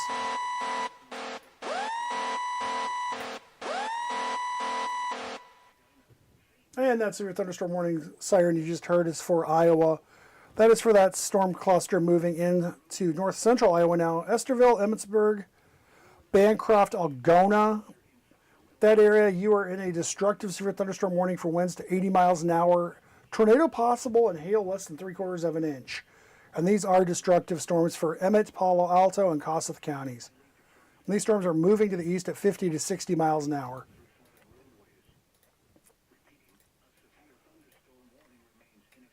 Okay, now they've updated a lot of the warning here in the metro. So the core metro, except for the southern part of Dakota County and the far western part of Scott County, out of the severe thunderstorm warnings. So our warnings are still in effect in Wisconsin. So from Stillwater, Hudson, and Houghton, all the way down to Afton, Trenton, to Maiden Rock, north and east, all the way out to Eau Claire, to Clear Lake, to Prairie Farm, almost up to Barron. That severe thunderstorm warning is still in effect. That is still for 70 mile an hour winds and hail less than an inch.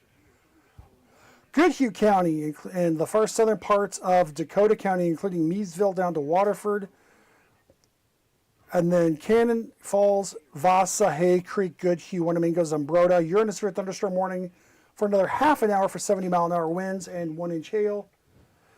And then farther back into Belle Plaine, New Prague, Heidelberg, Lonsdale, and over towards Dundas and Northfield. 70 mile an hour winds and considerable damage tag for another 15 minutes. South of that, from La Center to Eagle Lake, just east of Mankato, over to Faribault, to Clinton Falls, to Owatonna, to Waseca, almost down to Ellendale. You are in a severe thunderstorm warning for 60 mile an hour wind gusts possible and for small hail. Just issued an update to the watch here, and I'm not sure what it was, but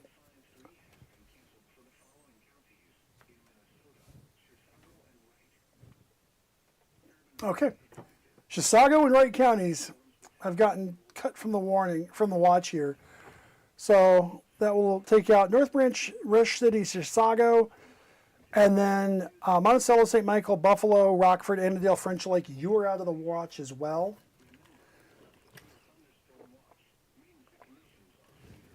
And it will take a few minutes here for that to finally show up and drop off.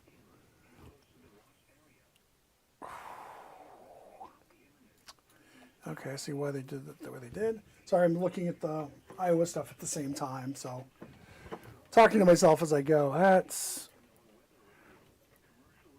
There's a very distinct circulation center on the north end of that complex. That is going between Sibley and Spirit Lake, Iowa, over towards Esterville, and we eventually go to the Forest City and Algona areas.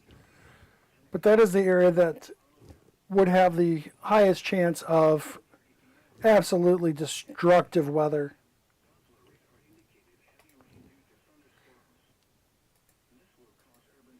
Just looking at some of these stations are just not reporting things that make sense.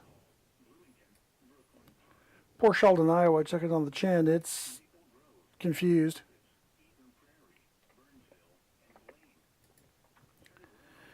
Okay, 98 mile an hour wind gust. Okay. So Morris, Iowa, south of Sioux City, reported a 98 kilometer wind gust. So just a hair under, so basically 60 miles an hour. I don't know why that's still set for metrics. It's hard for me to do weather in metrics. So, I mean, I can do it in my head, but when I'm talking to y'all about the weather, it's easier if I do it the other way in standard units. So you see that flashing area of the watch here. Washington, Anoka, Ramsey, Hennepin, Carver, McLeod, Sibley, Scott, Carver, Dakota. Still New in this information. warning, or This the severe thunderstorm watch, considerable rather, the severe destructive thunderstorm watch. warning has been updated. Severe thunderstorm warnings in Minnesota at this time run from Belle Plaine and New Prague in western Scott County. That goes down into LeSueur County, LeSueur, Montgomery, over to New Prague, and just over to Northfield in the 35W corridor. And that is for 70 mile an hour wind gusts possible and small hail. La Centra to Mankato and Mountain, is that Eagle Lake? It's Eagle Lake over there. Madison Lake. That is a lake. It's a safe bet in Minnesota.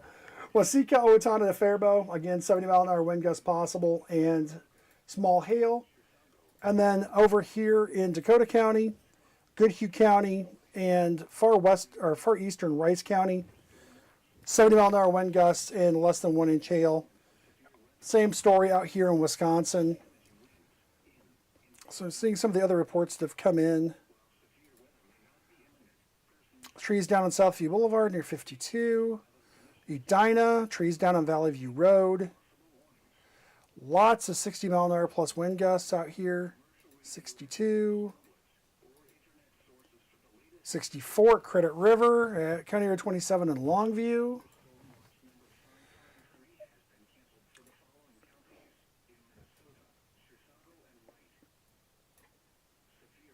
So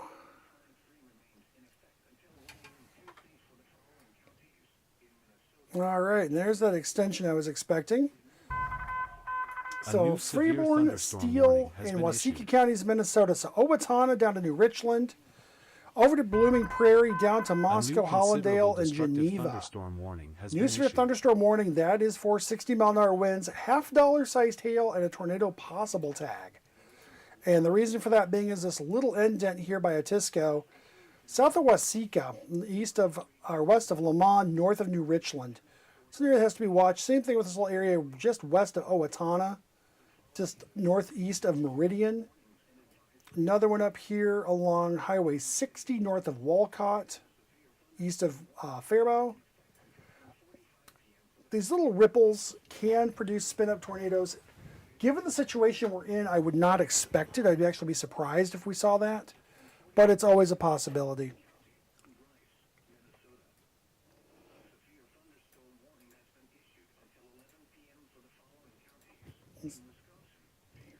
Still occasionally poking at this area down in Iowa. That's depending on how much damage is being done down here. You may wind up seeing this on the news. The trees down from thunderstorm wind gust. Well, thank you for the helpful report. But that's also the same area that saw the 90 plus 92 mile an hour wind gust here, just outside of Orange City. So that would make sense that you had trees down.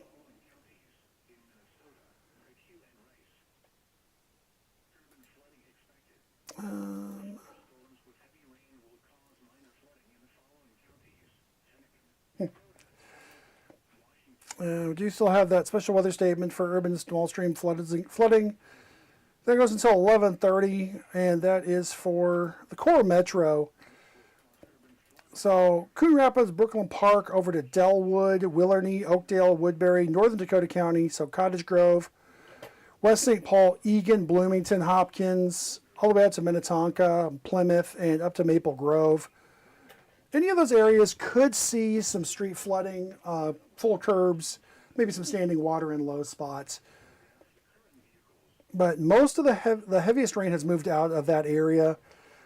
The last of the heavy rain really in the metro is in southern Washington County down towards Hastings, south of Afton and St. Paul. And looking at this, we're going to quickly run out of Chanhassen counties to talk about because we're running up against the area that is covered by our friends down in La Crosse. But right now, from Bloomer to Menominee, down to Elmwood, to Rock Elm, to Red Wing in Minnesota, down to almost Goodhue, to Kenyon, to Walcott, to Medford, down to Owatonna, to Otisco, just north of New Richland, down to Minnesota Lake. Got a pretty solid line of storms producing wind gusts up to 70 miles an hour and small hail. Nothing. The hail threat is looking to be under 3/4 of an inch. Most likely it's going to be pea to dime sized. It's a 70 mile an hour wind gust are what we're looking out for more with these. And we should be very thankful we are not in northern Iowa tonight. This area from Rock Rapids to Sioux Center down to Lamar's and east. Currently plowing through Spirit Lake, Spencer, and down towards Storm Lake. Eventually get into Esterville, Emmetsburg, Pocahontas, and then Fort Dodge, Humboldt, Algona. This area is under severe thunderstorm warnings with tornado possible tags for wind gusts 70 to 90 miles an hour. So these storms are meaning business.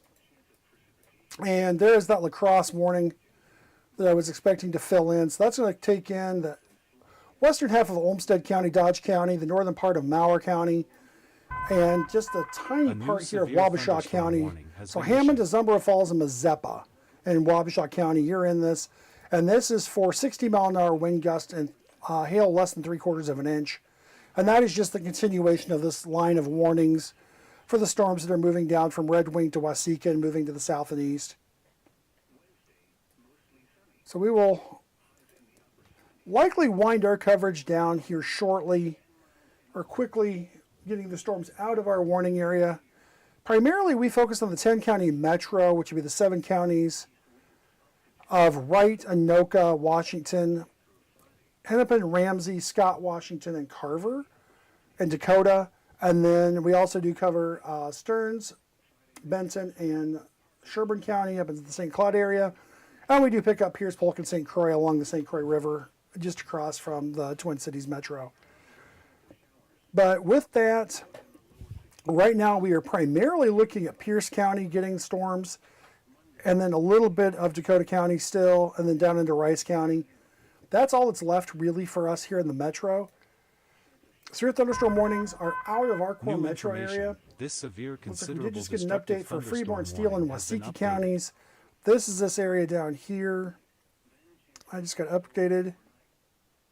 To wait for it to catch up because it was upgraded from a standard to a considerable, so we'll wait for that to pop in here. Once it does.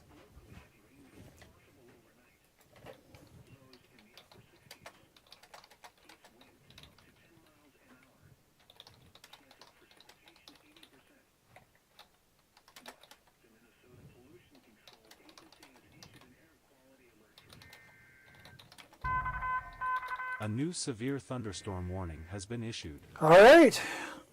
Yeah, we're going to fill in the rest of the county warning area for Chanhassen here. Augusta to Fall Creek to Eau Claire, Lake Hallie, Chippewa Falls.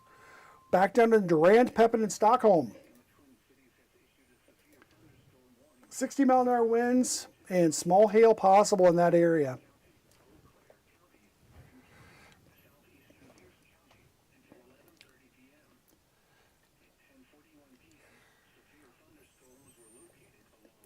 So we still have our severe thunderstorm warning up here for 3 more minutes. in western Scott County into northern Le New Sueur, information. This severe thunderstorm warning has and been over updated. here into Rice County. And that was for the 70-mile-an-hour winds and 1-inch hail. Most of that activity has moved over Faribault, Northfield area. Do still have our severe thunderstorm warning for Le Sueur County, down into Blue Earth County, into Waseca County, over to Steele County and Rice County. And that is for 70-mile-an-hour winds and $half sized hail, tornado possible tag. And then from Owatonna down to Geneva, all the way over to Austin, to Grand Meadow, to Stewartville, to Rochester, back up to Zumbro Falls, Mazeppa, to Pine Island and West Concord. That is all severe thunderstorm warning for 60-mile-an-hour wind gust and small hail. They have trimmed down the large warning that we had in place in Wisconsin. So right now that New area information. covers from This severe Afton to considerable Roberts destructive to thunderstorm Emerald warning to has been Ridgeland, updated.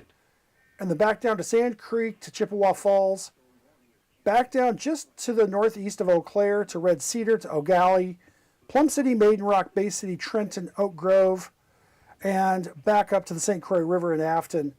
That warning is still in place for 60-mile-an-hour winds and small hail. Same story to the south of that. So in Eau Claire County and Pierce County, or Pepin County, rather. So Pepin, Stockholm, Durand, Brunswick, Washington, Town of Brunswick, Augusta, Fall Creek, Eau Claire, Lake Hallie, Chippewa Falls. 60-mile-an-hour winds and small hail. And in the metro, we do have just a tiny bit left. So the extreme southwestern corner of Dakota County, that warning expires in a minute. We have 15 minutes left on the severe thunderstorm warning that covers the area around Meesville to Randolph to Waterford in Dakota County. Most of that activity is well south, about to push out of Goodhue County actually, and will quickly be moving into Wabasha County and down into Olmsted and Dodge counties in the La Crosse County warning area.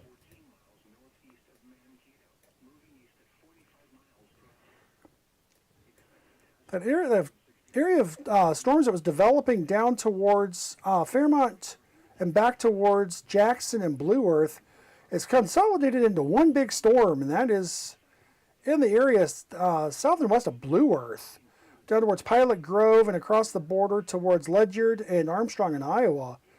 That is a strong storm showing definite supercell type characteristics. And I'm just curious. Unfortunately, where it's at, it's really hard to see.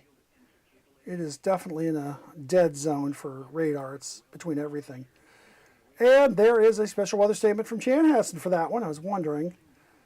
Wind gust of 40 miles an hour and nickel-sized hail, including Blue Earth, Elmore, East Chain, and Gukeen. So that is that far southern part of there, just south and east of Blue Earth, and south and west rather of Blue Earth, south and east of Fairmont. And that is going to be covering the area there. And just looking at our updates,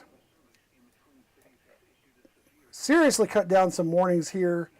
So right now our severe thunderstorm warnings have been very much trimmed down.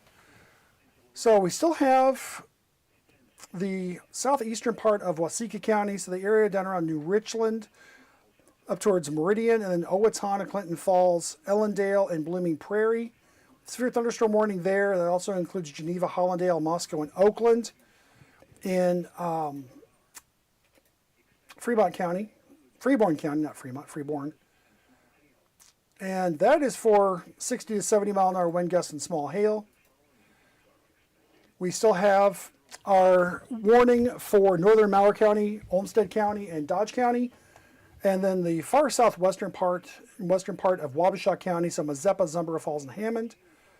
And that is for 60 mile an hour winds and small hail.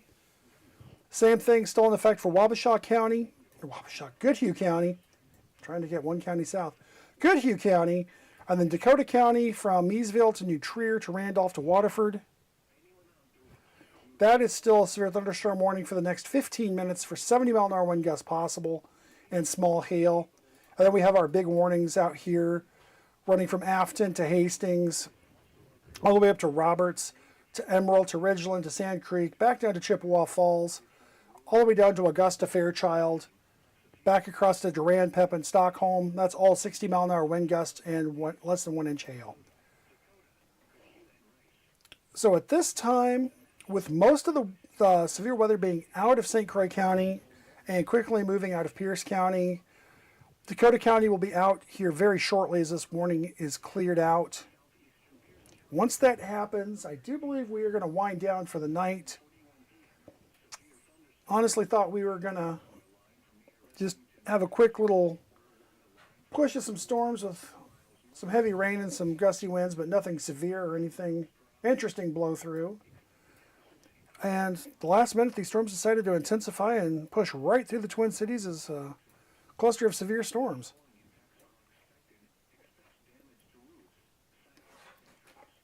So look at this. I see new growth starting to happen out in front of this line, which is this area down here south of Jackson and Worthington in Iowa, which thankfully has not crossed the border into Minnesota. But from Spirit Lake to Esterville, Spencer, Emmitsburg, Pocahontas, Sioux Rapids, Storm Lake, and back to Cherokee down to Sac City, this area is just getting absolutely hammered. So Pocahontas, Humboldt, Fort Dodge, and Manson back to Storm Lake. You were in a severe thunderstorm warning for 70 mile an hour winds and 1 inch hail. Excuse me. Emmitsburg, Algona, Bancroft, Esterville, all the way up, pushing towards Blue Earth, but still staying in Iowa, back towards Spirit Lake. That is for a new 80 considerable destructive mile an hour thunderstorm winds. warning has Could been be as high issued. as 90. And La Crosse has filled in the rest of that warning now for Wabasha County. And that's going to go over into Trempealeau and New Buffalo information. counties. This severe destructive thunderstorm warning Emmett has been Cossett and updated. Palo Alto. He's got an update on that warning down here in Iowa.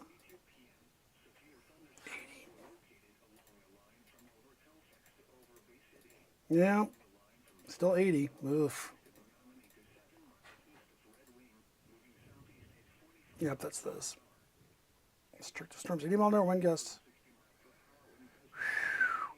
Spencer Airport reported an 87 mile an hour wind gust at 10:39.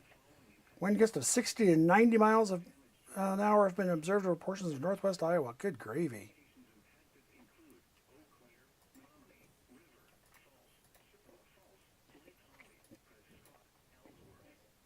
Lake Holly? Okay.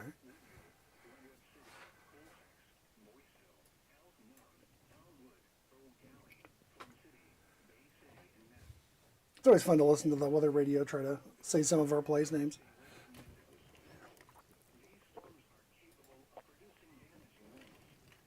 Okay, look at this from the La Crosse viewpoint now. Chanhassen sees a lot of it, but getting far enough south that La Crosse really is going to be kind of the way to view it.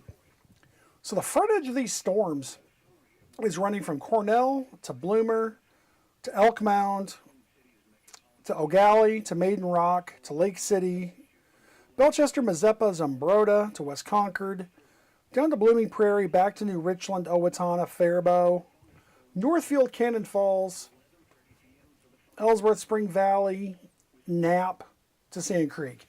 That is the front edge of this line of severe storms that's moving farther down into southeast Minnesota and into southwestern Wisconsin. In A terms new of the severe metro, thunderstorm warning has been issued. it is just a tiny sliver of Dakota County covering Waterford, Randolph, New Trier, Meesville. And then we have parts of St. Croix and Pierce County still. So Baldwin, Woodville, Spring Valley, Ellsworth to Oak Grove, River Falls, and then down to the town of Ellsworth towards Bay City and Diamond Bluff in a severe thunderstorm warning still. And that is for 60 mile an hour wind gusts, and that will expire here in about 10 minutes. And that warning in Dakota County expires in 8. So once these two warnings are up,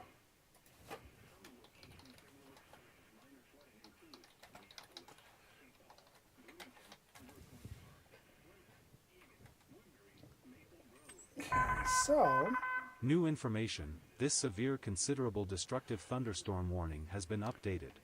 I'm getting more updates on this nasty thing down here. Good grief.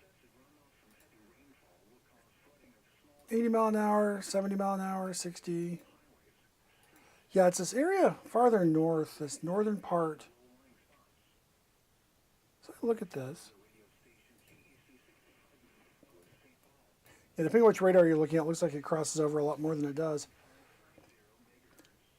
So just as a quick, you can see that curl up here, kind of spinning around just southwest of Spirit Lake. It's going to go south of Estherville as well. That is that bookend on this severe storm complex that is just rioting its way through northern Iowa. And that circulation right there is part of what tells us this is going to be one intense line of storms. And when you start seeing long-term severe thunderstorm warnings for 80 mile an hour wind gusts, noting almost 90 mile an hour wind gusts, and they're issuing a warning. This warning started, I think it was an hour and 15 minutes, which is almost unheard of for a severe thunderstorm warning. All right, looks like we did get some stronger winds. Owatonna Airport reported a 70 mile an hour wind gust as the storm went through, so looks like we had 1.25 inch hail south of Morristown. So there was some severity in this. Like I said, it was nothing like what they're getting in Iowa, nothing like what they got out in South Dakota earlier today, but it's certainly not something you want to be outdoors in.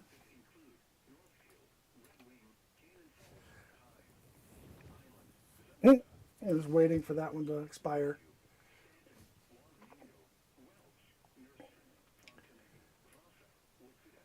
So the Freeborn, Steele, and Waseca County storm warning, and that is for that area just barely into Freeborn County. So Geneva to Moscow to Blooming Prairie up towards Owatonna to Otisco, Lamont. That storm is producing 70 mile an hour wind gusts. That is moving into Dodge County now. Dodge Center, West Concord, Hayfield. You're in line for that. Orinoco and Byron, you're about to get your own set of storms. Those are coming in more from the northeast, or the northwest rather, than from the west. But if you're down in anywhere from Osseo, Wisconsin to Wabasha, Buffalo City, Winona, to the Rochester, St. Charles, Stewartville area down towards Spring Valley and Austin, you're going to get storms here tonight. Just a matter of time, not a matter of if, but a matter of when. Excuse me.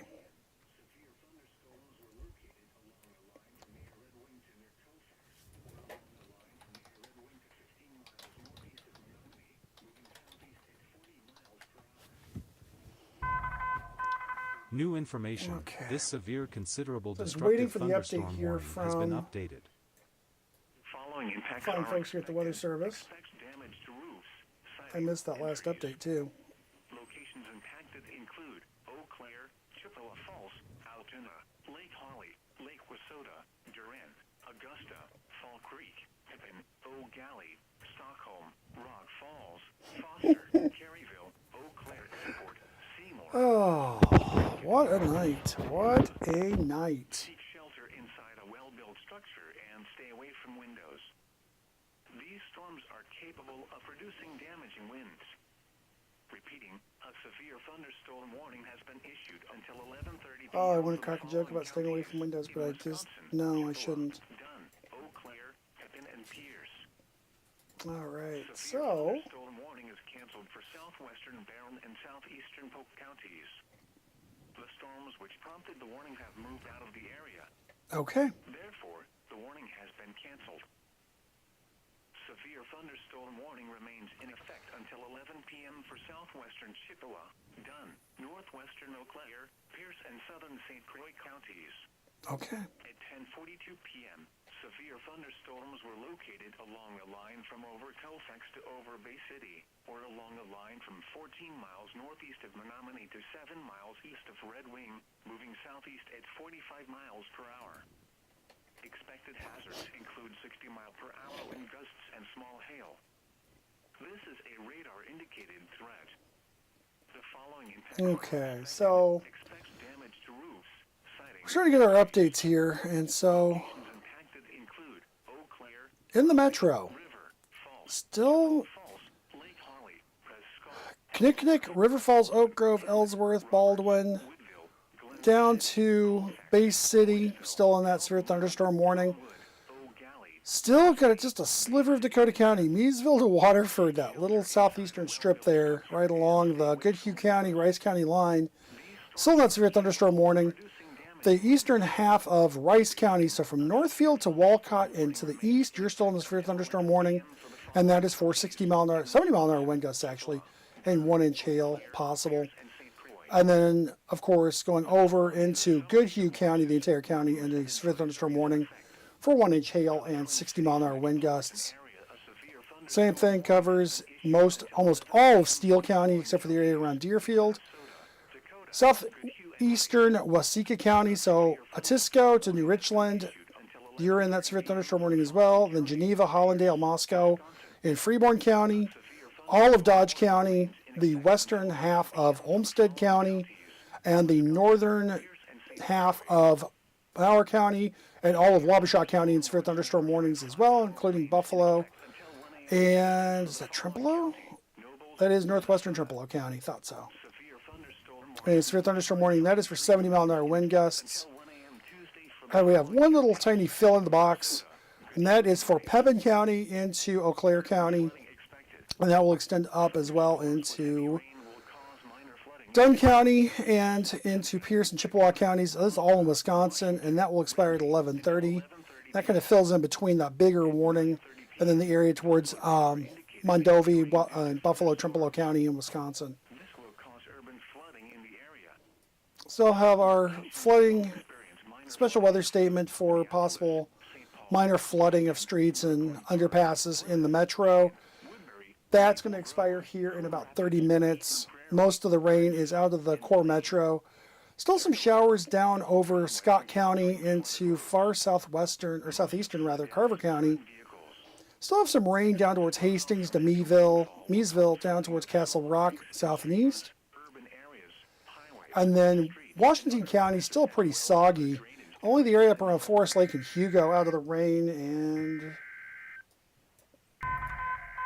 we have a new severe thunderstorm warning for Goodhue and Rice counties. So Dakota County, we are out of it. So what we have is the area down around Nerstrand to Walcott, and then Kenyon, Wanamingo, Zumbrota, Pine Island, Goodhue, Bell Creek, Hay Creek, Red Wing, Frontenac over to Lake City, and that is for 60 mile an hour winds and small hail. At 10:59 p.m., severe thunderstorms were located along a line from near Frontenac to 8 miles southwest of Kenyon. All right, and looking at the updates on that as well, that did take out St. Croix and Pierce counties, took out Dunn County. So right now, looking at western Wisconsin, it is only Pierce, Dunn County. Don't know my counties in Wisconsin as well as I should. I know that's Eau Claire County. Missing one. South Central Chippewa. And then, so that's the area, Chippewa Falls, Eau Claire, down towards Fall Creek, almost down to Osseo. And then back over to Red Cedar, O'Galley, Durand, and Pepin, Stockholm. That area is for 60 mile an hour wind gusts and not even hail on that one. And then 70 mile an hour wind gusts and small hail possible from Osseo back to Mondovi to Nelson, down to Buffalo City, back into most of Wabasha County. That includes Lake City, Zumbro Falls, Millville, Plainview, Elgin, Wabasha, Kellogg, and Buffalo City. We still have a little bit of Rice County, so Nerstrand to Walcott, over towards Kenyon. Still in severe thunderstorm warning. That's that new warning that runs until 11:30. So southeastern Waseca County for another 15 minutes, and most of Steele County, and then northeastern Freeborn County. That all runs for another 15 minutes for 70 mile an hour winds and $half sized hail possible.